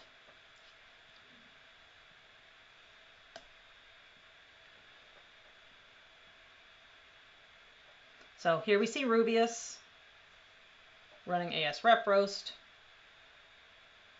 and then easy peasy, right? Same thing, AS rep hash. It's pulling that out of the packet that's being responded.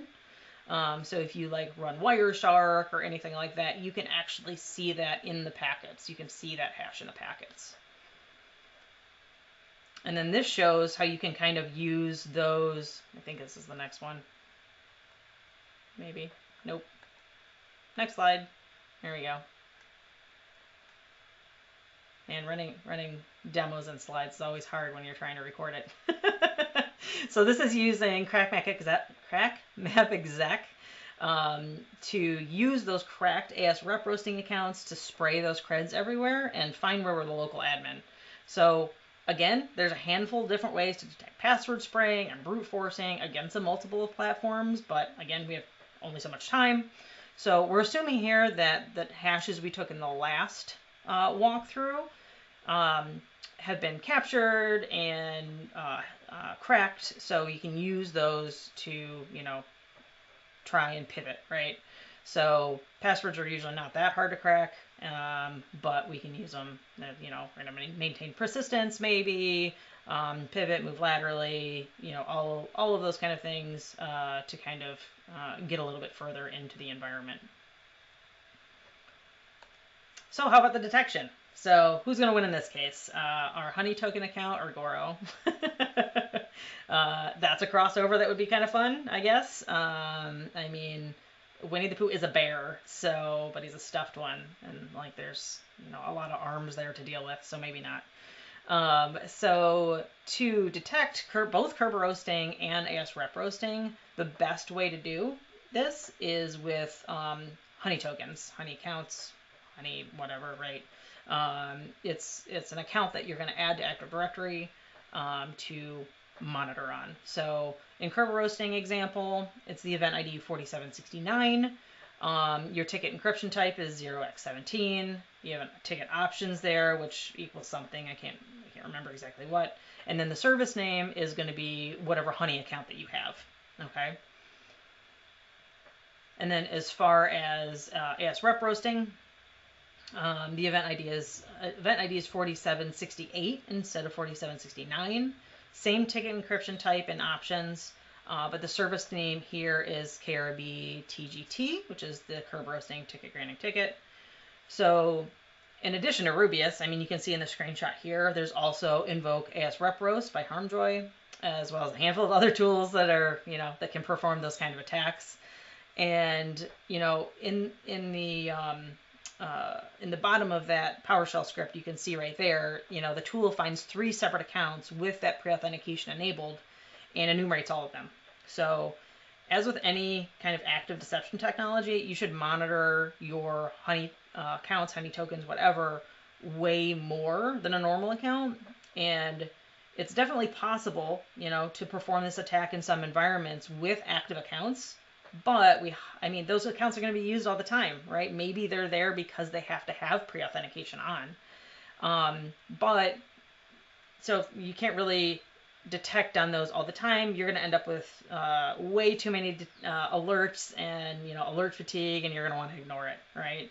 So using a Honey account is way better, and you can closely monitor those and, you know, everything involved. And they're going to be, you know, this kind of stuff is going to be more easily compromised. Even if you don't have accounts that have pre-authentication in your environment, still add a Honey account. You'll know when somebody's attempting to do that AS rep roasting. And just remember, never allow those accounts to have any kind of like elevated permissions, right? So this next slide is going to show you Dojmira. So let me pause this for a second.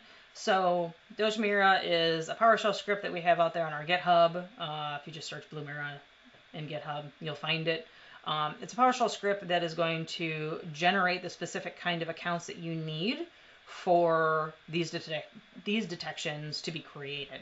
Okay, so it'll output what those accounts are, and you can take those and use the other things that I showed you and alert on those specific accounts. So here we are. I'm in my Bluemira directory, and I'm just going to run the PowerShell script. And that's it. Super easy. Goes ahead and adds that account. This one, the video for this is just the curb roasting one. We've since added the AS rep roasting after actually a really good suggestion from one of our customers. So let's see here. Not on to the next one. So instead of playing this again, there we go. We're going to move on to the second use case. So W-Digest, super fun detection. There we go. Another finishing move. Rain, unfortunately, does not win on that one, but we got some cool blue spikes and some more pixelated blood. Fantastic. So W-Digest is a really old protocol. It's introduced in XP, I think, where in certain situations, you can enable it in the registry to fall back to clear text authentication. In newer versions of operating systems, it's disabled by default, but the registry entry is still there, and you can still enable it with local admin. And that will allow an attacker to come back later and extract hashes and clear text passwords directly from memory. Because why bother cracking something if it could be in clear text anyways, right? So again, there's a lot of opportunities for this one, but as far as like performing the attack itself, but we'll see here with crack map exec again. I always have a hard time saying that, especially when I'm being recorded. So it's going to be planting that W-Digest trap by just flipping that registry key. So you have local admin access. You're going to run that switch. So that's the device that's being run on, the user that we cracked earlier, and then W-Digest. And we're going to enable it. And then right there, it tells you that it was created successfully. So yeah, handful of easy tools out there that can do that, but it's always going to be that same registry key. So how do we detect that? Fairly simple. Sysmon is fantastic. If you don't have it installed, I highly recommend it. And I'll show you, I think it's in the last use case we're going to go over, the difference that Sysmon gives you as far as detection capabilities go and how to map some of that stuff. So in this case, you're just detecting a registry change. So Windows Event 13 through Sysmon is just for that purpose, is for registry changes. So your process name is going to be reg, because it's going to be like regexe, reg whatever. Here you can see in the bottom part the actual command that was run. It was reg add through CMD. It can be done through PowerShell. Crack map exec again. Oh my gosh. Maybe I'll just start saying CME. I feel like at this point it would be easier, and you know what I mean. All right, so yeah, here's the detection on that. And then the command or the parent command line is going to have that W-Digest user logon credential in there. So it's flipping that bit on. So it's going to mention something about W-Digest, something about that specific key in the registry. So you can detect on all of those kind of things. Sadly, we have seen some false positives from poorly written software. So for some reason, I don't know if they just didn't want to figure out how to do real authentication, or they need to capture credentials for some reason, but there's definitely some software platforms out there that do this as a part of how they work, which is kind of sad. So on next is a fun one. Everybody always covers, pass the hash. You see the poor little scorpions there. Oh no, their poor dad. Cover the children's eyes. Poor little scorpion. It's pretty great. I don't think this part was actually in the game, I'm gonna guess. Maybe it was. I don't know. I didn't play that much, but I feel like this is definitely some good work on somebody's part. So this is mostly seen with Mimikatz. You know, you'll definitely see pass the hash being mentioned all the time with Mimikatz. But there are a handful of other tools out there that can pass along those captured credentials to gain access to other endpoints. You know, which if you're using the same admin account across your entire environment, that can go really, really poorly for you. I recommend if you are still running Active Directory on-prem, look into LAPS. It's local admin password solution through Microsoft. It's definitely better for preventing pass the hash with admin credentials, because as soon as one, you know, I've seen lots and lots and lots and lots of networks that, I mean, it's easier, right? If you are reimaging, you know, dozens or hundreds of desktops for a new deployment, it's just easier to have the same admin password. You know, you have 20 help desk people, or maybe one, I don't know, but it's easier because they can memorize that password, and then, you know, go work on any device that they need to. It's super common. So, you know, passing the hash with really any admin account is going to be bad, but it's seen a lot with the local default admin also. So this is going to show the this next slide is going to show the pass the hash attack with using CME again. All right, let's play this. So here we see CME being run against a host. And then we're just going to pass the hash that we captured, you know, one of those other several ways, right, that we may have captured a hash. And right there, you know, I know it's a really quick video, but it goes really fast, especially when it works. You know, you can, you know, in that case, you're only scanning one endpoint. So if you're scanning like /24/16, like it may take a little bit longer, but, you know, it showed there at the end that it was successful. So also, again, sadly, there's actually a lot of backend stuff on bad software that will do pass the hash. So that's why I have in this detection. So it's Windows Event 4624, which is login. Login type is 9, and then the process is like sec logo.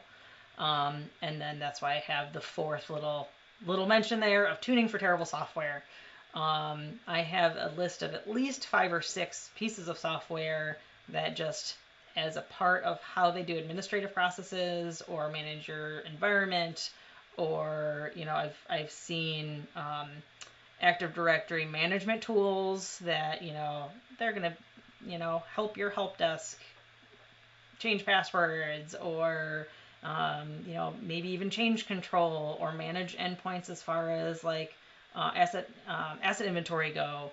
They use pass the hash on the back end, and boy, they shouldn't, because you know, I recently had a discussion about why like, is there any good reason to have exceptions, like antivirus exceptions, or you know, exceptions on this kind of stuff, right? Like yeah, I mean, the reason is you don't want alert fatigue.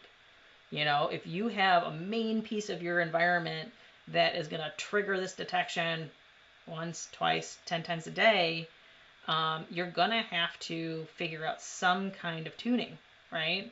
But I'm sure a lot of you have played with firewalls or have seen firewall rules, but the concept is least privilege when it comes to even tuning. So if you know what hash is always doing it, you can use that, especially if you're using sysmon, because the hash values are in there. If you know what obviously the exe is okay, but that can be spoofed. The directory, also not great, because you put anything in that directory and then nothing's going to trigger.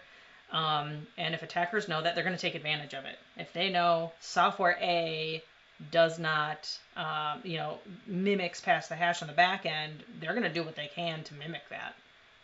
And if you have a blind spot to like that whole directory, that's what's going to happen. You're not going to be able to detect on something like this that is bypassing the administrator login. So how about credential dumping? This is great too. I don't know, I think right away Scorpion wins. That's super quick, right? Flawless victory. Didn't even get a chance. So dumping Active Directory hashes. No matter what way it's done, what tool is used, if it's a script, third-party application, built-in Windows application, if all of your hashes from your entire domain has successfully been captured, and it's not just a pen test, you're in for a really, really bad time. I would love to know if anyone has ever either had to follow the Microsoft guide on network eviction process, or starting a forest over from scratch, because those are basically your two options. If there's any time to move to the cloud, I guess it would be then. Because if an attacker has that and you don't follow network eviction process, you have no guarantees that they don't still have a token or a ticket or some kind of persistence in your network. So as much as I loved doing sysadmin stuff for a very long time, that just seems extremely, extremely stressful and so much work. So I'd love to hear your stories if you've gone through that. So this slide shows doing run as domain admin, and then using Mimikatz to extract all the hashes out of Active Directory.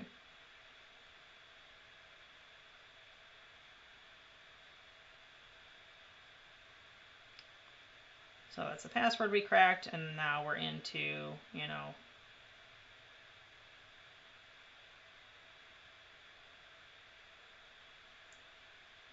Mimikatz directory. Zoom in a little bit on that.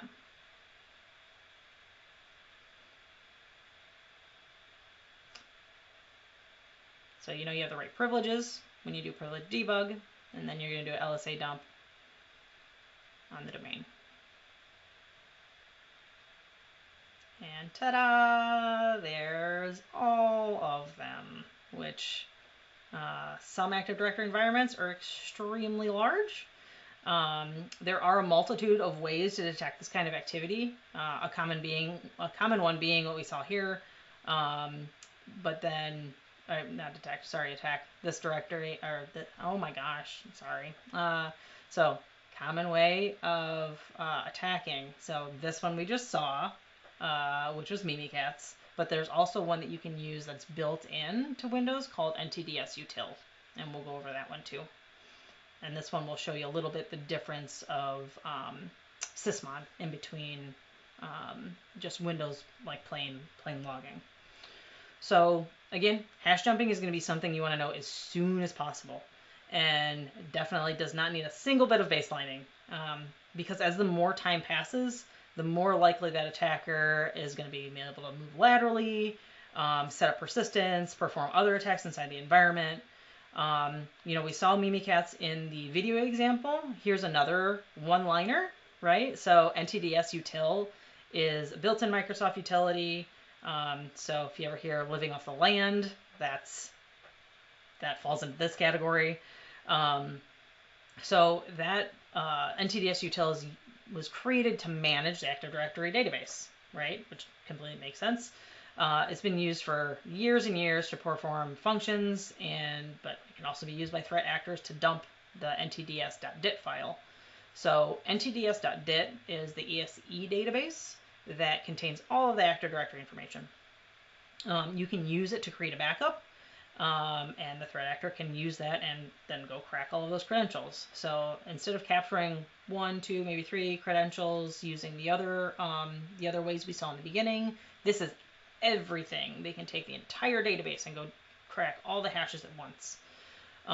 Here we can see in this matched evidence portion the actual command and the device it was being run against. And, you know, that NTDS util, I just told you what that did. ACI NTDS is setting NTDS as the active instance. That's what AC means. IFM is install for media, and then creating the full backup.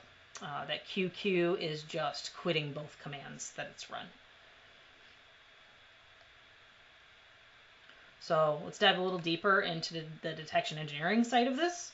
So I hope a lot of you have Sysmin installed. Feel free to say if you do or not, and why you don't. If you don't, I would be interested to know that. But here are some major differences in this attack using just seeing the Windows event IDs and then seeing all of the Sysmon event IDs.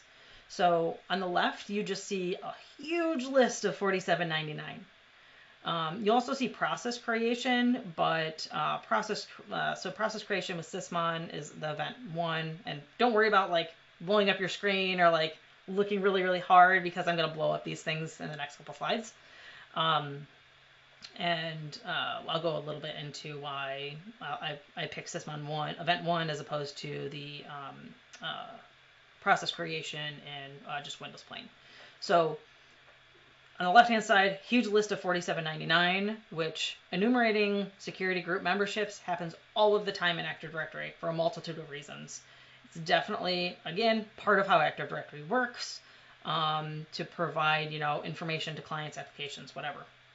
And then on the right-hand side, you see huge wall of text, tiny, tiny text, with a bunch of information we're able to gather using Sysmon. So let's move on so you can see this a little bit better. So this is event ID 1. A little closer up, you can see that NTDS util is the original file name there on the top, the command that was run, the full command line that was run, who ran it, there's me, yay. From the parent image of PowerShell, I think is on the bottom. Yep, all the way to the bottom. If you see the parent image and then parent command line, I was just running it through ICE so I could capture it. And it provides way, way, way more information about that newly created process when that command was run. So like the hashes it gives you there, and you can correlate against those. You see it's terminal session ID 7. It's because I was logged in over RDP when I ran it. And then you can use all of that to correlate across, you know, when different stuff like that is run. If, you know, you want to baseline your environment, you can use that. But that command should never be ran by anyone. Maybe an admin does it every now and then, but at that point, you should be able to, you know, tune out that activity. Here's where we see event ID 10, which is a process being accessed. So this is one of the 10 events that's included in Sysmon that Windows doesn't have no matter what you configure. You know, there are certain things that Sysmon has that Windows does, but you have to configure group policy like several different places, or you know, you have to turn features on or something like that. So like to have process creation show command line arguments, right? Like anything on the PowerShell command line or the regular command line. For a regular Windows event to show those, it shows up in, you know, multitude of Windows event IDs, but you also have to turn on several settings in group policy just to have that kind of thing happen. But process being accessed, you can't even do. You can't do no matter what GPO thing you configure. And, you know, we see it here, like it's, you know, basically it's still PowerShell using NTDS util, and then what it's accessing underneath that granted access is the space and memory. And then leads us to the third one, event ID 13, which is a registry value being set. So this populates whenever that process executes successfully. So you see where it was executed at, that it was NTDS util.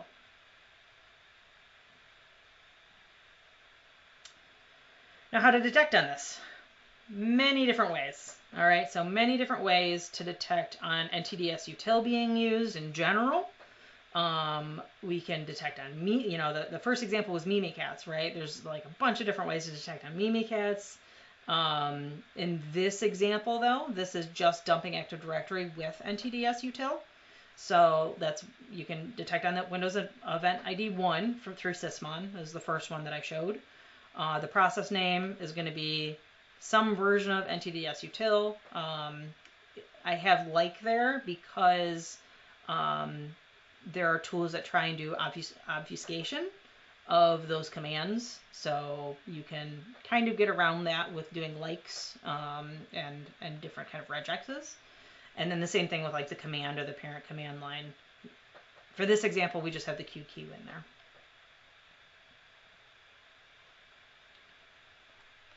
So to wrap up a little bit with some detection planning. Who here on a regular cadence tests your SIM?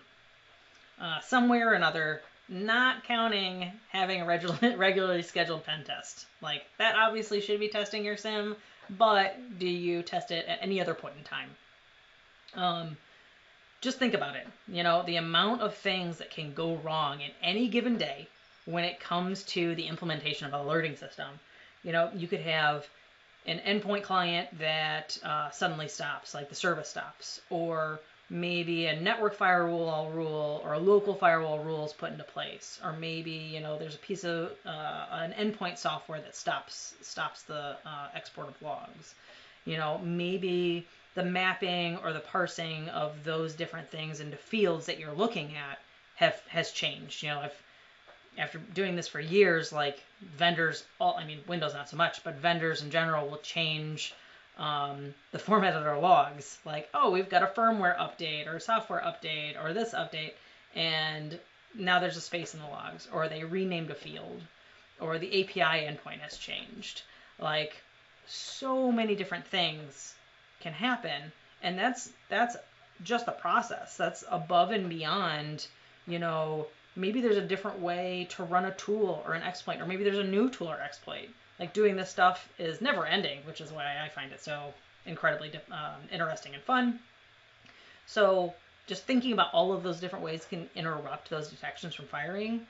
Regular testing is going to be one of the best ways you can ensure that system is working how you expect it to. Now, don't get me wrong, you're not going to be able to test all of your detections all of the time on every endpoint. That would be incredibly large amount of time, and I'm sure you have better stuff to do than that. However, prioritizing what endpoints and top tests you want to ensure continue to work is a really good first step at planning those ongoing tests, and I'll show you a little bit of how we do that too. I also highly recommend adding parts of detection testing into any tabletop you might be doing, whether it's tabletop in general, or maybe you're creating IR playbooks. Put some testing in there. Like, run it through from beginning to end. See what happens if you try and dump those credentials. That's just one command. Obviously, you should have, approval and not just do it on random, Active Directory environments. But running those commands, seeing if it's been detected, and then what? If that's not a pen tester, then what? Like, do you have some kind of agreement with a third-party IR firm? Do you have any plan? Do you have, even if you just write it on a sticky note, like, bad thing happens, call number, right? Like, that's something. That is something more than a lot of people do have. I've been involved in a large number of tabletop exercises, and they identify those gaps in detections all the time. when you're walking through a real life scenario and you come up with this situation, you're like, oh my gosh, like I completely forgot, like that SQL server talks to that web server that, backs up to this thing. And, we've never tested those backups. So we have no process on that. We didn't know that that's how, I'm the only one that knew how that information flowed. So like if I leave, nobody else will know that kind of stuff, that you may never have thought of before. And also highly, highly recommend that you have an active relationship if you have a SIM vendor, whether they're your MSSP or, you run it internally. Having that relationship, especially if they're in an MSSP, is one of the things that I love. I love having active customers that test my detections all the time. We've come up with some great detection ideas like, oh, they ran this tool, we didn't detect it, and oh, that's why, because they're running it this way, or they ran it, from this script that called this thing, that, there's a lot of different ways you can get around detections. And it's great to have that kind of relationship with your vendors. So another main detection creation strategy is using adversary emulation, right? So running those tools. And one of the ones that we use at our disposal is called Vector, and it's free, it's out there. So vector.io, and you can import a lot of different frameworks into the tool, and I'll give you a few examples of what we use when we went down like our detection creation journey in the beginning. So here you can see a heat map of the MITRE ATT&CK framework imported into Vector. So each tactic, there are commands and other adversary emulation, notes, tests, whatever, that you can perform and track. They're using the atomic red team test through Red Canary, which also a huge fan of. And if you've spent much time in either the attack framework or atomic red team, you can look at what to map those to. I'm sure there's other things that you can import into Vector, like pick your favorite adversary emulation technique or framework. Like there's a lot of stuff Vector does fantastically, right? And it can be a daunting task at first, right? So it makes it easier to kind of track that stuff, especially if you're doing all of this stuff internally. It's a lot of work, right? You look at the MITRE ATT&CK framework, you're like, oh my gosh, there's thousands of things there, and I have to worry about this, and I have to worry about that. Prioritizing and mapping them in here makes it so much easier. And like, I don't have anything to gain by telling you to use them. I just think it's a great tool. And then in the next couple of slides, I'll just pick one of these and I'll show you kind of what that looks like. So we dive into this specific one. It's Windows Discover Domain Trust with NTL Test. That's another not NTL, NL Test. So diving into that one, there's a few different sets of information. This is the red team portion, right? Vector does a great job of separating out the different stuff into different fields. And here it gives you the description of what it is. It gives you the operator guidance, which is the test you want to perform, and why it's potentially malicious. So it also lists here, like, this technique's been used by the TrickBot malware family. That's great. I mean, I suppose depends on whose viewpoint, but it's great information to have, right? So that operator guidance has, the specific, and this is just one example, right? This is just one tiny little command. Some of them are a little bit more in depth, and you can use those to kind of, I'm not a red teamer, right? I don't know exactly how all red teamers do all of their stuff, but this is great if you're going to start down that journey into where to even start on creating those detections. And then that same technique page, they offer a section for blue team detail. So this is where you can track the status of the detection in your organization. So, any other notes you have can go in here. We use this for going through all of our sysmon detections. We'd perform the red team attack, save our working query, which is kind of blacked out here because there's customer specific information in there. And then we save it in our working notes, right? We test it again after we've created it in the application, use our notes, whatever, see if maybe there's other iterations that we can use, different flags that may bypass the detection, and then complete that specific emulation and there you go. You have a detection created. So at the time we were creating these, it was just the sysmon related ones, but you could do this with anything. You could do it with your endpoint. This is obviously the query is going to differ depending on what type of SIM you use.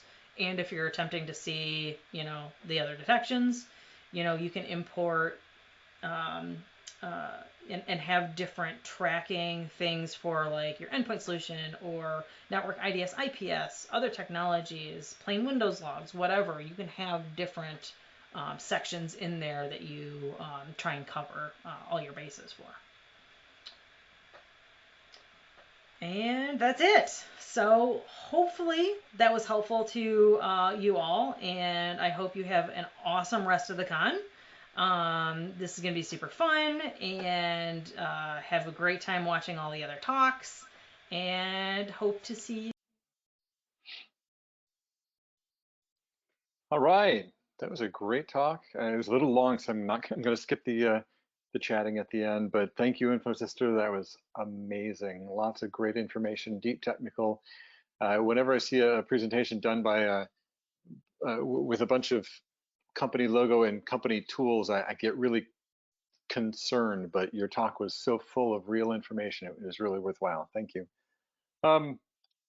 Moving right along, I have 2 points of interest. If you did want to do the workshop on resumes, you're about 5-7 minutes late, but it is going on right now. Secondly, we've got limited edition GRIMM swag on the GRIMM store, swag.grimmco.com. And all the proceeds go to one of our favorite charities, Black Girls Code. So without further ado, we're going to head into Stefan's talk. Stefan is a West Point graduate, passed Ranger School, deployed to Afghanistan, led cyber teams in the military, was paralyzed, and learned to walk again.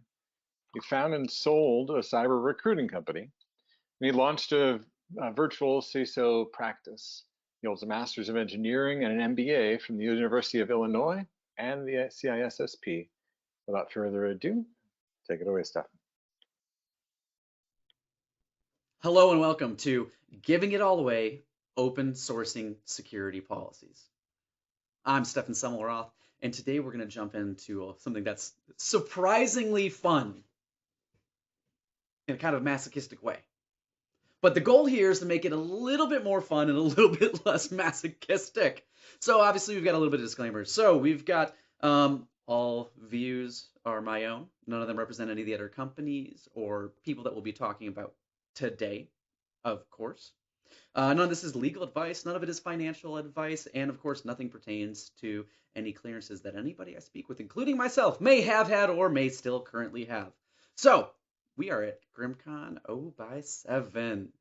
Look at that cast of characters. I didn't think maybe 5 years ago, 6 years ago, I didn't think I'd be on a list with a lot of people up here. But surprisingly, hey, look, there's me. Yay. So here's a little bit about me.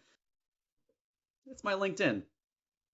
You can go look it up. You're not here to listen to me. Well, you're not here to listen about me. If you really want to know, there's some security stuff and other stuff. Hey, look, creds. Yay. What you are here to talk about is the problem that I had at about 2 o'clock in the morning a few years ago. 2 o'clock in the morning, I had immediate requirement to build a set of security policies.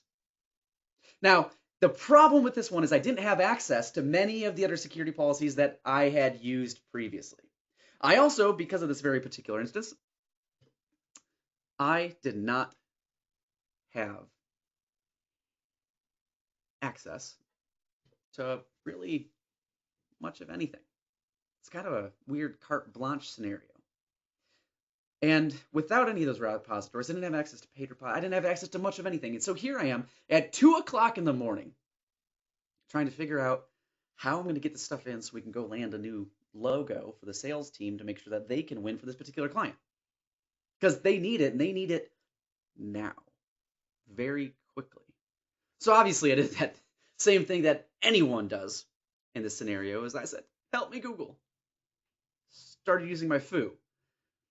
And what I found through that at 2 o'clock in the morning was, well, it made me a little sad. It made me a little sad because as I was going through and trying to find every darn open source policy on the market, any policies where like, okay, I know where I need to go and I know how to start, but I don't have time to do all this together. So what is the fastest way for me to do this? Of course, inside of legal boundaries, etc. But there were 5 main problems that I ran into. 5 main problems that I ran into that evening. The first one is many of the policies that I found were just too dang specific. They were too specific. They weren't policies, they were almost like run books. And if they're run books, they're not a policy. A policy should be a framework that things fall under, not a run book. The second problem was the inverse, too general. This is our security policy and we shall follow it, period, the end. I mean, they were a little bit better than that, but they were far too general. We need something that's in between. And also many of them were unusable.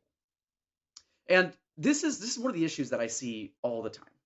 All the time, whether I'm out with clients, whether I'm helping build a new program, is you have a policy that either, well, let's just be real.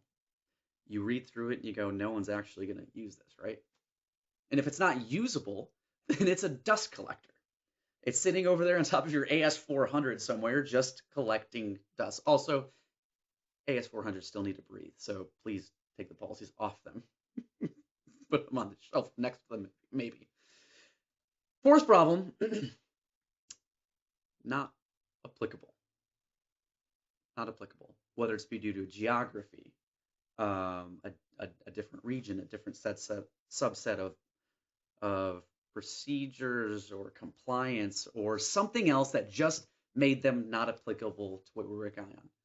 And then, of course, I've already mentioned it, the fifth one, didn't want to pay. I don't like paying for things if I don't have to, and I know that many of you don't either.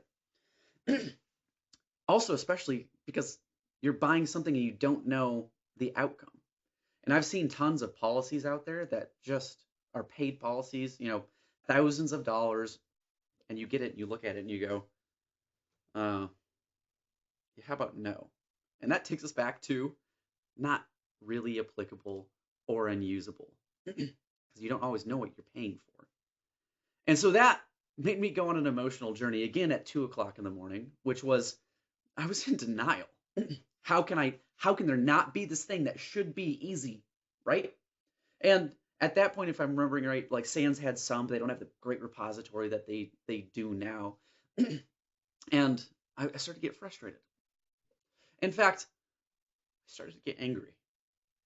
And when I get angry, I tend to have we'll say a response that's about building things and fixing them and just solving the problem and helping other people. Because as I was bargaining about this, both with myself and with Google at the time, you know, I thought there's got to be something better out there. And then, of course, since it's 2 o'clock in the morning, I was already tired, I got a little depressed. Man, I really have to do this. I'm really going to have to build the thing that I want myself. Could go buy it. I don't want to buy it. All right, well, then obviously the next step is acceptance. I guess I'm doing this. And if I'm going to do this, then it's probably time for me to roll up my sleeves and get ready to go. Let's do this. So I started writing and writing and writing. And victory. So that particular client, because of what we wrote, we got it through. It met all of the needs that their clients who were doing their third-party risk needed them to do. So we got it in. We won, right? Did we? Well, obviously, now that I've got this great build thing that I can now reuse and recycle, unlike previously, for reasons, let's recycle and reuse it. Let's recycle and reuse it. Let's wash, rinse, and repeat. So that's what we started doing. We started wash, rinse, repeat, recycle, and reuse. And I say we because I got to bring in some big guns on this project. Now, many of you happen to know the military background thing. A lot of people in the military spend a lot of time writing a lot of policy. So I brought in Sean Iyer and Adrian Tilston, who both similar to me, West Point backgrounds. I was electrical engineering, they were both computer science, and we started making it better. We started making it better because we were working on some clients together, and we could do that, right? Because continuously improving the position that we're in. So if you don't know Sean Iyer and Adrian Tilston, I recommend you go to LinkedIn and connect with them. So here's Sean. He's got a great company that does great work, admirable work for a great cause. And Adrian Tilston, great guy. Period. Great work. Period. So we did this work, right? Now we built it into something that we could use. And initially, I started using it as a leverage point for professional services. Hey, we've got this thing. I was doing kind of what the big guys did, right? Except instead of charging, you unlock all these free things with $100,000 to spend. Or you unlock all these free things with a $30,000 spend. Or you just, spend a few, maybe tens of thousands of dollars in pro services to come build the thing based off of something else. We were doing a little bit different. Said, okay, $2,000 pro services, just unlock it. And then we said, well, what if we could do something else? But life happened, and it wasn't until I was sitting with a marketing team where I was at the time, and they were talking about our SEO and how we're going to do our SEO glide path, search engine optimization. How do we use the Googles to get more people to our site? So with SEO, we're sitting there, we're going, okay, sure, well, fine, we got to have more keywords. Great. What are some of the keywords? Well, Stefan, you're the cyber guy, you're the security guy, you're the tech guy. What are some of the things that we need to have on here? Well, we start laying it out. Okay. Start laying it out. Boom, incident response. Boom, rehearsing your incident response plan. Insurance, et cetera, et cetera, et cetera, et cetera. And as we started going through, I'm like, hold on. I don't want to go write a whole bunch of new articles if I don't have to. We already have this work. And all of this work with all of those keywords that need to be in there is in the wonderful policy set that we already wrote. So I said, hey team, marketing glide path, wondering, you tell me if this is okay. We're probably going to have to check with a couple other people. Wondering if we could take that thing that we built, that we're making a couple of clients paid for. I don't want to make them pay for it anymore. What if we just give it away? And we just give it away as part of our SEO plan. So we put it on the glide path, did some evals on it a little bit, said, do we think this will work? And the answer was actually yes. So we got approval to go through and give it away. We wanted to make sure that we give it away. So we put it out. And Stratacore, thankfully, thank you, Stratacore, allowed us to go take all that work that we did and publish it open source. Incredibly permissively. MIT license. Under the MIT license. Unrestricted use. So that way, it all becomes yours now. It's not mine, it's not ours, it's yours because it belongs to the world because we were able to open source it, which is awesome. And I'm so excited that we were able to do that. And then, of course, anytime you open source, especially when you're looking at multiple organizations being a part of this, between Sean and me and Adrian and some of the other clients that we're supporting at the time, and how it all fits together in this weird ecosystem. Obviously, it's not just going to live on a website. And where do people in tech put things?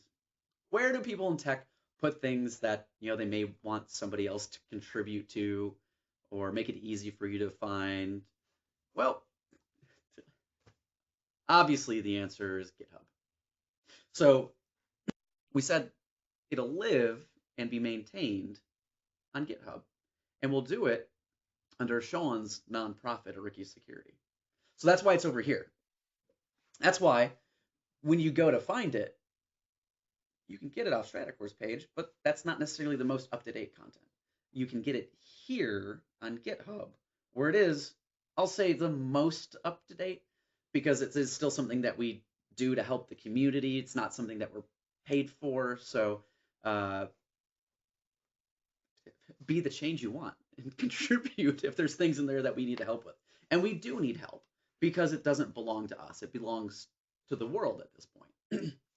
So now I'll go ahead and shift a little bit here. I'm going to want to share this screen. So let's walk through some of it. Let's walk through one of the babies that is this project. And we think it's so fundamental, especially to drive change in an organization, that we called it Project Keystone, the most important stone when you're building a foundation, the keystone, because we want it to be available and easy for you to use. We want you to be able to use it, so you don't have to go through the 5 stages of grief that I had to do at 2 o'clock in the morning. So it's here. Now let's jump into it a little bit. Enhance. So this is the main page, landing page, when you get a project's keystone, right? And we put it right here. Rising tides lift all ships. And we want to rise the tide to buoy all of you and what it is that you're doing.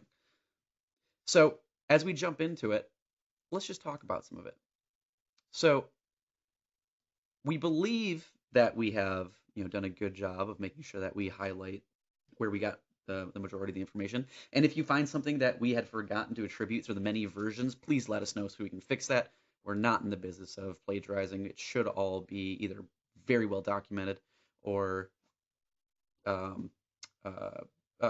completely and utterly changed, because there's so many versions that we've gone through, and we've talked to so many professionals out in the field in order to get it to this point. Yep, free and permissive under MIT. And let's talk a little bit about how to use this thing. I'm wondering if can we make it bigger? Aha, we can. So the first thing you need to know before you start writing a policy for the company is, what the heck does the company do? Why does it exist? Is it a nonprofit in the healthcare space? Is it a for-profit fintech company? I can't tell you that. You need to check that first. You need to jump into it, because the policies that literally you're telling the company what to do through these policies. So it has to be applicable to them. It has to be actionable, and it has to be a way that's consumable and in a way that they'll follow it. So step one is start by reading it and understanding it. I know that sounds crazy, but I can't tell you how many questions we get often because, well, as you know, too long didn't read. Now, here's the deal. This set of policies is for basically security and IT. It has a lot of crossover. But what you have to be careful on is working through things like especially the employee handbook. Because First off, you don't want to put counterintuitive things.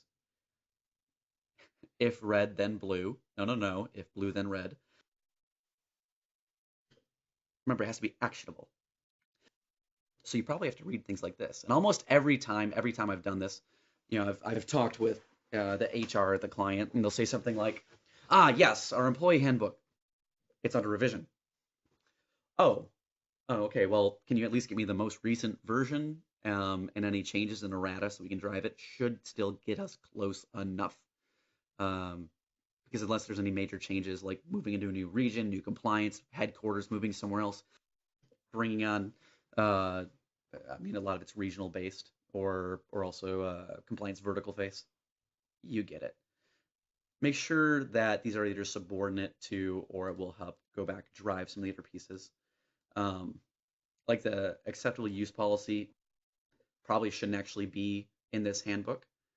In the policy set, that should actually probably be over in the employee handbook. So make sure they mesh. Now keep in mind, this should be a document that drives change for the company that you're working with. So you gotta be pretty damn judicious about how much change you're going to drive and how quickly, because change can be a business risk. I'm gonna say that again, change can be a business risk. And there have been times when I've actually recommended to clients that they literally split their company in two. That's not a security change, Stefan. It absolutely is. Because this client set that you just brought on, they require so much lockdown that if you do that, we can expect 10% of your engineering team, your dev team, to leave within probably 18 months. And if that's the case, 10% of your engineering team times the recruiting fees to go replace them, that's tough. Company actually followed those recommendations and they split off and they were able to have a pretty awesome revenue investment, ROI, because we were very judicious when defining change. Now, some of the other external trackers and things, and we'll jump into those in a minute, so stay tuned. If we don't have a reference for them in here, that's fine. You can build them. Go for it. If you do and we're missing it, please hand it over. We'll get you credit and help build your brand. And remember, these are not technical run books, right? They're not super, super narrow. These are policies. They don't tell you which unified endpoint management system to use. They tell you that you need a unified endpoint management, formerly known as MDM. So just remember that and make sure anybody else important at the company reviews these before you just stamp it, right? Because you don't want legal coming back and having a problem because of something that you may have, recommended. So let's talk a little bit about what's in here. So if you jump into it, you can download right here the original base document in Word. Yeah, I know it's Word. Give me a break. It's what we had at the time. But Tony Giovanelli also built it out in Markdown. We've got some updates to do around that because not all the tabbing was converted over well. Give us a break, guys. We're working for free. And then of course, the Markdown. And what Tony did also is he went through and built it out in LaTeX. So just massive shout out to Tony Giovanelli for his work on this part-time as well. Volunteer time. Just dude, much respect for doing a lot of the work that we didn't have time to do. So let's jump into it a little bit, right? So here is the Markdown policies, and again, you can tell in here, like scope A and B, those should be bolted out. Yeah, fine, whatever. But it's all here, right? You can jump through it. It's pretty long. Let's jump into now the LaTeX version. A little bit easier to read for you, right? Let's go ahead and jump in if I know how to actually scroll. There we go. So the way that we work this, we have the overall policy. Why does this thing exist? What does it do? What's the scope?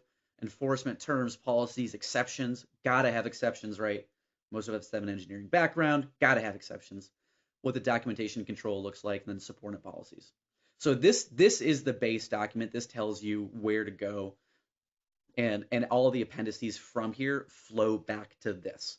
And this should nest tightly again with those other things like the employee handbook, any vision, mission, value statements for the company, like nest it well. And then of course, down here, step 1, we've got our information classification, handling, and retention policy. So what type of information we have, how do we split it up, who gets to access it, and how long do we keep it? Because that's a lot of intellectual property. So let's jump straight at the intellectual property, make sure that we're doing right by our clients. Then of course, we have incident management policy and the process. This is one of the few times in here that we actually included a process because it's so darn important to make sure that you've got the policies and processes defined for incident management. We'll jump into that just briefly here in a minute. Asset management policy, what do we have? How are we doing that? How are we doing inventories? How often? Yada, yada, yada. AUP, again, we've got it here for you. It should probably be over in the employee handbook. Change management, change control, super important. Remote work policy. I think that's a stubbed out one for in here because I believe that one we pushed it back to employee handbook as well. Security awareness program policy, pretty boilerplate there. Like it's an entire page, says we need to have one, tells you how long to do it, how often that training is, and then some things to look at. Business continuity policy and plan. Everybody's just exercised some form of this during the coronavirus. And then technical security policy. So this is where many of you, I think, with the engineering backgrounds or the technical backgrounds, you're going to love this part here because it'll resonate strongly. And then of course, reputation management, system lifecycle management, those are to be published. So we start off here with the company statement, the policy statement, right? And what is the purpose of these guidelines and policy? It's to help the company execute their mission. So you start by putting your client's mission statement in here, or your own mission statement if you're writing this for your own company. So just go through and read this, right? You go through, you start working on it. Roles and responsibilities. We believe that, or at least hope that some people will read this, or at the very least, it gives us some training for the company. We start with the CEO, because this needs to come from the top down. The CISO, legal, internal audit, IT team, office manager, privileged users, and then RACI. I wanted to get to RACI right here because it's very important. If you don't have a project management background, responsible, accountable, consult, and inform.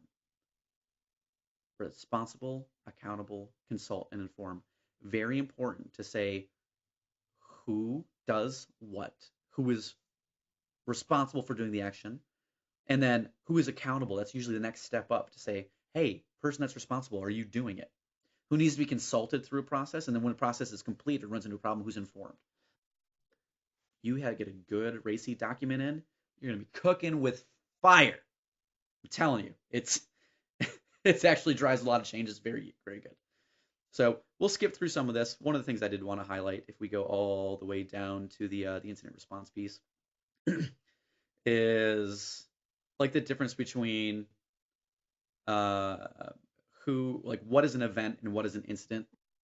We've got that outlined pretty well in here. We've got outlined who does the triage team.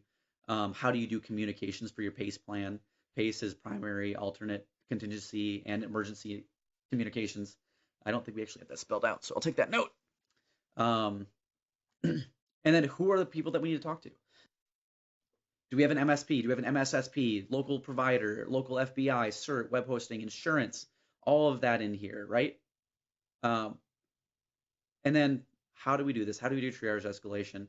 If something happens and we do get to the point where now we're in we've gone to an actual incident, we've got our incidents defined, and what do we do? How fast do we need to do that? It's all in here, and then we've got some steps to take when there actually is an incident, like, talking with your marketing team, make sure they know how to do messaging management, get that out to the team, and go fast, get ahead of it, release it quickly. I mean, it's all the same standard stuff. So go check it out. Now I'm going to bring up Carlota real quick as well, because this ties into a lot of the conversations that I have quite often. Just GitHub Carlota, show me the money. Oftentimes, this kickoff of building out programs and policies is one of the first things that a vCISO will have to do. And as I coach people as they try to become a vCISO or go a little bit higher, faster, move up the food chain a bit, we talk about getting deep into policies because it defines change, it's programmatic, etc. Carlota does an amazing job. I recommend, this is the second piece of it, and it's all about how you do your eval. How you do your eval for a company. Where are they? Where are they organizational maturity? How do we drive change? How do we get better? And then, of course, building out a roadmap. So go check out Carlota's stuff. This roadmap build right here, we use it all the time. Carlota and I talk about it probably quarterly, and get some updates in there quite often. She's just phenomenal. And this, if you get nothing else out of this, two things: one, Project Keystone, right? And two, Carlota, because she is great and the content is great. Now, we talked a little bit about this. So you want to be a CISO. Awesome. Make sure you've got the right personality for it, because it could be not completely different than what you expect, right? So we talked about that. Go look at both of those GitHubs. Contribute, please. If you see something in there, go ahead and contribute. And the best way to do that is talk to Sean. I don't know if he's published it yet, but we've got some contribution guidelines for there. And remember that in cybersecurity, the C in cyber stands for change. So don't drive change too quickly. Drive the right amount of change at the right time, and you'll be so close to winning. So I'm right at time. I love GRIMMCon. I love what GRIMM is doing. I love this stuff. So please, I hope this is useful. If it was, go connect with some of the people out there. Go use the tools. Give us feedback, because I want you in the industry to win. And I'm recording this in the past because I'm traveling. If you're watching this, I'm traveling right now. So hopefully I was able to find Wi-Fi. In a few minutes here, we should be able to do some Q&A. So again, I've been Stefan, and just get out there, be the change that you want to see. Happy day. Bye.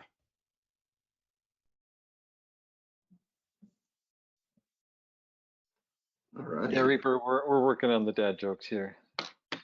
So thank you very much, Stefan. I know Stefan's been actively engaging on Discord, so if you are interested in chatting with him about this great talk, then jump onto Discord, because he's there. He's very responsive, got lots of resources he's pasting in right now. So let's stop sharing that for a minute. I'm thinking he found Wi-Fi.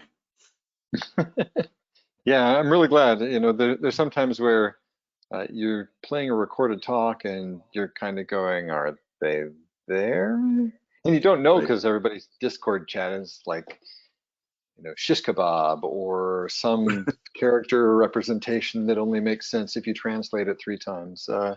Or Johnny, of course. Johnny, you can kind of read it, but it's in 6 different languages. Yeah. So anyway, it's Diode Pack. If you haven't seen it, hop onto Discord. Let's see. That was very interesting. That was a shifting gears from some of the other talks that we've been talking about today. I found it very interesting. That's very, very up my alley, right? Doing GRC stuff. I have a lot I'd like to talk about, but there's not, we don't have a lot of time, so I won't dive into it. I'll give you a little rein. Go ahead. I've been talking way too much. So go ahead and enjoy. I used to hate GRC, he says. Yeah, I don't know. I think it's super awesome that you've created this open source. What's the term I want? I was gonna say tools, and maybe that's the right thing to say. But I think it's great that you open source it because people want to, they want this stuff. Then they need a starting place.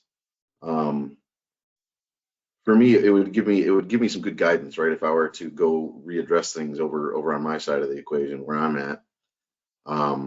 But there's probably a lot in there I would not use, and that's the part where I won't dive into it now, right? It's unique to me, and the point here is, right, if you have nothing, you need to start somewhere, and here's a starting spot. So I think that's pretty cool that you guys are doing that. So thank you for that. Indeed, and you know, it's almost like I wish we had you on here, but he's responding in chat. Yeah. So yeah, the goal was to make an 80% solution, and he agreed with you. It starts here. Yep. So you know, so often, regardless of where your focus is, whether it's deep technology or interpersonal or social engineering or policy or leadership, it seems that there are always these barriers to entry. Sorry, that's a bad term, but anyway, barriers to doing the thing you need to do to get to where you need to be. And I remember back in 2005 when I first ran into a very difficult technical challenge where I really thought that I was out of my league. There was no chance I was going to solve this, particularly because I didn't believe that I could. And you know, through a few sleepless nights, I discovered that I was capable of way more than I ever thought possible. And I've spent the last 17 years trying to help people, mentor people past their own breaking point, past the point where they limit themselves. And so oftentimes that's you get the nudge, you get some mentoring, you get some tooling, you got to get over that starting line. Right. And oftentimes in policy or in GRC, that can be a thing too. Why do we not have a security policy? Well, I don't really know what one looks like. Yeah, right. Maybe it's 8 pages, maybe it's 100 pages. How about we have a starting point? Yeah, start somewhere for sure. Yeah. And yeah, here's a nice pre-canned solution that you can customize yourself. And so that's the part that I really like about it. So. Yeah, and the fact that sorry, I'm forgetting your name now, but it's Diode Pack. Diode Pack is so responsive and active. You know, it's one thing to throw something on GitHub and let it go. It's another to be actively promoting, building relationship. That can sometimes be the difference between success and failure. Right. On that note, I have another awesome video for you. We do.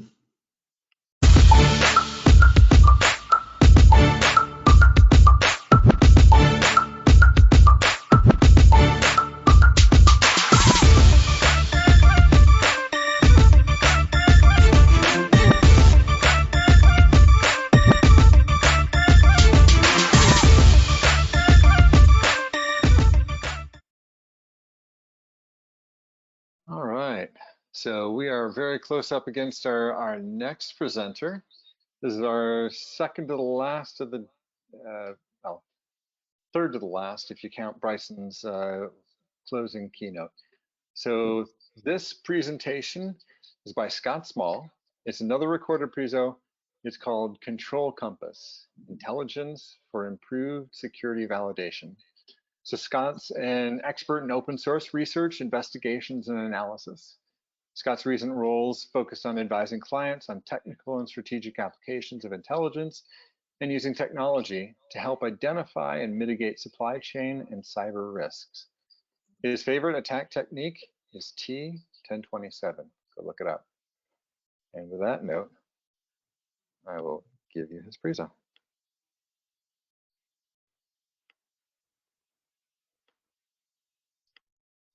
Hey everyone, thanks so much for joining today, and thanks to GRIMMCon for the opportunity to speak with you all. I'm going to jump right into the conversation. So welcome to my talk, Control Validation Compass, Intelligence for Improved Security Validation.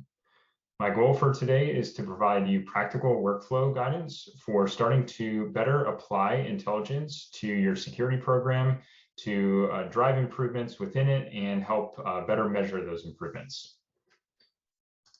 My name is Scott Small. I have a background in intelligence analysis, risk management, and open source investigations. And most recently, I was working for a major intelligence vendor within their customer success team.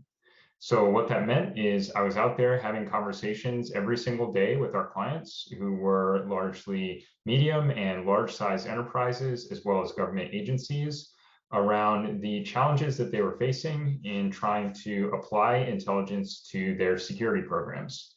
So I'm really excited for the opportunity to speak with you today, because most of what I'll be touching on is derived in one way or another from conversations I've had with our clients out there in the field, learning their challenges and trying to find some solutions for getting around them. Much of what I'll be speaking about today will be relying on and relating to the MITRE ATT&CK knowledge base. So I want to quickly level set with everyone and just provide an overview of what is MITRE ATT&CK and what are its greatest strengths. I really see a huge intelligence value and applications from MITRE ATT&CK for driving improvements in security. Again, what is the MITRE ATT&CK knowledge base? It is quite simply a catalog of adversary behavior. It allows us to pinpoint unique adversary tactics, techniques, and procedures, and gives us a common language to be able to reference back to those across teams in different organizations, maybe within a single organization even. Just a few more details. The way that you also often see the information in MITRE ATT&CK presented is in this matrix view. I know this is a fairly grainy image, and that's kind of intentional. We don't need to worry too much about the details for right now. What I mostly want to highlight in these matrix views is the very first row within a matrix. These are known as MITRE ATT&CK tactics. These are essentially the end goals or objectives that an adversary would try to be accomplishing when they carry out a cyber attack. Arranged vertically in the columns beneath those headers are what are known as techniques and more granular sub-techniques. These are essentially just the ways or means specifically that adversaries go about conducting cyber threat activity.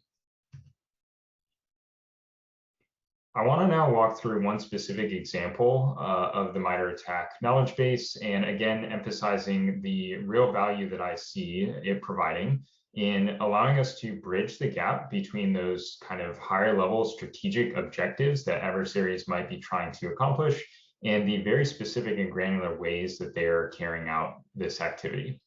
So I'm highlighting here on the matrix one specific MITRE ATT&CK technique. It's known as impair defenses. This simply refers to ways that adversaries try to disrupt our defensive operations, perhaps turning off security logging functions, or actually even messing with and modifying those logs themselves. Again, MITRE ATT&CK allows us to pinpoint and refer back to this specific adversary behavior. One of the additional benefits of MITRE ATT&CK is in drilling down into pinpointing and identifying specific behaviors, we're able to oftentimes see details as granular as which command lines are adversaries using or which processes are they calling to conduct these activities. So here you're seeing an example of that. This is actually a search that you can deploy within a SIM tool, a security logging and aggregation tool that allows you to detect the use of the impair defenses technique. What this is doing is looking for specific instances of command lines being used to actually turn off a popular open source ransomware antivirus tool. So that was one good example of showing kind of the granularity of the MITRE ATT&CK matrix. But at the end of the day, in reality, we as defenders are not often seeing just one instance of a specific behavior within our logs and the information in front of us. We're in reality seeing very many potential techniques or behaviors scrolling across our screens all day long. So this just starts to be a little bit more representative of what we would experience in the real world.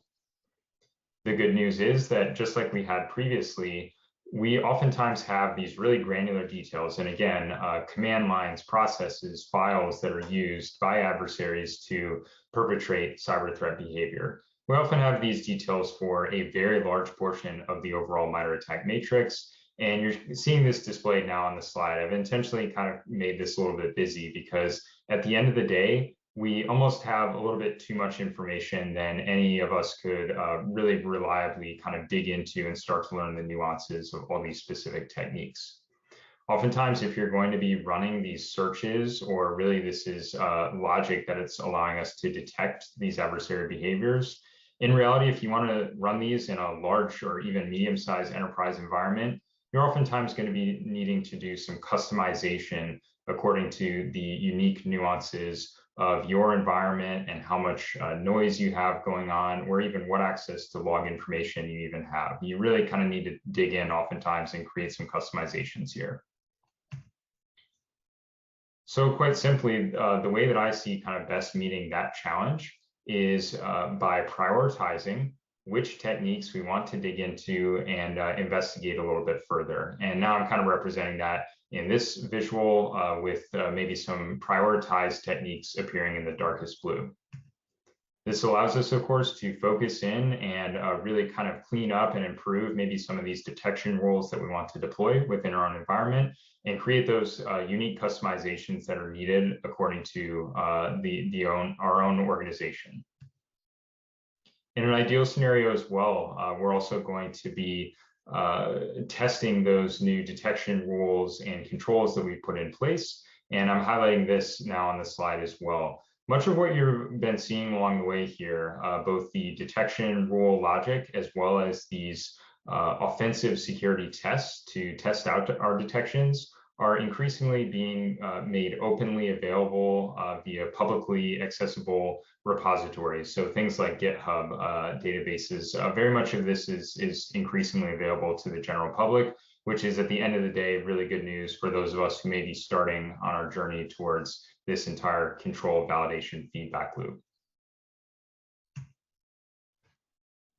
But now I want to provide just some quick metrics, kind of capturing the scale of that problem I mentioned, where we almost have too much information and detections to potentially even consider. So at this point in time, the MITRE ATT&CK matrix continues to grow, and there are now nearly 600 discrete techniques and sub-techniques within the overall knowledge base. On top of that, there are nearly countless implementations. So even if we've defined down the level of what's known as a sub-technique, there are oftentimes many different discrete variations that we can use to actually run that sub-technique in a real environment. And one of the most interesting things is that I recently took a survey of all of these major publicly accessible detection rule and offensive security test repositories. And in aggregate, summed up actually well over 9,000 of these detection rules and 2,000 of the red team or offensive security tests that are publicly available right now. So again, just really kind of emphasizing the scale of the great news that we have this information at our fingertips, but how do you begin accessing it and then actually fine-tuning and cleaning up these detections before you run them in your environment? We need to do some prioritization. The way that we most often saw this prioritization playing out is through the use of intelligence and ultimately culminating in what is known as a threat profile or a threat model. And so we won't get into all the details of building a threat profile in today's conversation, but what I'm highlighting here with the text at least are some of the specific components that are most often taken into account when you're building a threat or risk profile. So certainly you would want to be aware of potentially which adversaries exist in the world today and which are most likely to target you. But then many more kind of internal facing factors. So what is your actual visibility into the logs and data sources within your own environment? And what do you actually have access to? Are you able to aggregate those in a single place? Additionally, within the kind of internal space, what is your actual coverage of your security controls? And if you're able to align that with the framework such as MITRE ATT&CK, what does that kind of distribution of coverage actually look like? These are all factors that ideally should be taken into account in a full, robust risk profile. So in working with our clients in building these profiles, coming from a threat intelligence background, we're of course going to be focusing pretty heavily within that upper left corner of which adversaries exist in the world today and which ones might be most likely to target us. At the end of the day, a lot of it really came down to which adversaries are we seeing targeting organizations like ours, and a lot of that came down to an industry basis. So which threat actors and malware have we seen recently targeting maybe our most immediate industry peers, the companies that look most like us, as well as which ones have targeted the industry generally. So in processing through all that information and intelligence, we could ultimately summarize this in a visual like what you're seeing on the screen now. This is kind of a heat map, and the most notable or top priority threat actors are appearing in the upper right corner of our screen. I've got some links throughout here to good publicly available resources that can help you kind of take some of the steps to build visuals and profiles like what you're seeing on the screen right now. So this is great to know. We've got a nice maybe short list in the upper right-hand corner of 5 to 10 top priority actors, for example. What can we do with that information? Well, we can then pivot on that short list to potentially look for the specific tactics, techniques, and procedures, TTPs or adversary behaviors associated with that short list of top priority actors. The way that we most often would run these exercises is by aligning those TTPs with the MITRE ATT&CK knowledge base, and that gave us the ability to consistently refer back to the same techniques and sub-techniques that we were observing. So what we've got now is this nice heat map visual, the MITRE ATT&CK matrix, and highlighting now the top priority TTPs associated with our top priority actor and malware groups. So this is also still great information to know, and this is a pretty nice visual. You can throw this up on the screen, and a lot of folks will maybe be able to identify at a super high level what we're actually talking about. The techniques in the brightest red are, for some reason standing out to us and probably more notable. But what can we actually do with that intelligence now that we know the top priority TTPs?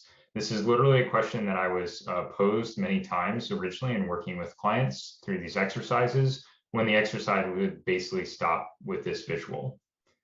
So from here, we wanted to take some additional steps and help our clients start to operationalize this TTP intelligence.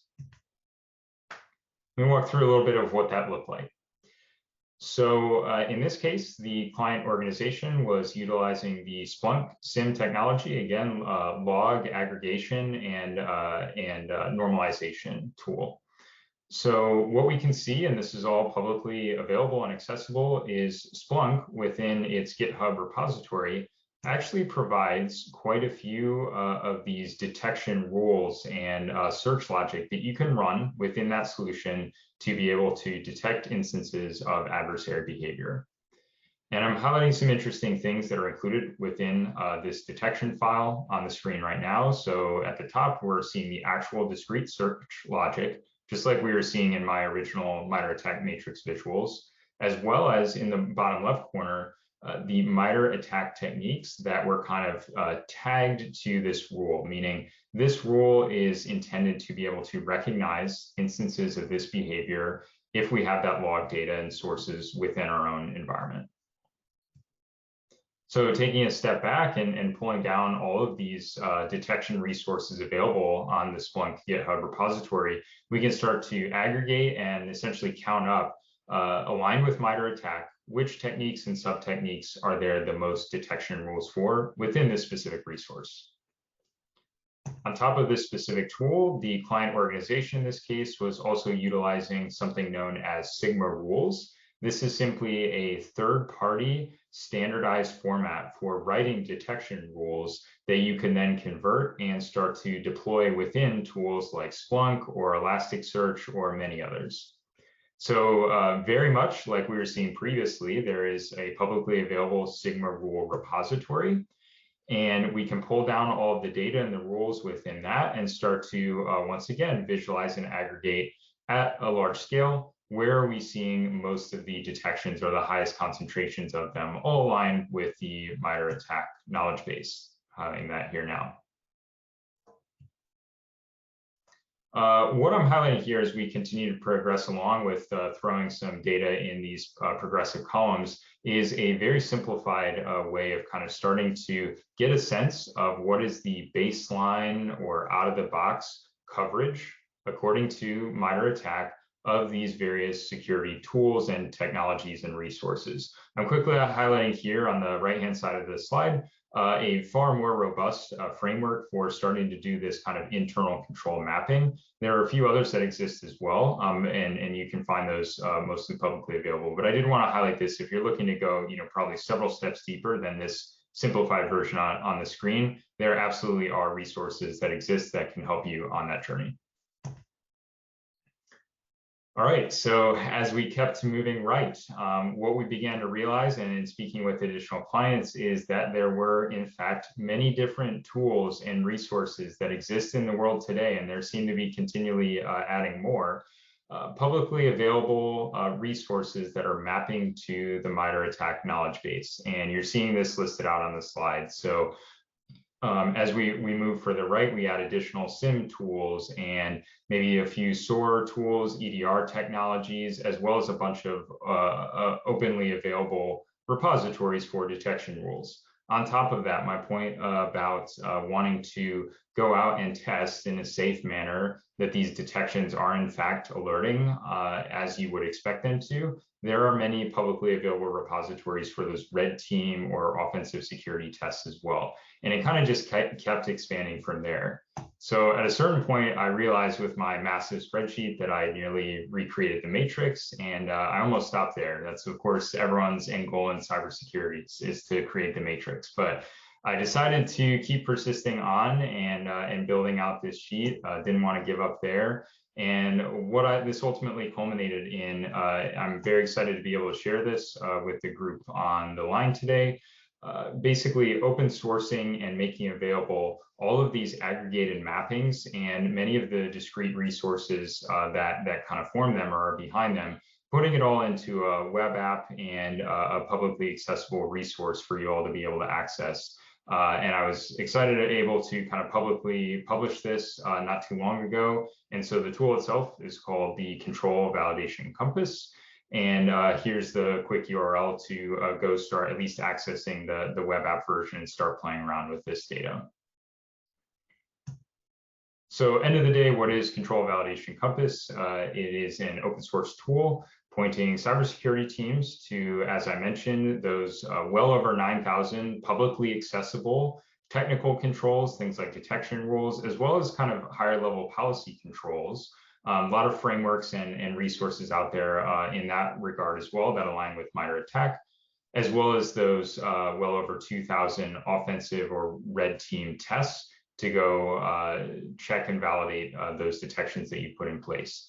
Everything included within the Control Validation Compass resource is explicitly aligned with MITRE ATT&CK techniques or sub-techniques. So ATT&CK really does kind of form the core and central, the center of essentially this tool here. So just a couple of real quick screenshots. The tool is very much live and well, and I encourage you to go check it out and start playing around with it. I hope that it's pretty intuitive to at least start dipping your toes into. But what you can do on the very first landing page is just perform a lookup by the MITRE ATT&CK technique, sub-technique, or its plain text name, and immediately return all of the detection and policy controls and offensive security tests that are aligned with it. So when we first released the tool, we simply were providing the mappings and then some additional written guidance around how you can navigate through all these various repositories that contain the details behind, again, the rules and the tests. We've now already rolled out a few improvements to start to point you back directly to the underlying rules and resources. And we're going to keep building that out over time, just to make it that much simpler for an end user to be able to start grabbing and actioning some of these resources. But this is at least a high level, a quick way of kind of summarizing everything that exists within these repositories around a given MITRE ATT&CK TTP. From there, we can start to expand out even a little bit further and start to identify potentially all of the resources that exist for a variety of tools. So now we're not just looking for a single technique or sub-technique, but actually for multiple at once. And the way that this page works is you get to toggle on and select potentially which of these tools or third-party data sets you're using within your own environment right now, and get the complete listing of the mappings across all of those resource sets. And then the final piece of this, which I certainly find the most interesting and I hope can kind of continue to lower the barrier of entry towards applying threat intelligence towards your security improvement efforts, is the threat alignment page. What we see here on the left-hand side is very similar to what we were seeing before. You get to pick and choose which of the controls you might be using within your own environment, or you can certainly take kind of just a global view and show me everything in aggregate. You can check all those boxes and just start to see all the data that exists. But the really key component of this is over here on the right-hand side, the threat intelligence dropdown. This allows you to input a threat intelligence data file and allow you to ultimately output just the controls and resources that exist for the MITRE ATT&CK TTPs contained within your threat intelligence input. And by this, I mean, we have some supporting resources linked on the site. You're seeing that right here. The way that this data is intended to be formatted is MITRE ATT&CK provides an open source tool called the Attack Navigator that is really designed to allow you to visualize and start to more easily navigate, as it says, around the quite large MITRE ATT&CK matrix. You can populate that user, that tool. They have a user interface that allows you to click and select different techniques and start building one of these heat map views that I was showing previously. You can then export that data into a JSON format. And in speaking with quite a few clients and others in the community who are somewhat familiar with this tool, I came to realize that this is actually a pretty quick and easy way to create, again, kind of a portable file that allows you to essentially take and carry around threat intelligence and use it in a few different ways. So by dropping in one of these Attack Navigator layer files, as they're called, directly into the tool, we can run this, the line it up button, and we'll immediately get that output of, again, just the controls and testing resources for the specific TTPs that matter most to you. So you could build one of those threat profiles, build a nice heat map, export the data from the navigator, and then start to surface the detections and tests around specifically those top priority techniques as they're defined for you.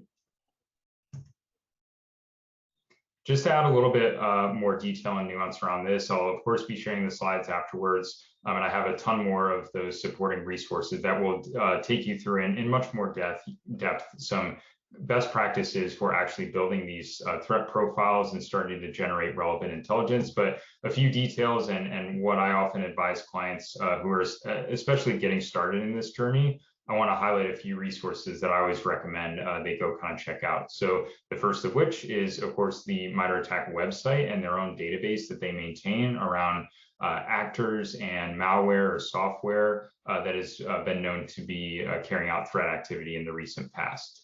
So one thing you can do in the upper right-hand corner here is search across the entire MITRE ATT&CK knowledge base for keywords relating to industries. This is, again, a really key way that we can start to generate some findings that would be most relevant to our unique organization that we're supporting. And so you could run searches for healthcare or financial related industries or other keywords. And oftentimes, as we're seeing here, come up with some interesting results, some actors or malware that may be of more notable interest to us. On top of that, this is a tool produced by the CERT organization within Thailand. Very similar, kind of just a database of actor and malware groups, and they actually contain specific taggings for all of their profiles for these groups that align with certain industries. And so this is another very user-friendly way of searching across a fairly large data set for industry-based threats that might matter more to you. Certainly government advisories, as well as just other vendor reports. We're increasingly seeing these reports aligning explicitly with MITRE ATT&CK TTPs. And so this is a really great resource for everyone to start to kind of generate and see those T codes that might be appearing. And then finally, maybe even just some very generic kind of open source searching. But I do have at least one tool that I can recommend that kind of makes that process a little bit smoother and can cut through some of the noise that you might be seeing just in a generic web search result.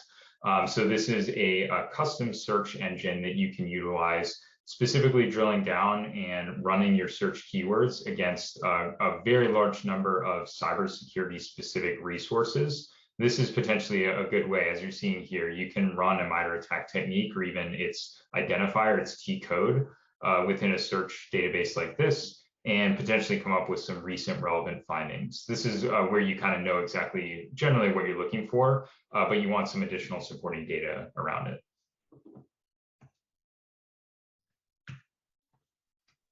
All right, what I'll close with is giving you, in addition to going out and finding some of these resources on your own, as a way to promote ease of use around the Control Validation Compass tool. I've started to publish a number of additional examples of these layer files, threat intelligence, that you can start to drop into this tool if you don't want to go through all the steps of trying to build those attack navigator layers yourselves. So there's even one pre-populated directly within the tool that you can just immediately click line it up and start playing around with the data. But beyond that, if you want a few readily available examples, I'll point you to my GitHub repository around cyber adversary heat maps. Essentially what I've been doing here, and I'll try to maintain this for the foreseeable future to the extent I can, is some of the recent roll-up reports from government agencies, as well as threat intelligence vendors that are explicitly looking at MITRE ATT&CK TTPs. I've started to kind of aggregate some of that data. And so you can see just a handful of recent reports. I'm going to keep building this out. But for example, the very first example here is coming directly from that Cybersecurity and Infrastructure Security Agency recent report around Russian state-sponsored and criminal cyber threats to critical infrastructure. If you even just scroll through this report, you're going to see a number of references back to the MITRE ATT&CK matrix and even the website itself. Many of these links will take you to the MITRE ATT&CK profiles for these major Russia-based cyber threat actor groups. And if you follow along all those steps, you can pretty quickly come to see quite a few discrete actor groups and malware groups that are explicitly being called out in this report. This is very recent, very fresh, and quite honestly, generally pretty relevant information for a lot of organizations that exist right now. So what this data ultimately looks like is some of this JSON structure again.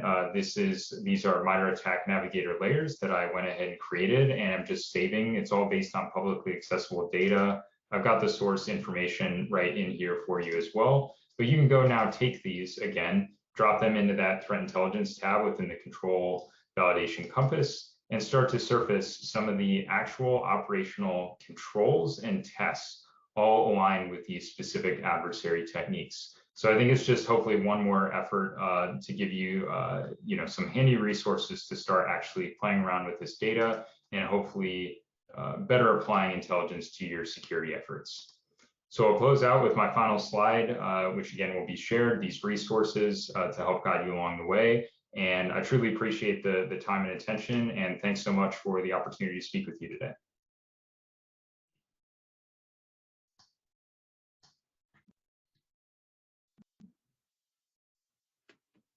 All right. Sit there on the slide for a minute while you guys screenshot that or write it down really fast.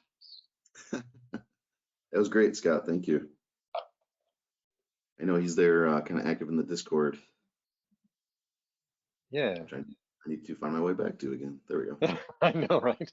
And got a lot of stuff. He was like timed release throughout the talk. He was releasing more references and more links and good stuff. Well planned. Yeah. So one thing about this industry is that there's just so much. Basically, the InfoSec community covers all of IT and adds some to it. So there's so much to know and so much to keep up on, whether that's the current best version of syslog, or what seams look like, or how to say the word seam or sim. Oh yeah. But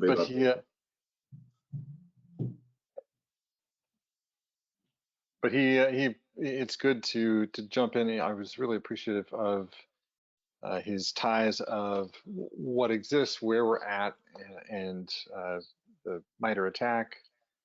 The MITRE attack itself is something that kind of tries to give us some central point of discussion, but I appreciated his ability to use that to bring us into the now. Mm-hmm.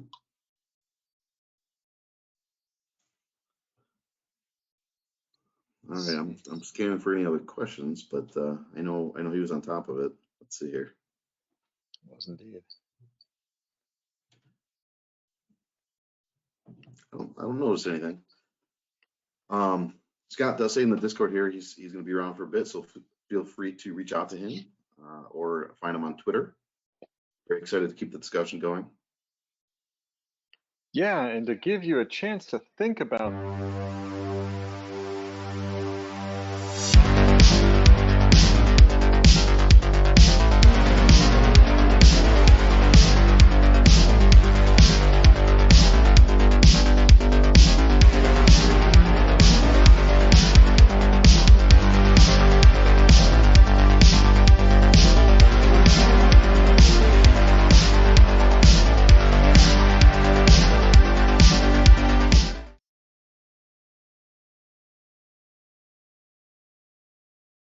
Very cool this fall, huh? Oh, you're muted. You fell victim to it that time. I did. So did everybody get a chance to get down all the slides at the end of his talk? Scott, again, thank you so much for the presentation. Is well put together, and you deliver it very well. And I hope that you will come back and be a speaker at future GRIMMCons. Let's see. In a few minutes, we're going to be hearing from Vivek. Again, another OT security practitioner expert. If you Vivek don't know what Panada. OT means, what's that? I would say Vivek Panada, internationally known, global with 14 countries experience. Go on with what you're saying about OT. I'm sorry.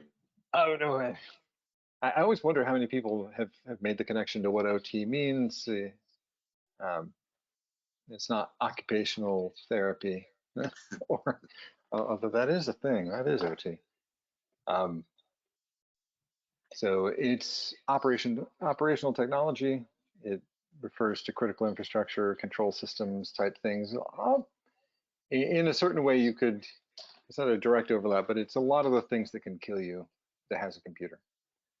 It's true. So we are well past the lunch drag. We're heading into the final stretch here. In about 10 minutes, we'll hear from Vivek, and then Bryson Bort follow. So let's see. Yep. Darn it, I'm doing it again. Scott. I almost called him Chod. Scott will be in Discord chat for a few more minutes, or for a little while.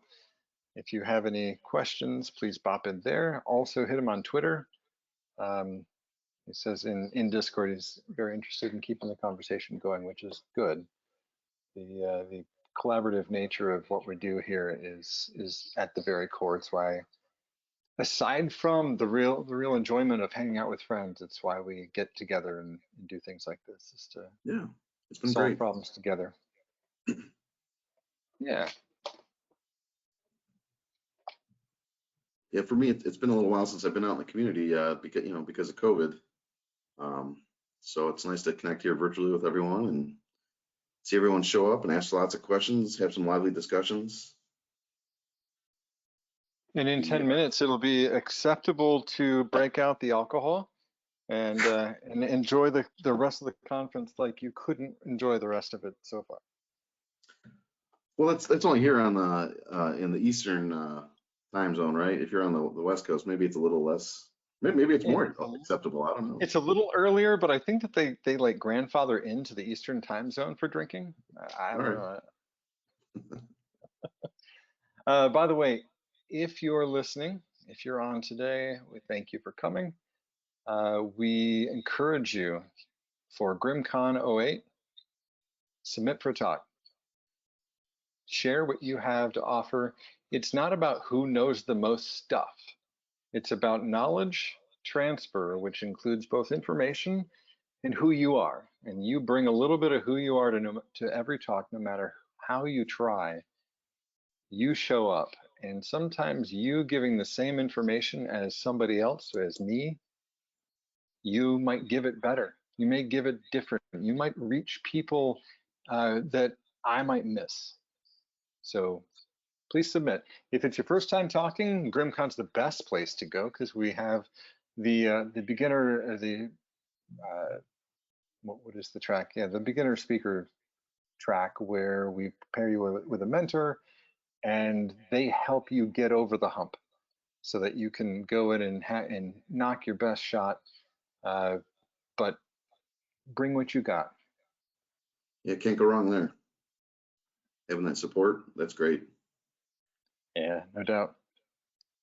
It's been really enjoyable as an old man in this industry. I've been fortunate to work alongside some incredible people, and some who have mentored me, some who I've been able to mentor, and some that I've just been able to partner with. And you know, some of my best stories come from penetration tests from 10, 12 years ago with a good friend who we just worked well together, and it was a lot of fun. But I think probably one of my favorite things about having spent this much time in the industry is the number of people that I've been able to watch flip from interested person into amazeballs guru. And so actually, as I'm looking at this lineup, I see a couple of them right there. I won't call out names. I don't want to embarrass them, but there are a couple of people here who I've been able to watch this switch flip, and it's been so exciting. Go ahead. I'm just in agreement with you. I've been in this industry a little less time than you have. I've been doing security, I'd say, for about 7 or 8 years now. But similar thing, right? I was mid-career when I started in security, and I felt that need and that desire to give back. And so, yeah, that's definitely one of the more enjoyable things as kind of an old timer. Is seeing exactly what you're saying, right? Like it's really awesome. I think the networking in this industry is amazing. I would say the majority of people are looking out for each other, which is encouraging. There's certainly, you know, problems here and there in pockets, and that's unfortunate. But I see a lot of people trying to tackle and address things, and that's the part that I enjoy too, is seeing that we're all in this together and we're trying to make things better. Well, I see that exactly playing out differently for newcomers and for old timers like us. You know, if you've got a few years of experience and you can invest in people around you, helping them get to the next level, helping them get over either their own self limitations or the things that scare them. You want to talk about impact. Your 401k will hold nothing compared to the lives changed by you investing in somebody else. On the flip side, if you're new, I've not seen a better path to success in the InfoSec community than answering questions, getting involved, helping out, trying to just be. Gosh, I almost said be the change you want to see. Just be a quality individual, giving of yourself to the community. Yeah. And I've seen careers flip almost overnight into a direction that they never could get. Mine, actually. That's how I started. Yeah. I was doing the lifer route at a good company with a good family background, and I ended up getting involved in SANS communities, and I could have been happy for the rest of my life there, probably, but when push came to shove, I was giving, I was helping, and suddenly, boom, boom, boom, things just started happening that I could never have guessed. And growing up in Flint, I would never have thought so much goodness could happen in any person's life. That's pretty fair. Yeah. Hey, Vivek, is that how you pronounce your name? I'm sorry. That's perfect. Yeah. Hey, Matt. Hey, Brian. How are you? Hello. Very good. Well, how are you? Pretty good. Can't complain. Wonderful day today. I've only attended maybe a couple of sessions so far, but definitely enjoyed them. Good. Excellent. Well, I'm giving you presenter control here. So, okay, great. So Vivek, you've got quite a background. I mean, OT and PLC security, coding practices, S4. I mean, I recognize a lot of these things, but 14 countries. And yes, sir. Board members, and like you've got quite a lot of experience to draw from here. How'd you get started? Well, I came from the ICS space, right? I was a controls technician many years ago, and then eventually became a field service engineer in the ICS space. And after I finished my business school, I actually took a break from field service work, right? I went back to business school, and then GE hired me back as a sales guy. They said, hey, you know this stuff. Why don't you go convince the customers that this is the right solution, right? I enjoyed it. And then I was selling controls upgrades to power plants and oil and gas installations, and that portfolio included cybersecurity. And then I naturally gravitated towards it because it seemed like the next big thing, and there was so much excitement. And only after you go deep in that you realize things move so slowly in the OT space, right? So the adoption that was supposed to take off year after year, like every year is like, this is year, this is when it'll take off. It finally did happen. I think last couple of years, the growth did actually happen probably a decade later, but it's here, right? So yeah, my startup was from the ICS space. Excellent. Wow. Hold on a second. I'm blinded by that shirt. Brian, show me the shirt. Oh yeah, this is my Converge shirt back when I volunteered at Converge Detroit. Oh, nice. So that's a different shirt from the GRIMM shirt earlier. No, I'm pretty sure I was wearing this one. Oh well, no. I must just be seeing things. Yeah, I don't know. Pretty sure I think I was wearing this one. Like, I feel some love towards Detroit. Like, this is one of the first conferences I went to in the security space. So yeah, I'm pretty sure I was wearing this one. I don't know. And you also have to be proud of the fact that you still fit in the shirt. I had some problem after the pandemic to get back to some shirts that I had before. So you should be pretty proud of that. Yeah. My dress clothes, I normally wear dress clothes to work, and somehow they all shrunk. It was really weird. I don't know what happened there. I don't know, but my belt is shrinking. I'm not sure how leather shrinks, but it just is. Yeah, strange. Really strange. I want to show off my shirt too. Oh, that's pretty cool. You have the real deal there. Yeah. My brother-in-law liked the GRIMMCon shirt so much that I got him the sweatshirt. So he's representing me today. Cool. Excellent. That's awesome. So we're going to give this over to you and give you your time. And we really appreciate you coming out today, and we'll look forward to chatting at the end. Yep. Likewise. Thank you, folks.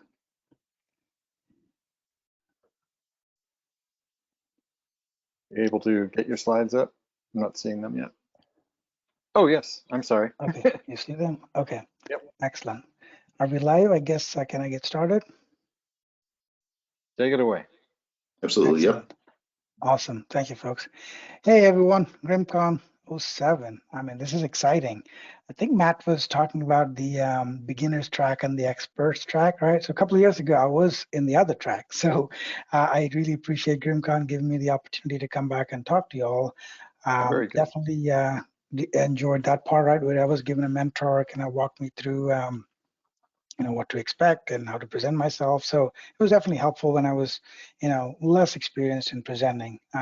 So definitely a big shout out to the GRIMMCon team for, having these 2 tracks and building people from one track to the other, right? So Thanks, man. looking forward Appreciate to that. spending the next 45 minutes. Yeah, thank you, folks. Thanks.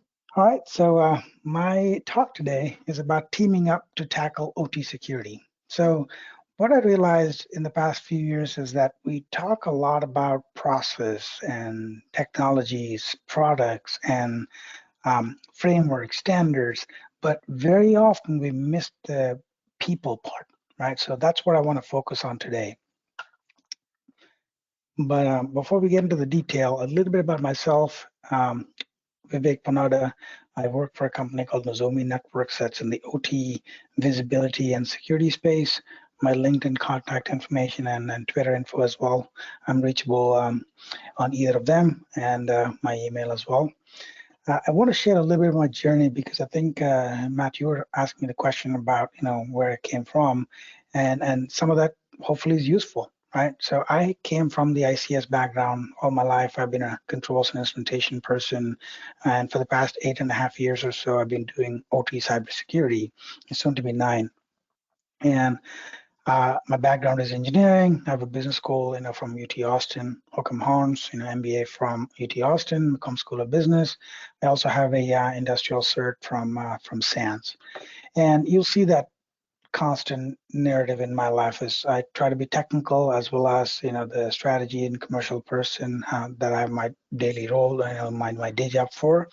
And previously I was a field engineer, business development manager, director of ICS security. But back in the day, I started as a controls and instrumentation technician.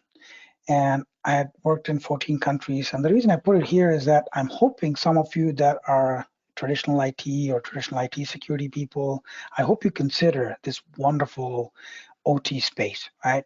You get to travel the world. I mean, I think you will do that in other divisions, other roles as well, but not as much as you would in our world, because critical infrastructure is very global. I mean, there are regional issues, there are regional important things that you consider, but you really get an opportunity to travel the world. So that's why I put it over there. And then you get to collaborate with people, again, around the world. I'm the co-lead for the Top 20 Secure PLC Coding Practices project. We have about 1,000 people sign up for it. And we have monthly call where you have people from Germany, from Eastern Europe, from Africa, from all across North America. You get to talk to these people, experts from around the world, and you realize how closely, how tight-knit of a community that is, and you get to learn from each other, right? And I'm based here in Vancouver, in Canada, in BC, and I'm also part of the MARS, the Mainland Advanced Research Society. That's the name of the group that handles the BSides Vancouver. We have a DC 604 forum, also a social gathering called Van City SAC for security, right? So also a member of ISA, which automation controls engineers typically are, and then a member and volunteer for ISACA. So talk about people. My title for this slide is Rome Wasn't Built in a Day, and many of you would recognize this Purdue model, right? What you see on this Purdue model is, you see these level 0 sensors and level 1 controllers, so on and so forth. And this is a theoretical model, right? But this is what most IT and IT security people would hope to see from an OT security implementation, right? This is what ISA 62443 wants you to eventually get to, the zone conduit model.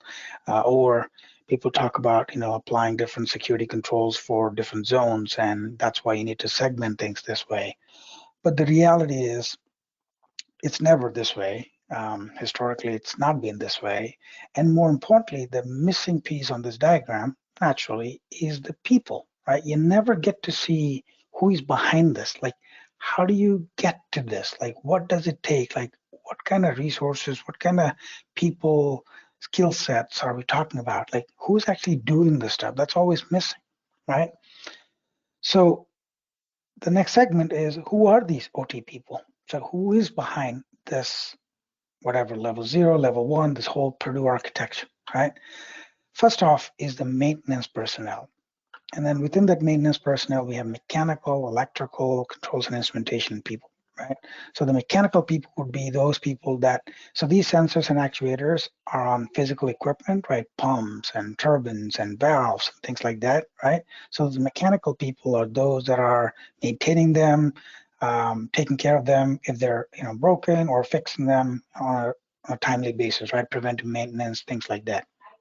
Mechanical people handle mechanical stuff naturally, flanges to turbines to whatever mechanical maintenance needs to happen. The electrical people are on the drive end, typically the motors, right? The generators, the switch gear, anything that has to do with obviously electrical stuff. Usually, higher voltages, so they're trained, they're certified, and they handle the electrical stuff that's again tied to these sensors and actuators being on those things, right? And then finally, for the security piece, the most important piece of the puzzle are these controls and instrumentation people. And within them, we have technicians and then we have engineers. The technicians are those that are, replacing these sensors, fixing, broken sensors or transmitters, calibrating transmitters, calibrating actuators. So things that are at this level 0, those technicians are the ones doing it, right? They might also be replacing IO modules or anything that's kind of, blinky lights, but usually it's the engineers, controls engineers, ICS engineers that are programming and working at this level 1. So PLCs, distributed control systems, the INC engineer is the one that's responsible for it. Similarly, at this level 2, if an operator needs a new alarm, new alert, it's the engineer that's configuring it.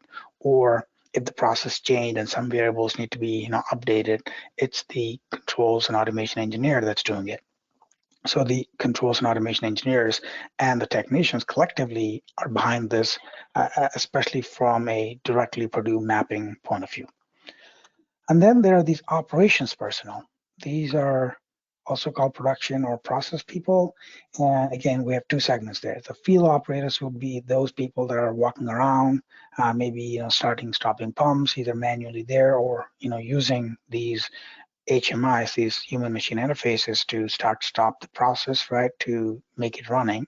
And then the shift engineers are the supervisors that are in charge of it, right? So maybe they have this responsibility for the whole process and they have a bunch of operators that work for them or report for them.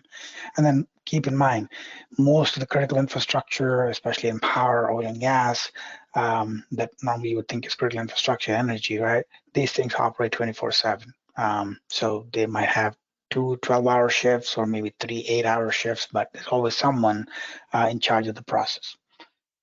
Now, there are also many others, right? Many other people responsible for reliability, performance, safety. So you see, for example, in this Purdue model picture, the site production control system. So maybe the reliability people, the performance people have an interface. Maybe they're connected to billing and optimization and things like that. So there are many more people. And of course, the managers, right? The plant manager, the maintenance manager, operations manager. All these are about one layer on top of these engineers. But let's talk about the extended landscape, as in what are all these people, right? People behind this ICS and OT space, what are they like seeing on a day-to-day basis? First off, historical issues, right? No proper asset inventory visibility, because historically they were maintained in Visio diagrams or PDFs. So, and then you build over time, right? So you bought a system 30 years ago and replaced some components 20 years ago and updated maybe the HMI, the interface 10 years ago.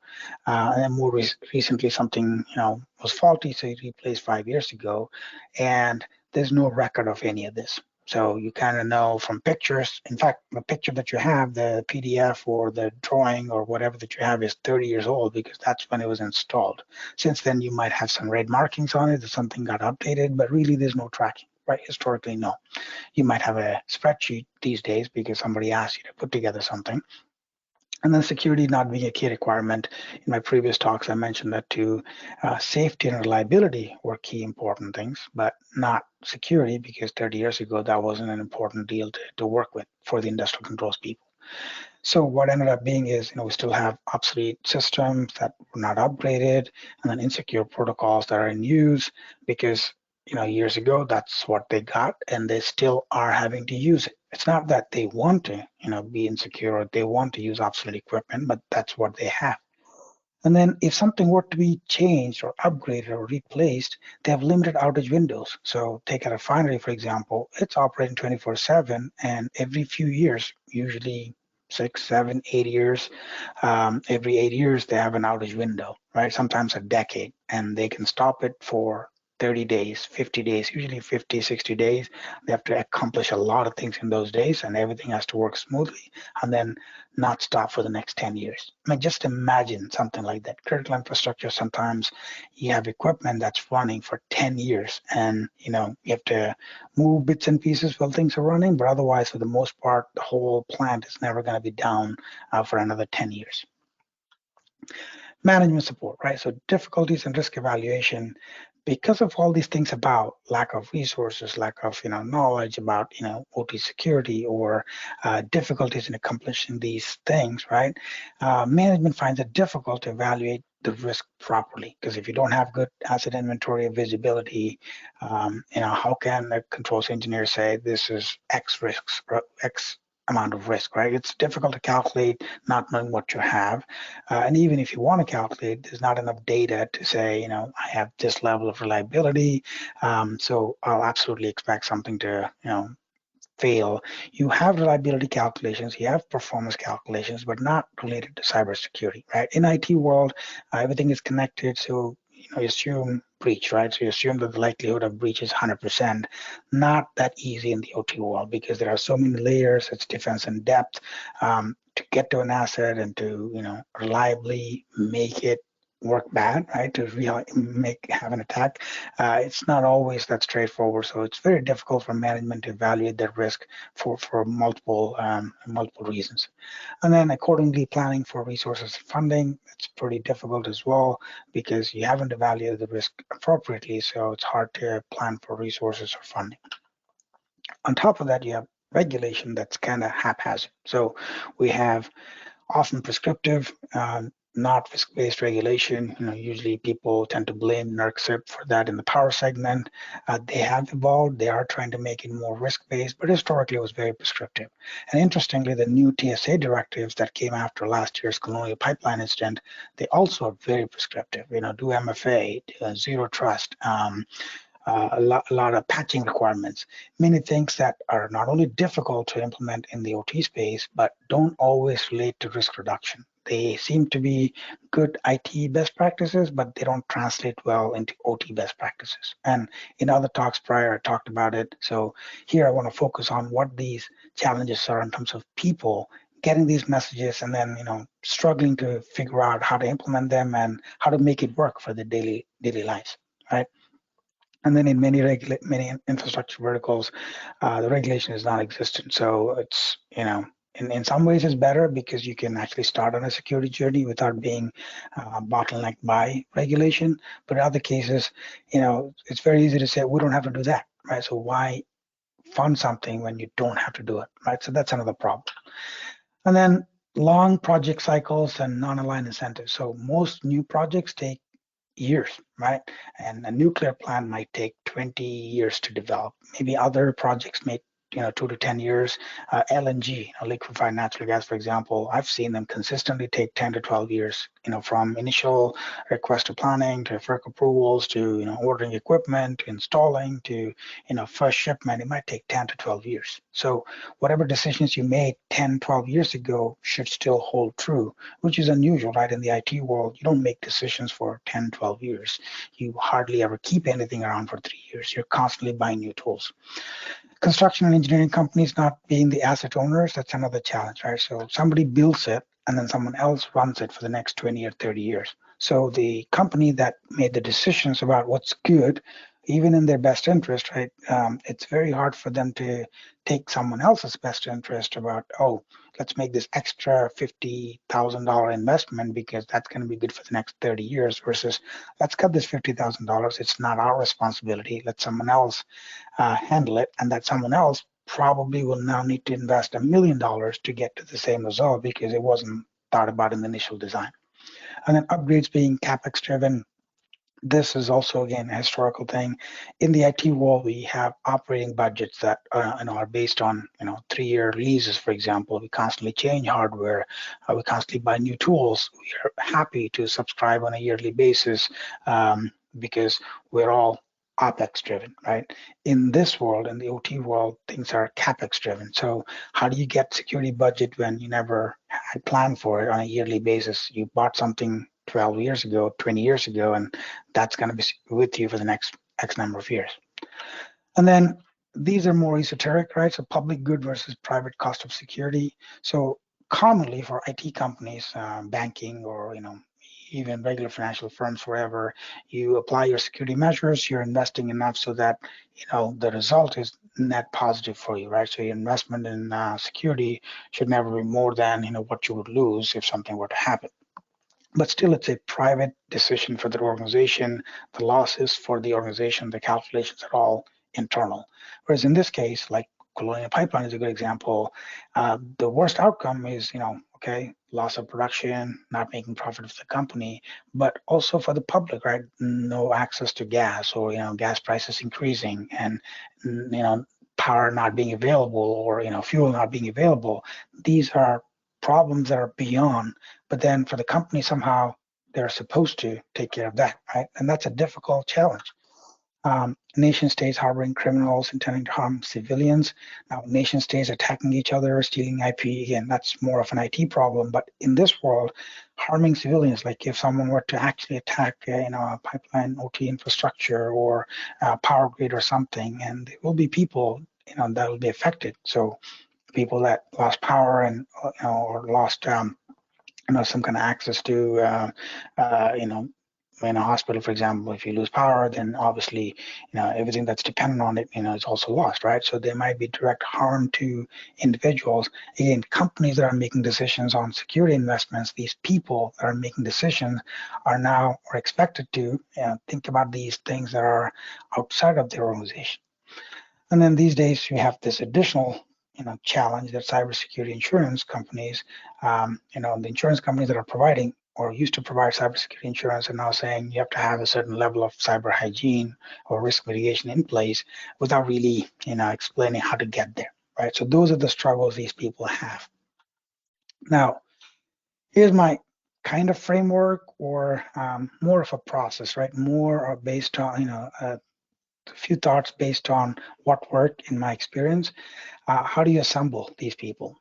Like I mentioned in the summary for this talk, a lot of it is you have all this external pressure. You have a lot of this context around what you're expected to do, but you have to start from within. So first off, if you're an IT or an IT security person, or a CISO, or an executive that's now tasked to get OT security up to speed, or fix this, or let's make the problem go away. Let's get some kind of maturity in the OT space, just like in IT.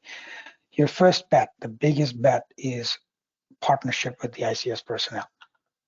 So the IT and IT security teams, this is the most crucial connection. The security success of the organization depends on, right? The key is to understand each other's priorities and really address the problems and figure out who's responsible for what. It can't be superficial. It has to be a genuine partnership. Now, a list of things that I think are beneficial.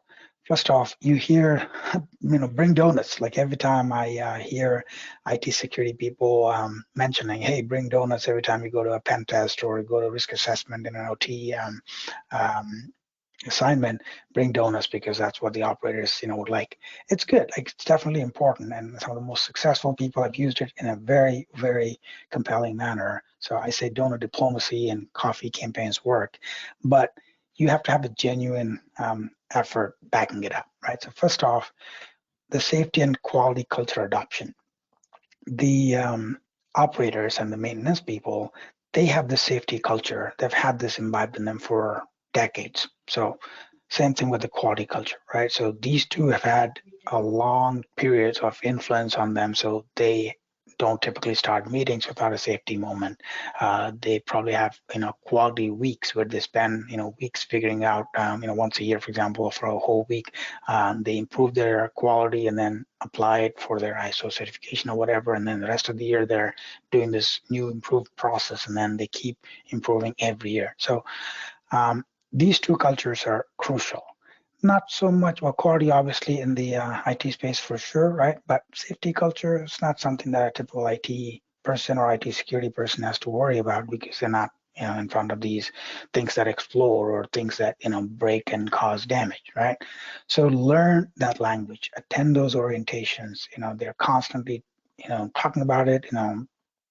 They call them toolbox talks, where every day before they start work, they have a 5-minute chat about what's important, scaffolding, ladder, all kinds of safety, cranes, right? So understand their mindset and learn their language and speak their language. That's crucial.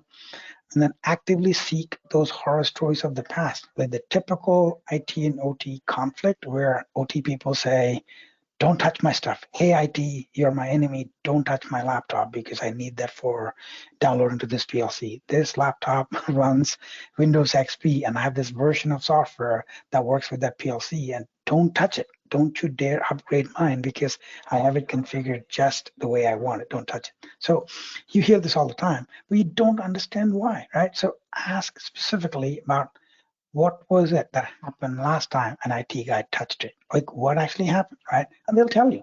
They'll tell you that this patch broke something. You did something on this HMI and there was a loss of view, or you installed something, endpoint security, antivirus upgrade, signature upgrade or something, and then the HMI, hung up on me and I couldn't watch. So the operator will say, and the worst part is, when you did it, everything looked fine, and then on a Sunday night at 2 o'clock or early morning, it hung up and you don't know why. And suddenly you can't, have a view of your process, and that's a problem, right? It's a safety risk, it's a production risk, so you don't want that. So ask those horror stories and listen and learn and discuss the worst case scenarios if you're doing something. So, hey, if I apply this patch and this HMI is not available, or this workstation is not available, what's your worst case scenario? What are the options, right?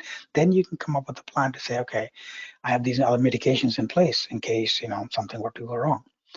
And then cultivate a buddy, right? For both the engineer and the technician levels, you need to have at least someone on the other side, right, that is representing you when you're not there, right? That way, you can use them as a funnel. So both because they have a lot more credibility and, more than you certainly because you're new.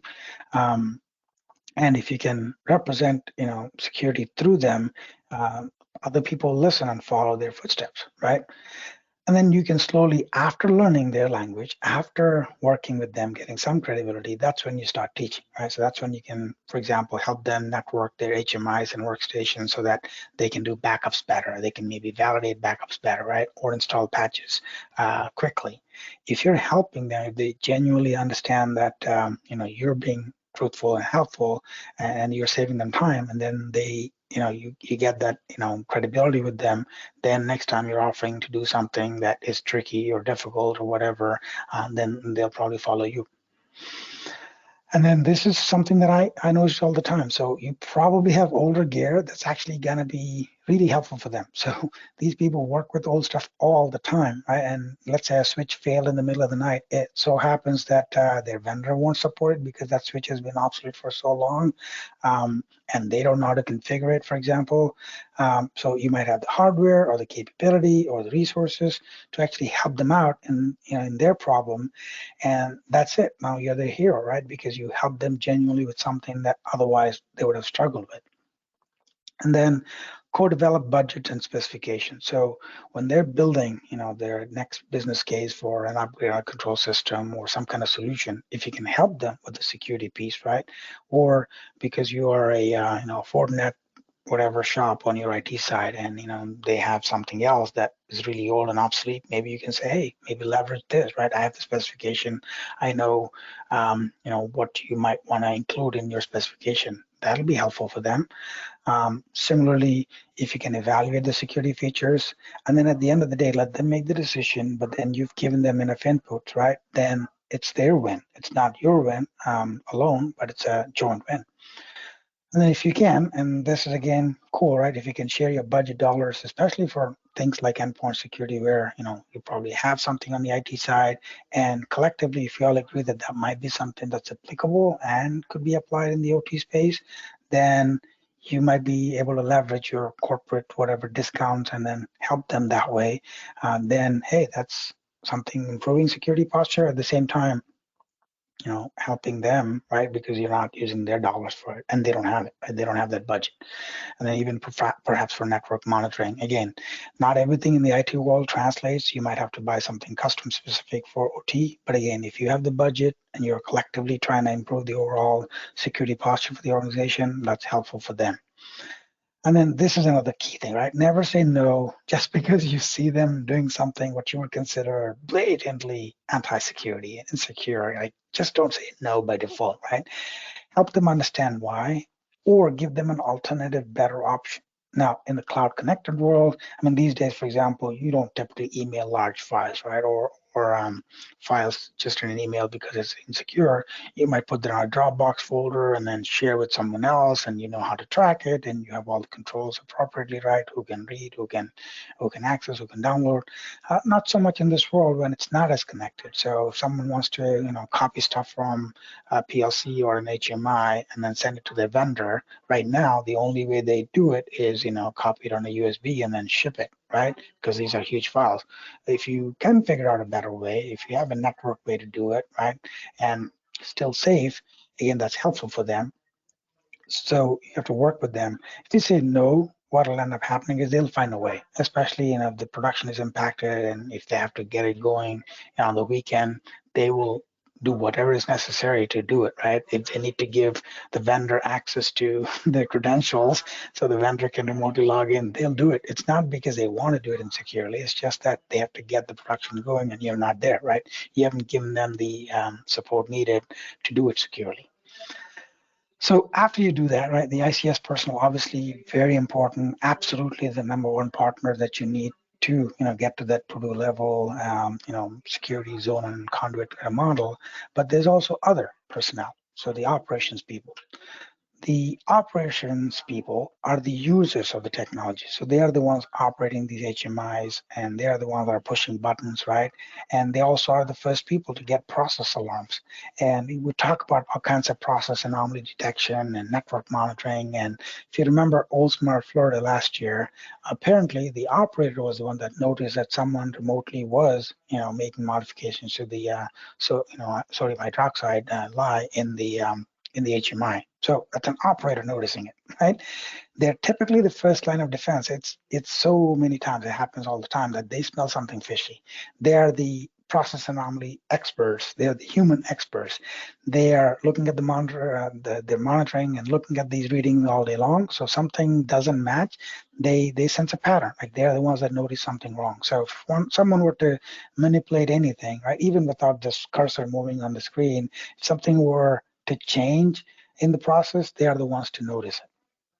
And then remember that the operators and the maintenance people, including the instrumentation and controls people, they're not always aligned because they're two different departments, right? If the operator says something is wrong, it's the instrumentation technician now that has to go and calibrate that sensor or the transmitter or do something. So these are the work givers in one way, and the maintenance people are the work takers, right? They have to go fix it. So they're not always 100% on the same page. So you might actually get more honest feedback from the operators if something were to go wrong, right? Instant response, some kind of forensics, and you're like, what actually happened? Like, what did you see first? Who did what? If you ask the INC, a technician or the engineer, they might be a little bit more guarded because they have to now act on it. They have to do something or accept that they did something wrong, even though they shouldn't. But the operators might say, yep, that's what happened. These three things happened. That guy pushed the button and this guy, used this USB and he didn't scan. Whatever the case might be, you'll probably get a more accurate picture if you talk to the operators as well. And then overall, right, work with HR, hire for this new world. So if an experienced person is retired in ICS or the operators, find the new folks that are willing to collaborate. willing to be more, horizontal than just vertical. This is my field. I'm going to just be an expert in this one thing, and I'm not, not collaborate. Versus the new world is, more people are, multi-skilled, and at least to an extent, they're interested in other things, right? So they might not be responsible for security. That's not their job, but they might be interested in, making the organization secure. And then allow for cross training, right? HR shouldn't be like, this is your job, you do this, versus, hey, maybe once a month have this person shadow the IT security person so that the OT people are aware of what the IT security people do on a daily basis and why they do a thing or two differently from them, right? And likewise, like let the IT security person, work with the OT people to understand their world a lot more, not just the language, not just the words, but how they struggle, right? What do they need to do on a daily basis to keep the process running? So, and maybe one day a month, or maybe more often, but some level of collaboration is definitely a lot better, than the traditional way of, you do your thing, I do my thing. Then, of course, legal, right? Sharing information, again, you have to have a structure, right? So there's a lot of IP involved, there's a lot of regulation and compliance involved, and PII especially, even things that you wouldn't consider maybe secret or private, like energy usage, right? Whether at a company, the organization level, or a plant level, or maybe a customer level, those things could be very sensitive. So you got to have legal involved, make sure that you're able to share information, across teams, and with outside vendors, especially a service provider or something like that, right? And then, of course, planning for incident response, legal team, legal HR, of course, all the others as well. Like we talked about, the reliability, performance, safety engineers.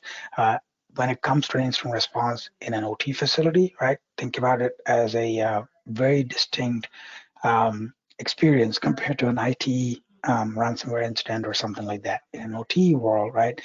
You're thinking about something that can affect cyber physical processes. So something were to go wrong, let's say somebody did something with the HMI and then downloaded a code to the PLC.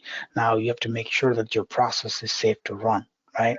So your incident response is not just, hey, how many systems are affected? It's what type of effect it is, and can I restart this plant? Is it safe to run? Right? That's a crucial difference in this OT space where these people, it has to be planned and carefully applied, very different from the IT one. So these, in my experience, like these people, right, you got to have a big picture, a lot of patience, obviously, and willingness to learn and understand each other's world to work with them, because historically those folks were not responsible for security and didn't have to think about security. So those are some of the thoughts, folks. I did have another slide that I took out because I don't want to talk about all the other technical stuff, right? Like, I put this task, synopsis for reference here because, again, I want to make sure that we bring the message together. There's so much, framework development, standard development, compliance, some kind of thought process in how to systematically get from a low secure phase to high secure phase, all the security levels that ISA 62443 talks about. But all that aside, the key is people, right? We really need to address the people behind the OT, behind the Purdue model pictorial to really get any change. It is changing. It is really evolving, a lot more investment, a lot more thought going on in it. But the key is we have to execute, right? It's one thing to have noble thoughts, another to execute. With that, folks, happy to answer any questions if you all have. I'll pause on the slide and see if I can take any questions.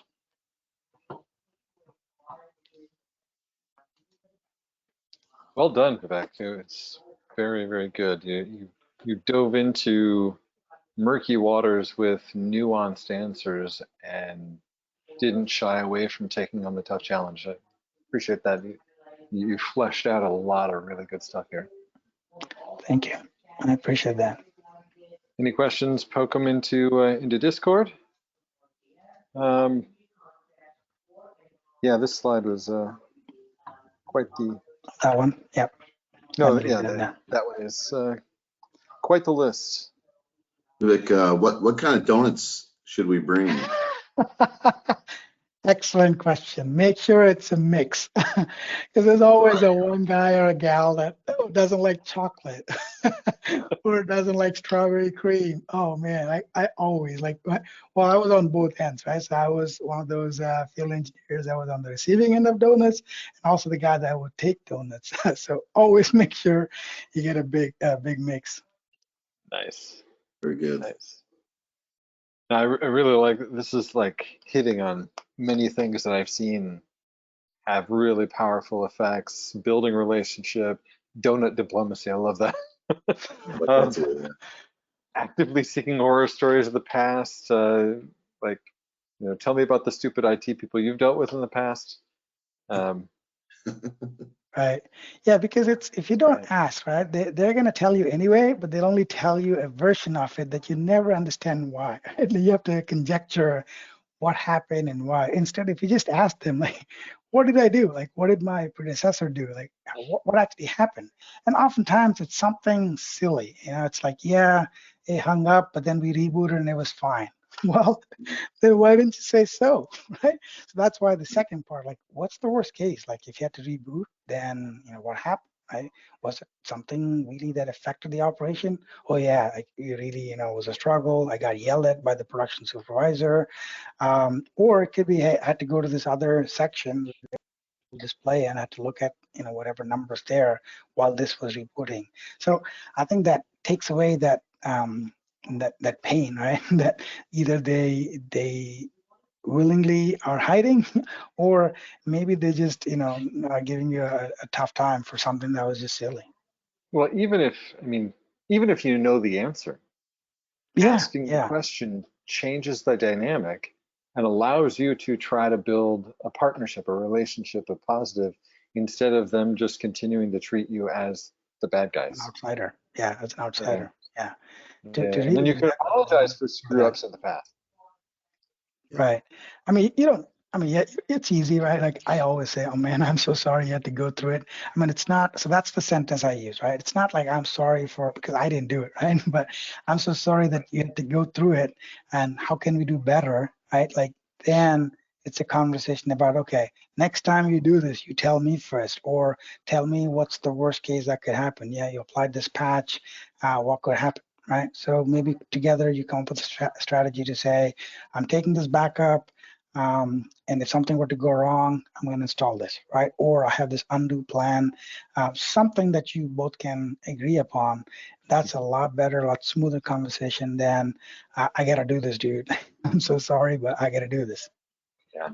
Plus, we're talking about really combating a couple decades worth of IT people thinking that they own all the knowledge about cybersecurity and OT people saying, you don't know jack about the stuff that kills people.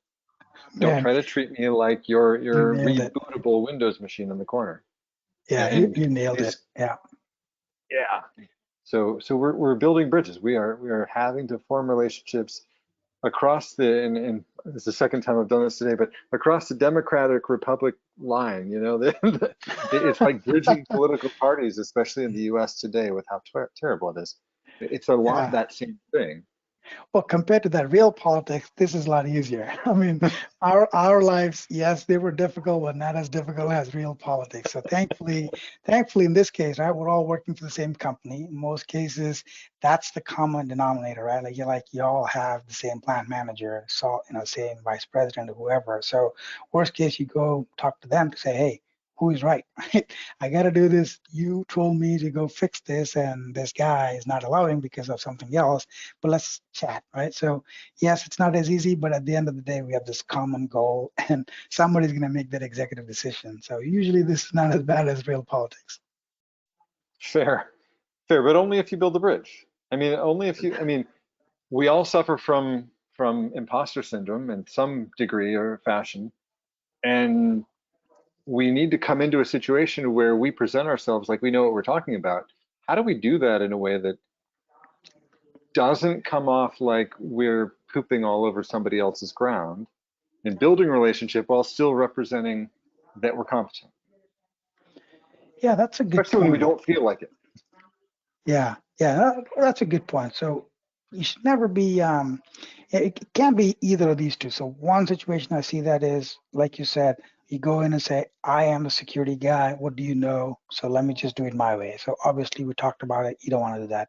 The other thing is, you go in and say, I understand, like, because you speak the same language, you say I understand, but still not actually get to what they need, right? It's one thing to say, I understand your pain, so let's figure out a solution. It's another to say, I understand, but this is the secure way and you have to do it. Like, for example, MFA or, any other security measure, right? Active Directory, for example, if you talk to an average instrumentation or ICS controls engineer, they're not Microsoft people, they're not IT people, they are programmers, they are, process people. So if you, for example, want to incorporate Active Directory and say, yep, you have to do it because X, Y, and Z, we have all these requirements, it's a lot easier, then you're not really listening or paying attention to their problem, right? So you actually spoken their words and you talked about HMIs and workstations, but nothing changed. That's not helpful, right? So you really have to find the balance where you genuinely incorporate their feedback to say, okay, these are the things that are difficult, and you're not the person that's I use Sunday morning, it's so strange that the world's problems somehow always happen on the weekend. Like, it's just unbelievable. So as long as you're not the guy helping them at that time, you really have to listen to them. I really like you talking about security satellites, is what I like to call them, where you've got the people, they're not security people, but you've built a connection, they understand the importance, and they're interested, so that there can be a voice of security in every given area, even if they don't have a security person on staff there. Yeah. So I mean, that's something that already happens in the safety world. So they typically have a safety representative in each division. They probably have sometimes a quality representative. These people are doing other jobs. Quality or security is not their daily job, but they're representing that group, that concept for their division, right? They might have a monthly meeting and they get some new updates. Oh, this is what is coming, and we're recertifying for this ISO 27000 series. So what do we have to do? Like, when is the audit coming up? That might be the quality rep for the group saying, hey guys, that's coming, and then let's prepare ourselves. Same thing with the safety representative. That person might be saying, you might be getting updates about the new standards coming up. Oh, they changed the policy. OSHA changed the policy for scaffolding. So now instead of 4 feet or above needing a scaffolding, now it's 3 feet, right? So of course, the safety representative is going to talk about it. There's going to be an email, there's going to be an OSHA notification. But what really makes a big difference is the safety representative talking to his own her own peers, right? That this is happening. Same thing with the security. We don't have that yet. Like, we don't have security reps in each divisions, but that's where we need to be. Like, we can't expect all the people to become security people, but we need to have that culture of security slowly imbibed in OT. thank you once again, Vivek. You truly brought a wealth of wisdom and knowledge here for OT and cybersecurity meeting up and making a better world. Thank you so much. Thank you, folks. I appreciate it.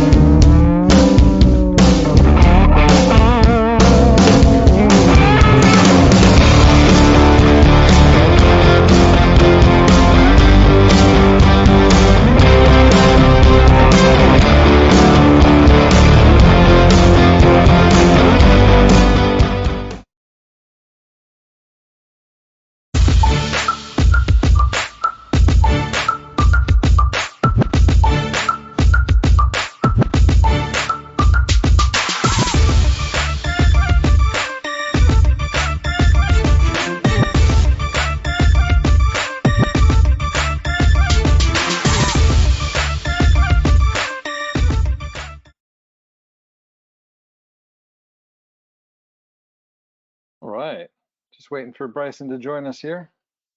I don't see his name in the list just yet.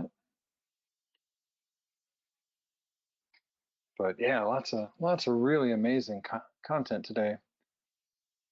Absolutely. Between multiple different attacks on the problems that face OT, to Mortal Kombat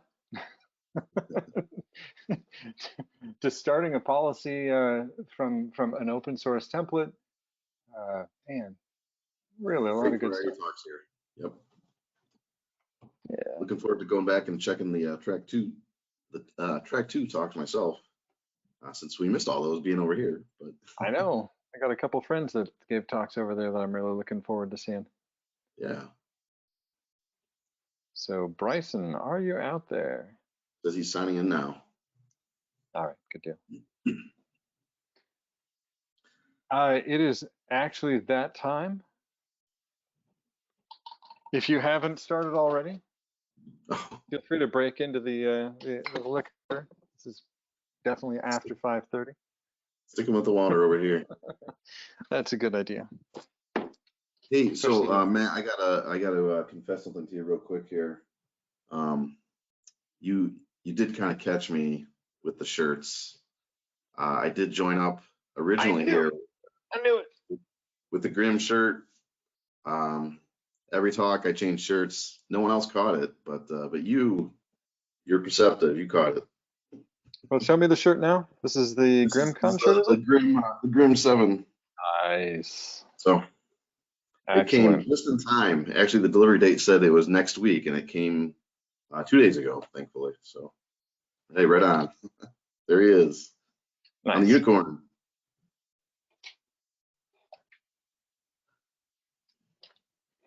Great stuff. So, Mr. Bryson Bort, in case you haven't met this gentleman, he is the founder of Scythe. He's the founder of GRIMM. He's the co-founder of ICS Village. This is a founder of companies who also has Bachelor of Science in Computer Science with honors from West Point, master's degree in telecommunications management from UMD, and an MBA from U of Florida. Like, when did you have time to do anything? Like, also electrical engineering and computer science grad stuff at UT, University of Texas. When did you have time to start a company and like have a career? What the heck? Well, I'm also the founder of GRIMMCon. So I was the original creator of GRIMMCon, which I love that GRIMM has picked up and runs it now. And it was really cool to be invited back to keynote the conference that I started, what was that, like 3 years ago, as a bridge both during the pandemic and as a way to bring new and diverse voices to the front. But grad school was just this constant run where I figured it was easier for somebody else to give me the books to read as opposed to me trying to figure out what to read. So that was all there was to that. Well, aside from creating a great opportunity for my career path to take, I do thank you for your service as well. Leaving the Army as a captain and knowing how to drive a tank. But well, I didn't know how to drive the tank. I was the tank commander and platoon leader, so I was responsible for the tanks. I was the TC though, so my job was train the crew and understand and engage on the battlefield. But no, I didn't drive the tank. There's a dedicated driver for that who has the most comfortable seat of any seat there is in the entire military. In fact, keeping them awake during their vibrating lazy boy is difficult. Nice. So today you're going to give us a talk, Together We Can. This sounds like a common theme that I've heard from you over the years. I'm really looking forward to it. What you been up to recently? So I'm calling from Oklahoma. I'm out here, Oklahoma City. I gave a talk yesterday with Ian Anderson for Oklahoma Gas and Electric, where through considerations to be able to do a threat assessment in not just an IT environment and critical infrastructure, but also the considerations for what you could do in operational technologies and how to do that both safely, but also pushing the limit of that kind of testing. And not the traditional penetration testing, but really looking at threat behaviors in those kinds of environments. So we did that here at the Utilities Technology Commission Conference, UTC. And then today I was on site all day at an asset owner running a Purple Team engagement where we were looking at their physical security systems at electric substations. I'm sure you made them very uncomfortable and pushed them outside their comfort zone. I know control No. So that's the thing about purple teaming is it's not the traditional challenge red teaming where you are breaking and really like pushing them out of the comfort zones, and it's more of a surprise when it shows up at the final report. But we set the threat beforehand, we set the scope of the engagement, and then we go through it step by step together. And so there are executives constantly coming in and out of the conference room in real time throughout the exercise, and we just sort of orient them. So this is what we're doing at this moment. Here's what we learned. You know, this tool behaved this way. We already discovered this, and we tried out some custom detections. In this particular case, we are also doing some evolution of PowerShell where we're doing unmanaged PowerShell attacks. So what happens when the attacker starts bringing their own things to the game and you can't just do easy process ID audit to see that for detection. So yeah, not scaring them, not putting them out the comfort zone, helping them really prove to the business they're secure. I assume you're using Scythe to do a lot of this?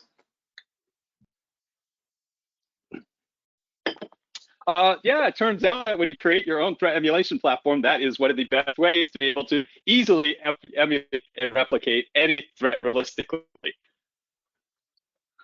How was that? Did I do my sales pitch correctly? I did not know you were putting me on the spot for that. That was perfect. Perfect. I mean, I hoped. Who knows? You know, you go into a new place. You never know if there's going to be something else that you got to grab out of the ether or write on the fly. But it does help to have the development team at your beck and call as well. But forging ahead of what common people tend to understand. So we'll give it over to you, and we'll look forward to chatting at the end. All right. So let's kick off with Together We Can. And if I could get an audio check that my presentation, wherever it is, there we go. Can we see it? I see a kitty falling off a very gray. Oh, there disembodied voice. You got it?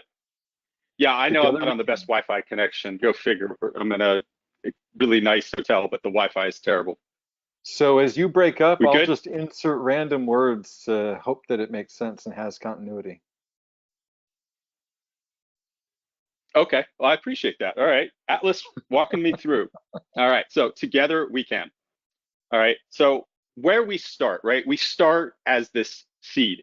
This is us before we've started the career in cybersecurity and information security that we have, right? We're a seed, we're nascent, we're ready, but we're hungry to grow. We're looking for that water. We're looking for that fertilizer that helps us become what we can be. And I know a lot of us now have achieved this point of we've grown and become some level of a flower or a plant. But remember, this is where we started. And remember, this is where every day there are thousands of folks in the United States, throughout the world, who are in this position looking to get that start. They're looking for where can they find the sun and the water that can help them grow. And so at this level, I think one of the best things that you can do, because this debate over what technical skills do I need and what can I do, is start with networking. Getting to meet other folks that are in the industry and helping to understand them is really the best bet. And so is connection really the best bet. So this is what he's done besides with creating community-based networking, information security focused to learning. It's telling me my connection's slow. So is go get involved with your local B-sides. They're cheap, they're local, it's easy to find the time to do that, and it's a great starting point to network, to get to understand content, to meet folks. Capture the flags. Now, you don't need to try to compete at the DEF CON Capture the Flag, which is the World Series of hacking, lower levels. There's things like box that you can walk at on your own levels, hack the box through your own level. There are capture the flags that allow you to work with other groups where there is a role for you. There is always going to be pieces to get started, and being a part of that kind of team where the capture the flag provides a milestone and a goal for you to work together. Certainly at most cases, but also separately, is the Career Hacking Village. And I want to give a shout out to John Stoner, who today at GRIMMCon was running the resume review on the GRIMMCon Discord, right? So the Career Hacking Village, folks like John, folks like Liz and Kathleen that are out there, how should my resume look so that I can get past job and opportunity in information security? Use those resources to security. A special shout out to Jason Blanchard over at Black Hills Information Systems. Jason has personally helped about 140 folks find jobs in this industry. So if you're not seeing him, I believe he is Banjo Crashland on Twitter. Jason Blanchard, look up, get involved with the things that he's doing. That is a great way, because this isn't just the technical skills, it's also the skill set of getting in the door, of getting through the interview, of getting hired. The certification question. Do I need to get a certification? There are jobs, there are places, government, where a certification is an absolute necessity to getting started. But take that off. A certification is just a body of knowledge that is a way to say, hey, this is a goal to what I want to get. There's the very basic and simple ones like A+ and Security+, which allows you to have the vocabulary to be able to learn, so that when you're in discussions and someone says something like LDAP, well, I don't know what that is. Well, those certifications get you grounded in that vocabulary. And so a lot of folks look down on them because they expect you to come out and be a practical expert. That's not the point, right? Where we're finding the water for ourselves to grow with them is going to be, there we go, is going to be the fact that they allow us to now engage and learn and grow ourselves. And so I think everybody should try to learn to code. That doesn't mean you need to be a hardcore programmer and be able to build things in assembly and C. But I think the advantage here is that certainly as software continues to eat the world, being able to code is going to allow you to plant your own seeds in the things that you want to do. Now, going and just trying to learn to code writ large is really difficult. So come up with a project, come up with something really simple to get yourself started. Something that I did when I was a kid, I built my own games. So I had various architectures and various programming languages. I learned them because I just wanted to build games. And as I built those games, I got better at learning how to code, and it gave me a goal, right? I wasn't doing something silly like just the hello world print line. I was building something that gave me something to be able to build to. And then the last piece on here is, of course, everybody talks about information security Twitter, and Twitter certainly has its share of the parts of the community that are not as savory, that like to troll and do other things like that. But I think there's no better amount of understanding what's going on event-wise and the latest information in the world than Twitter. And so make sure, you know, the mute button is your friend. Blocking people is your friend. If you find folks that you don't agree with or you don't think are positive, just like you should do in your daily life, right? We surround ourselves with that positive energy. Use the mute button, use the block button to make Twitter your space. And so as our career progresses, you've got your first job. You've now planted your roots and starting to grow in a place that hopefully recognizing that the interview process is a two-way street. They're not just interviewing you, you're interviewing them. I can plant roots and grow. Support. Are these people that I'm going to like to work with who are going to help me along my journey? And so your goal at that first job is to become the best individual contributor that you can be. Whatever level of engineering that job is, your job is to try to become the best at that. It is a technical goal where we looked at certifications and the challenge I gave with being discrete on terms of project for software coding. That's what you want to do with your job now. There is some end goal of like 90 to 95% as good as you can be. Don't worry about a 5-year plan. Don't worry about a career. Don't worry much more than being the best that you can be and recognizing that if you continue to do that and build your network and establish yourself, you will find that next opportunity. I've always found sometime in the next 12 to 24 months, if you put yourself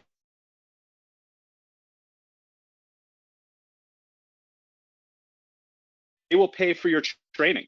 They will pay for your education. They'll pay for additional certifications. Take advantage of that. There's typically a minimum of around $5,000 to $6,000 a year, sometimes more, sometimes less. Go take advantage of that. Those benefits are there for you to take the initiative to make yourself better. Use them. Go speak at conferences, right? At this level, a lot of folks feel intimidated. I have the imposter syndrome. Possibly be as good as this person or that person because they're just so amazing. But you know what? They're amazing because they committed themselves to the craft. They committed themselves to giving talks and continuing to do this. And here's the thing about giving a talk. It's the best way to learn is to teach. And when you're building a talk, you're sharing passion and something that you've learned and done that is going to make you better for having done it. Don't expect to get up there on the stage and immediately just shine the first time. It takes practice, not just on being able to learn the technical pieces, but also being able to communicate and share those. And that is a really important skill set to take the next step. That was the original idea behind why I created GRIMMCon several years ago, was I wanted to offer a system out there in the world where we space for new speakers to come and start to spread their wings, but pairing you with a coach. Because what better way to help get over imposter syndrome or to get as many of those pieces out of the way than having somebody who's not only going to help you encapsulate that content, but help you bring it to the stage in a way that's going to make you feel confident in yourself, because you should be. You've done this stuff. You know what you're talking about. And in terms of content, 101 content is evergreen, right? See the previous slide. There are seeds out there. There are small flowers waiting to bloom that maybe your talk is something that is going to spark an interest in them. There's always a need for understanding the basics. Whatever those basics are, don't think that that's something that should be condescended to. That's the foundation which everybody starts at, and is still a need as more people continue to plant their roots and be attracted to this industry. So don't let the fact that something seems like a basic topic dissuade you from being, that's what you need to bring, because I guarantee you that's more likely to be accessible to thousands of folks than the more complicated topics that can be there. This is also, now that you've got this job and you've brought yourself into information security, is that you need to start thinking about the concept of burnout and how you take care of yourself personally. I think that the attributes that make somebody attractive into information security, and is what is a quality that does so well for us, is we have this passion, we have this curiosity, we really want to make things better. And there's a little bit of a perfectionism in that. But let's contrast that with the anxiety that cybersecurity is inherently we don't know what's going to happen to us today or tomorrow. We don't know exactly where we stand. And so those elements of trying and that passion come up against a natural anxiety that is the job, and it's hard to put down. That contributes to burnout. The other thing to be aware of on the technical side of this is burnout can be caused by a lack of role clarity. So if you're not sure exactly what you're supposed to be doing, because I think you took this job because you want to contribute value. You want to make the organization that hired you better. And you're not sure if what you're doing on a day-to-day basis is contributing to making them better. That lack of role clarity is going to create that dissonance, which is going to eventually lead to burnout. The other is lack of communication and support from a manager. Does your leadership take care of you? Now, that's a very individual step. And it starts with, if you're not feeling that role clarity, then there's probably going to be a breakdown in the communication with your manager. And that's a conversation that you should go have. And here's the thing, there are a lot of terrible managers out there. Most managers got promoted into it over time or opportunity, and they're not given the skills and the support from their own management to make them good managers. Therefore, they're not going to be the best at being able to water the other plants that they need to take care of. Recognize that if you're in that situation with somebody who's being intractable, your vote is with your feet. They don't deserve you. Go find a manager that is going to support you and bring that role clarity, because the only thing that's going to happen at the end of that is you're going to burn out. And then the last one at this level is unreasonable time pressure, which again is going to go back to those communications. And perhaps a manager is good at communicating, but they're not good at planning. They're not good at being able to forecast and be able to bring the team together to work in concert. And so as a result, that puts you in these time crunches where, hey, I know you're supposed to take a vacation tomorrow. I need you to postpone that. I know it's 5 o'clock on Friday and you want to go home for the weekend, but we need to rush this project and cancel your weekend plans, right? That's going to lead to burnout. And then the other element, and this is something I stumbled into, so I was really lucky, because the first job I got when I was out of the Army, I went and worked for an aerospace manufacturing company. And I got to understand what process was. Thought I knew what process was. I certainly knew what algorithms were from all the education I've had to being able to software program, but I never really understood what process was. And I had the unique advantage, because I worked for a manufacturing company, that I saw the physical results of progress. If these inputs happen, then this is the parts that come out. And that's really hard in our space, because computing in general is very abstract. there's tons of data and it's everywhere, and the concepts are very abstract. And so learning what process is and recognizing it's more than just some diagrams, piece of paper, but what it means in real life and what process management means and how to understand and measure and implement that is really going to set you up for success in the long run, because it's going to give you insights into how things scale and work in a repeatable fashion. And recognizing that, of course, while process inherently inhibits the upside of people individually being heroic and doing things, more importantly, you're establishing a consistent basis, because now you've also removed that downside. Okay, so you've grown. You've started to blossom to become the beautiful flower that you can be. You have moved from being an individual contributor into leadership and management and more senior roles. And recognize there's really two tracks at this point, right?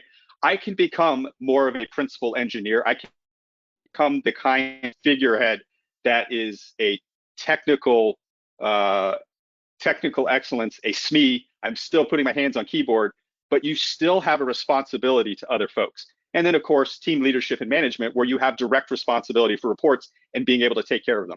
Either one, this is the part where it starts to really become around not only how do I take myself, but now how am I starting to pay care of the other plants that I'm now responsible for and work with me and take other hours. So this is a significant transition, because it's not about you being the best. It's about how can you make others better? How can you force multipliers so that 1 + 1 + 1 plus your 1 plus you isn't 4, but is 40?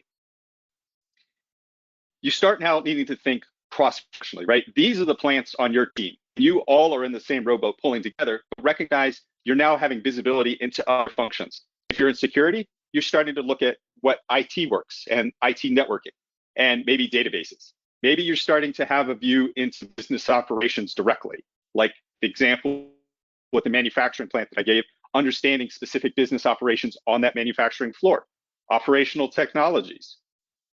Now you have to start to look not just at how do I manage down, but how do I manage across? How do I reach across into areas where people speak a different language, have a different perspective and a different understanding? And not just because we're talking about the diversity of them as humans, but because it's a very different function in what they're doing together, and you're all in the same organization trying to do it. And this is the challenge of, hey, creativity management is not a book. It's not the metaphor of being the best poker player with the hand you're dealt. It's starting to be creative and saying, hey, the hand I've been dealt means I can do certain things that I need to do to make all of this work. How do I reshuffle the deck to make those things happen? Because that's the creative part where management really can be the sunshine in the water to help all of these things grow. One of the things I learned when I was a brand new second lieutenant is, so I'm in charge of a platoon of 63 soldiers. I am the least technically trained person there. I had 4.5 months of officer training to provide high-level elements. I was fortunate that I had a technical background that anchored me for that. But that 31 Romeo spent 8 months learning how to run his radio equipment. I have nowhere person any level of that knowledge on that equipment. And what I would do is I would just walk around and ask. And a lot of folks, once they get into more senior positions, seem to think that there's an expectation you're supposed to know everything. You're not supposed to know everything. You're supposed to be accountable for making sure that things happen, not that you have to individually know things. And here's the thing, asking somebody who is one of the seeds or one of the lower plants that's coming up, that's a chance for them to shine and to show their knowledge, and also to teach you. And remember, the best way to learn is to teach, giving an opportunity. The learn is, so you're giving an opportunity. The other element that I found that really makes management and leadership simple is just mean what you say and say what you mean. And that sounds really easy, except when somebody comes to you and says, hey, something needs to change, I need help with something, whatever you commit to, you follow through. If you say you're going to do it, you need to do it. And it sounds really trite and it sounds really simple, but if you can do that, you are going to engender and build a lot of trust in your garden with those folks, that they know that they can come to you because you make it happen. And the reality is there are going to be things out of your control. The fewer of those things that happen, the more that trust is going to be there. But reality sometimes intrudes, even in the best of circumstances. That's okay. Immediately go back and say, hey, I did commit to this. lives trying to do this. This is what happens. Let's discuss how we can work through this together, because sometimes that happens. And that's going to build that trust because, hey, even when it didn't quite work out, you still were honest and you came back and worked through that. Understanding your business. So we talked about managing. Well, your job now is to make sure that your part of the garden aligns with the bigger farm where everything else is trying to go. And that means understanding is the business.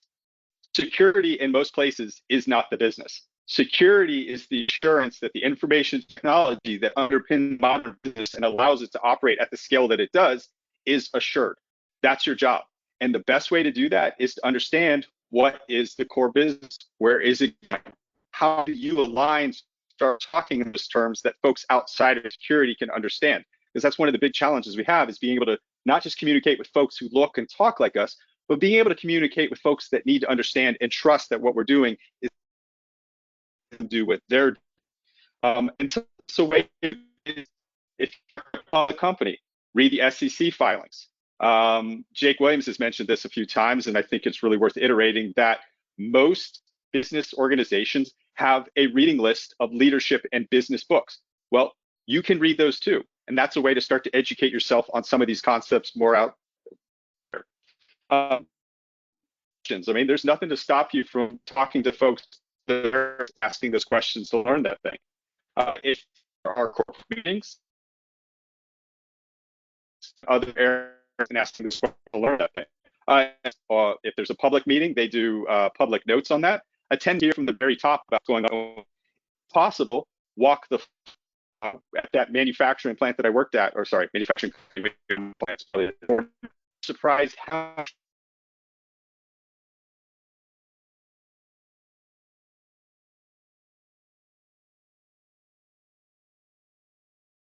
Insert amazing wisdom here.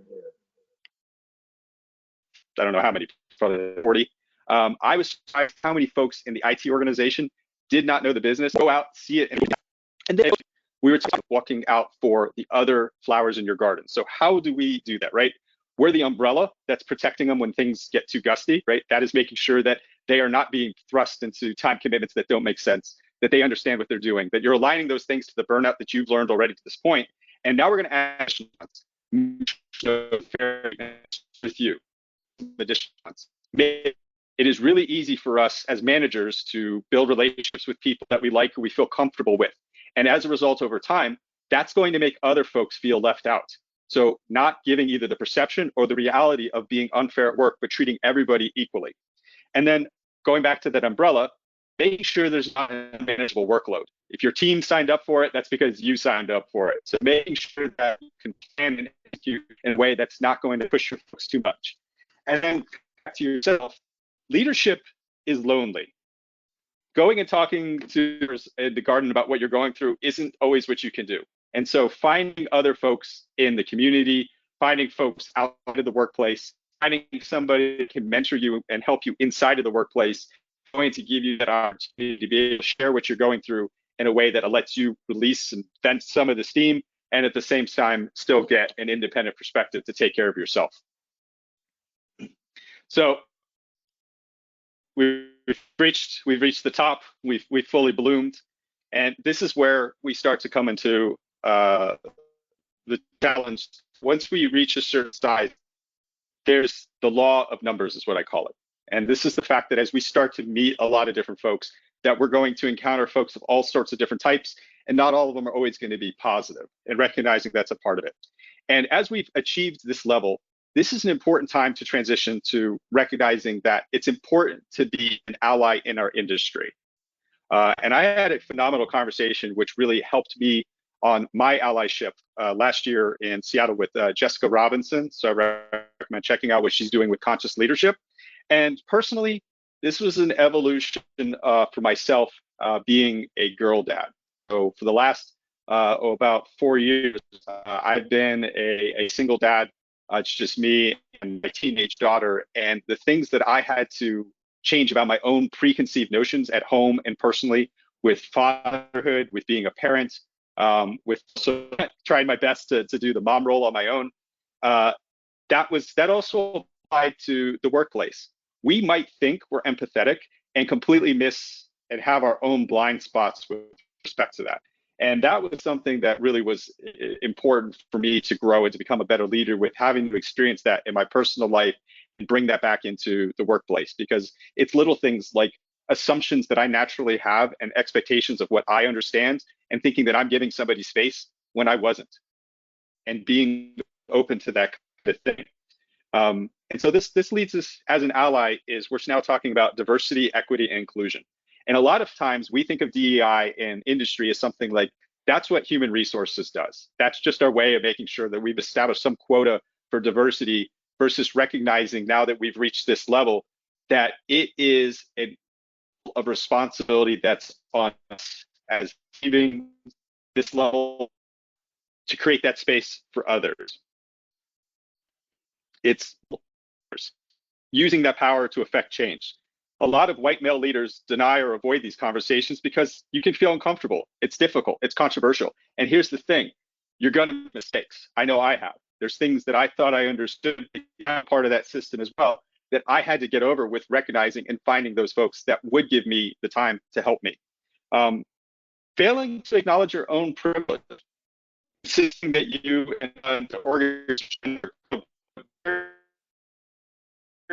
and you're colorblind, but insisting that your organization you under the problem and what steps that you need to take with those marginalized groups. So some starting point, how to know.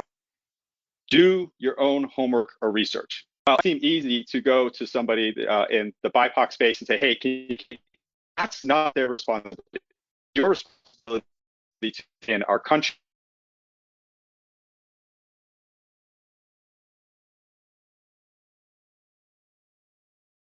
Inclusion wisdom here. In society, our industry, in civilization, in our world, and recognize both created an opportunity that we're able to take advantage of.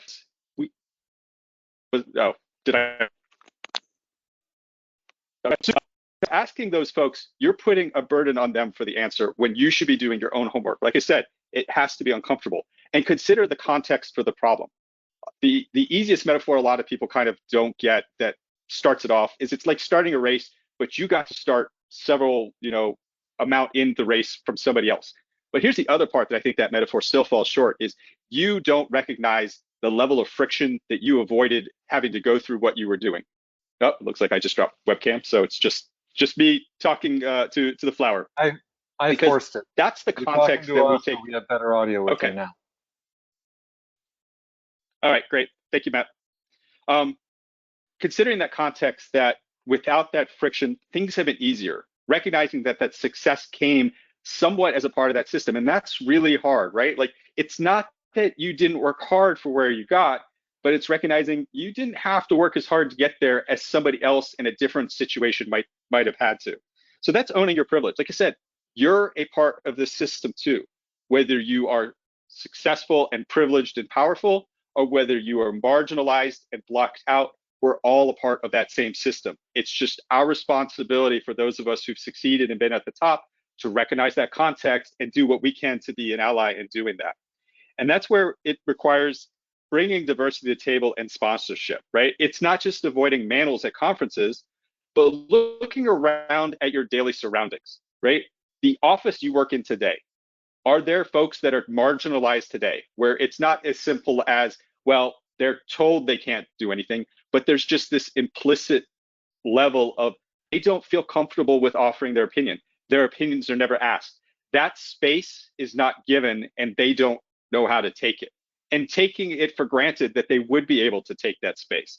So look at who's not represented, who doesn't feel comfortable, who can't express their own opinion, and do your part to sponsor and to help them, and not just be something as simple as in the background going like, hey, you need to be more like this and be assertive, because that's what a white cis male would do. That's not easily accessible for everyone. Instead, create that space for them, be the sponsor there. And the last part is call out bad behavior. Jokes are not jokes to everybody. Those kinds of things can be incredibly hurtful. And while you might think they're funny or somebody else might think they're funny, those kinds of things can hurt and they do chill and continue the oppression that prevents that diversity and inclusion. And here's the thing, which I hope we've seen, is that what we're trying to do here at GRIMMCon is that the more, well, let's get the little graphic, there we go. The more voice we can bring to the table, the more diversity. Turns out that's the secret to has to figure it out. There are security. Nobody learning just at different levels of where we are learning. And the more that we can bring that diversity and make them feel included so that those opinions can be a part of it, not only will that be as tactical as stronger security in your organization, on a particular project, on an application, on a network, but this is going to also make us better and safer as a country and as people in the world. And so I hope that you will join me in the call to being, because together we can do it.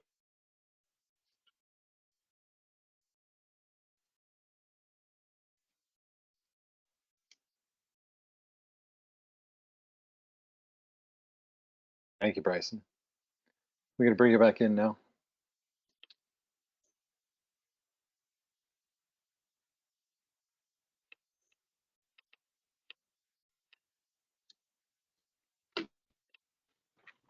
There we go.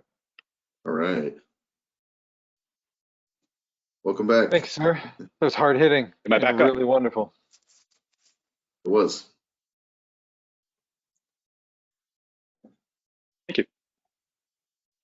I don't think that was what anyone was expecting. No, together we could go a lot of different ways. That was a really good way to go. And one that is controversial to some, but we all have to come to grips with and face our reality and where we've started from and the context that we've done life, and sometimes face things that that we don't want to, or that our parents told us was bad. Right.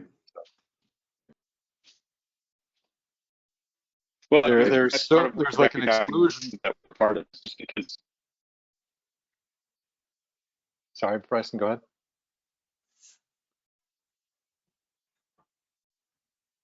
No, and that's part of what I was saying, is recognizing the system that we're a part of, is that the assumptions, like I said, I think the best example I've ever heard is where a white man tells a black woman, like, you just need to be more assertive, right? That's on you to do that. And not recognizing that, particularly for women, I mean, when you try to be assertive and you're doing it like a white guy, well, the interpretation is that's bitchy. And so there is a natural friction to trying to behave in the same way, which is just natural to the way that we act, and it's not fair. And so understanding that your background and your system has led you to a certain understanding, and you have to challenge that fundamentally as a part of that conversation is the key.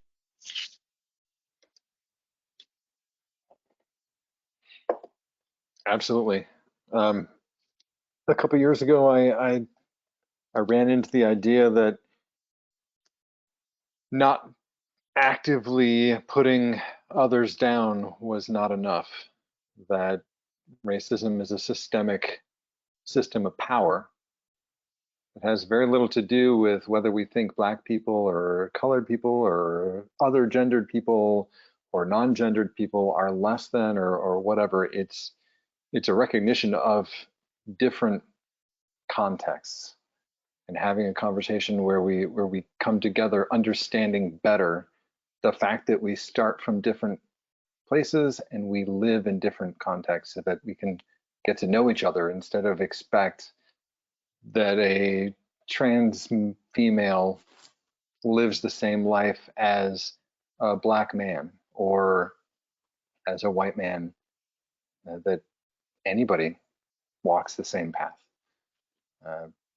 And that can be hard.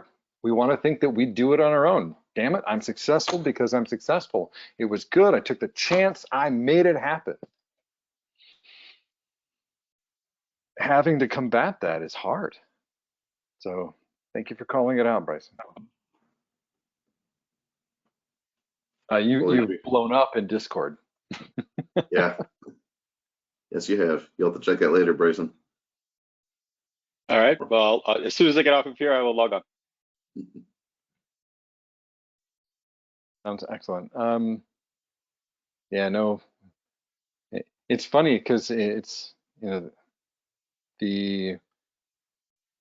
it's about, yeah, there's a large percentage of GRIMM employees that are also saying yes, yes. And as a GRIMM leadership person, I've been able to actually see some of the conversations internal and realize just how many people inside of our company understand and care deeply about DEI from all walks of life. It's a honor to be a part of that. But you know, they say things flow down from the top. So you be talking to all your peers there, Bryson. We need this at all levels, but it starts at the top.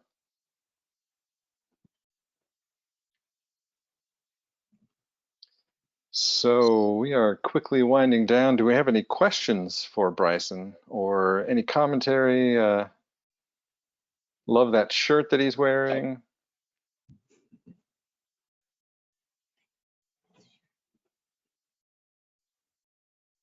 Lots of thank you for being willing to say it like it is, having the courage. We've had diversity. The huge issue is inclusion and equality. Well said. Well said. That I think was probably a reaction to affirmative action where they didn't see the parts of the problem that they didn't see yet. They took a step. And now we're seeing better and we're having more of the path and more understanding. There's a lot of performative stuff happening. Even I'm not saying here today, right? But elsewhere, there's a lot of performative things happening. People say DEI and that they're paying attention to it, but it's really just they're still understanding it themselves. I think so. I think it kind of comes off as an act to others, but I think it began well intentioned. So I know it's a difficult thing to tackle, and I do appreciate you, Bryson. Yeah, just calling it out straight up. As leaders, we have a duty to make things feel safe and be inclusive, provide that pathway for equity. So yeah, I think it was a fantastic talk. So on that note, that was my challenge. I was calling out to human resources, as most people look at D&I as an HR thing, right? Because it's just the company. I mean, putting the sheen of coat, the paint on it, right? It's performative at an organizational level, and we also see this in society where there are folks who perform as allies. And they show righteous anger over things versus, and this is more than D&I, right? This is around a lot of issues where you see performative anger of look at me looking virtuous and trying to do something, and I'll yell about it on Twitter, but what am I actually doing to change it at a meaningful level? Where am I sponsoring? Where am I reaching out and actually making those changes in whatever that injustice that it is? And so the performative thing needs to fucking stop, because it's contributing to the problem, and it is bigger than the D&I problem. It is a societal problem that we have where we are rewarding these folks and celebrating their performance versus anybody that's making those changes, the quiet individuals who are stepping in at the tables around a project with 5 people and calling it out. So I was just approached by a friend he's a professor at a college, and he was asked to answer he's a white man, but he understands a lot about his privilege. But he's being faced with questionnaires about the number of women, the number of Asian color, people of color, the number of trans people, and he's calling out, this is not a good metric. This is a sales metric. This is actually not helping the problem, is it?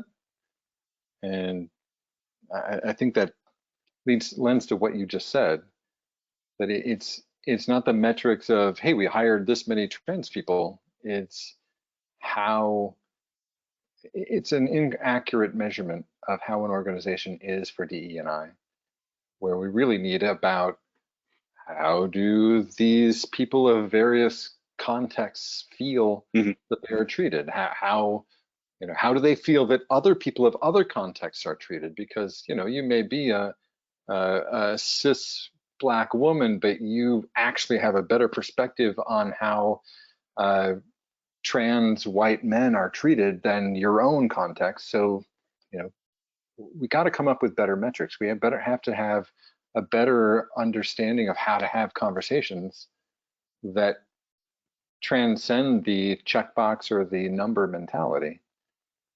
Kenny asked me to ask you to respond to this. He said, not a counterpoint, but a personal observation. Being able to reject a potential job or offer can be a privilege, and that he's had points in his career where he's needed a job and had to take a less than ideal position. Yeah. And then he felt like he had to stay there a year plus, so it didn't reflect poorly on his resume. He thinks the view on job hopping is changing, especially in tech, from what he's seen, but it still presents a challenge. That's absolutely the case. I know that systemically that hiring managers look at that kind of thing. I know that I've had those own debates with folks during my hiring process where I will challenge the hiring managers on, hey, just because somebody hopped a job is not something that you should immediately cast, right? Ask why. Understand that. Leaving after 4 months is not necessarily the burden on the employee.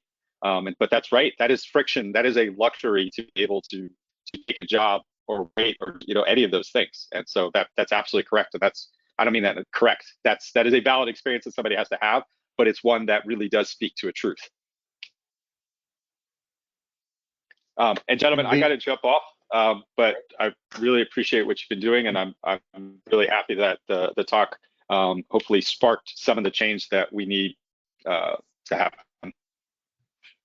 Thank you, sir. Thank you so much. Appreciate It was a your pleasure to meet you. Oh, he's gone. All right, looks like we have a couple others on, though. We have the other, let's see, we got Sean. If you want to hop on, we can chat for a few more minutes. This is officially the end of GRIMMCon. We're just going to chit chat here for a few minutes, but you have seen the end, and I think that was a very powerful end indeed. Yeah. Hey there, Sean. Hello. I just wanted to say hi, and yeah, I'm tired. So. One day.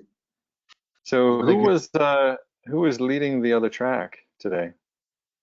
We had Joyo and Steve. Oh, not Steve, Jeff. Ah, awesome. Yeah, that would have been an awesome one. So very good. If there's any questions, any comments, any other chit chat you want discussed, improv is here.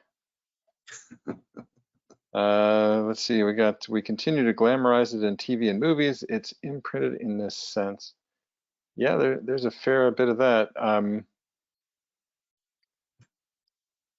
Dead life, I think that's the way you pronounce this. Sadly, closet racism and prejudice will always be in the human mind. We live in a broken world, we do. This is true. We can only do what we can do. We can affect ourselves. We can provide context which encourages the right thinking and behavior around us. But it's like darkness. You just can't stomp all of darkness out. You can only bring light where you can. But you got to try. Yep. But you got to try, and you got to build allies and friends around you, and keep them in check, and ask them, give them the right to keep you in check. Ask them to. One of the most powerful things that I've ever had in my career was where they sent all of IT, because IT was really combative, all of the IT people to a class called conflict resolution, and they taught us about how to receive and to seek out open and honest communication. So we have to be willing to give open and honest communication, which is scary enough, but then we have to also receive it well, and not just receive it, but we have to go find it. We have to recognize that people, they don't want to tell us that we look ugly in the morning, or that our breath is smelling so bad that they don't want to sit next to us, or that we're assholes, because we can all be sometimes. You need to seek out from trusted individuals open and honest feedback, not just the, oh, really great job, really glad you really knocked it in there, but seek out somebody you trust and say, how did it really go? And you'll probably hear a lot of the warm stuff because they're trusted friends, but they'll also give you the, you failed at this point, this point, this point, and this part could really use some improvement for next time, because they care. And that's what giving open and honest feedback is all about, is actually caring about the benefit of the person you're giving that feedback to enough to break out of your comfort zone and tell them things that aren't necessarily going to bolster your relationship. You're putting it at risk, but for a good reason, out of true care. Wow, that was quite a rant. Did you guys take notes on all the silly Yes. points that I just collected and the connect the dots? I have copious notes. I will present them to you tomorrow. Okay. But it's getting late, and I think we're getting calls from the backstage to wrap things up for the evening. All right. Very It's been good. wonderful. Will there be a test? Will Yes, be a Random test. 21. The test every day for the rest of your life. Yeah. Thank you all for joining us here at GRIMMCon OX7. Somebody Thank said you very go much. by 7. That was quite interesting. But signing off. Have a great one. Good night, everyone.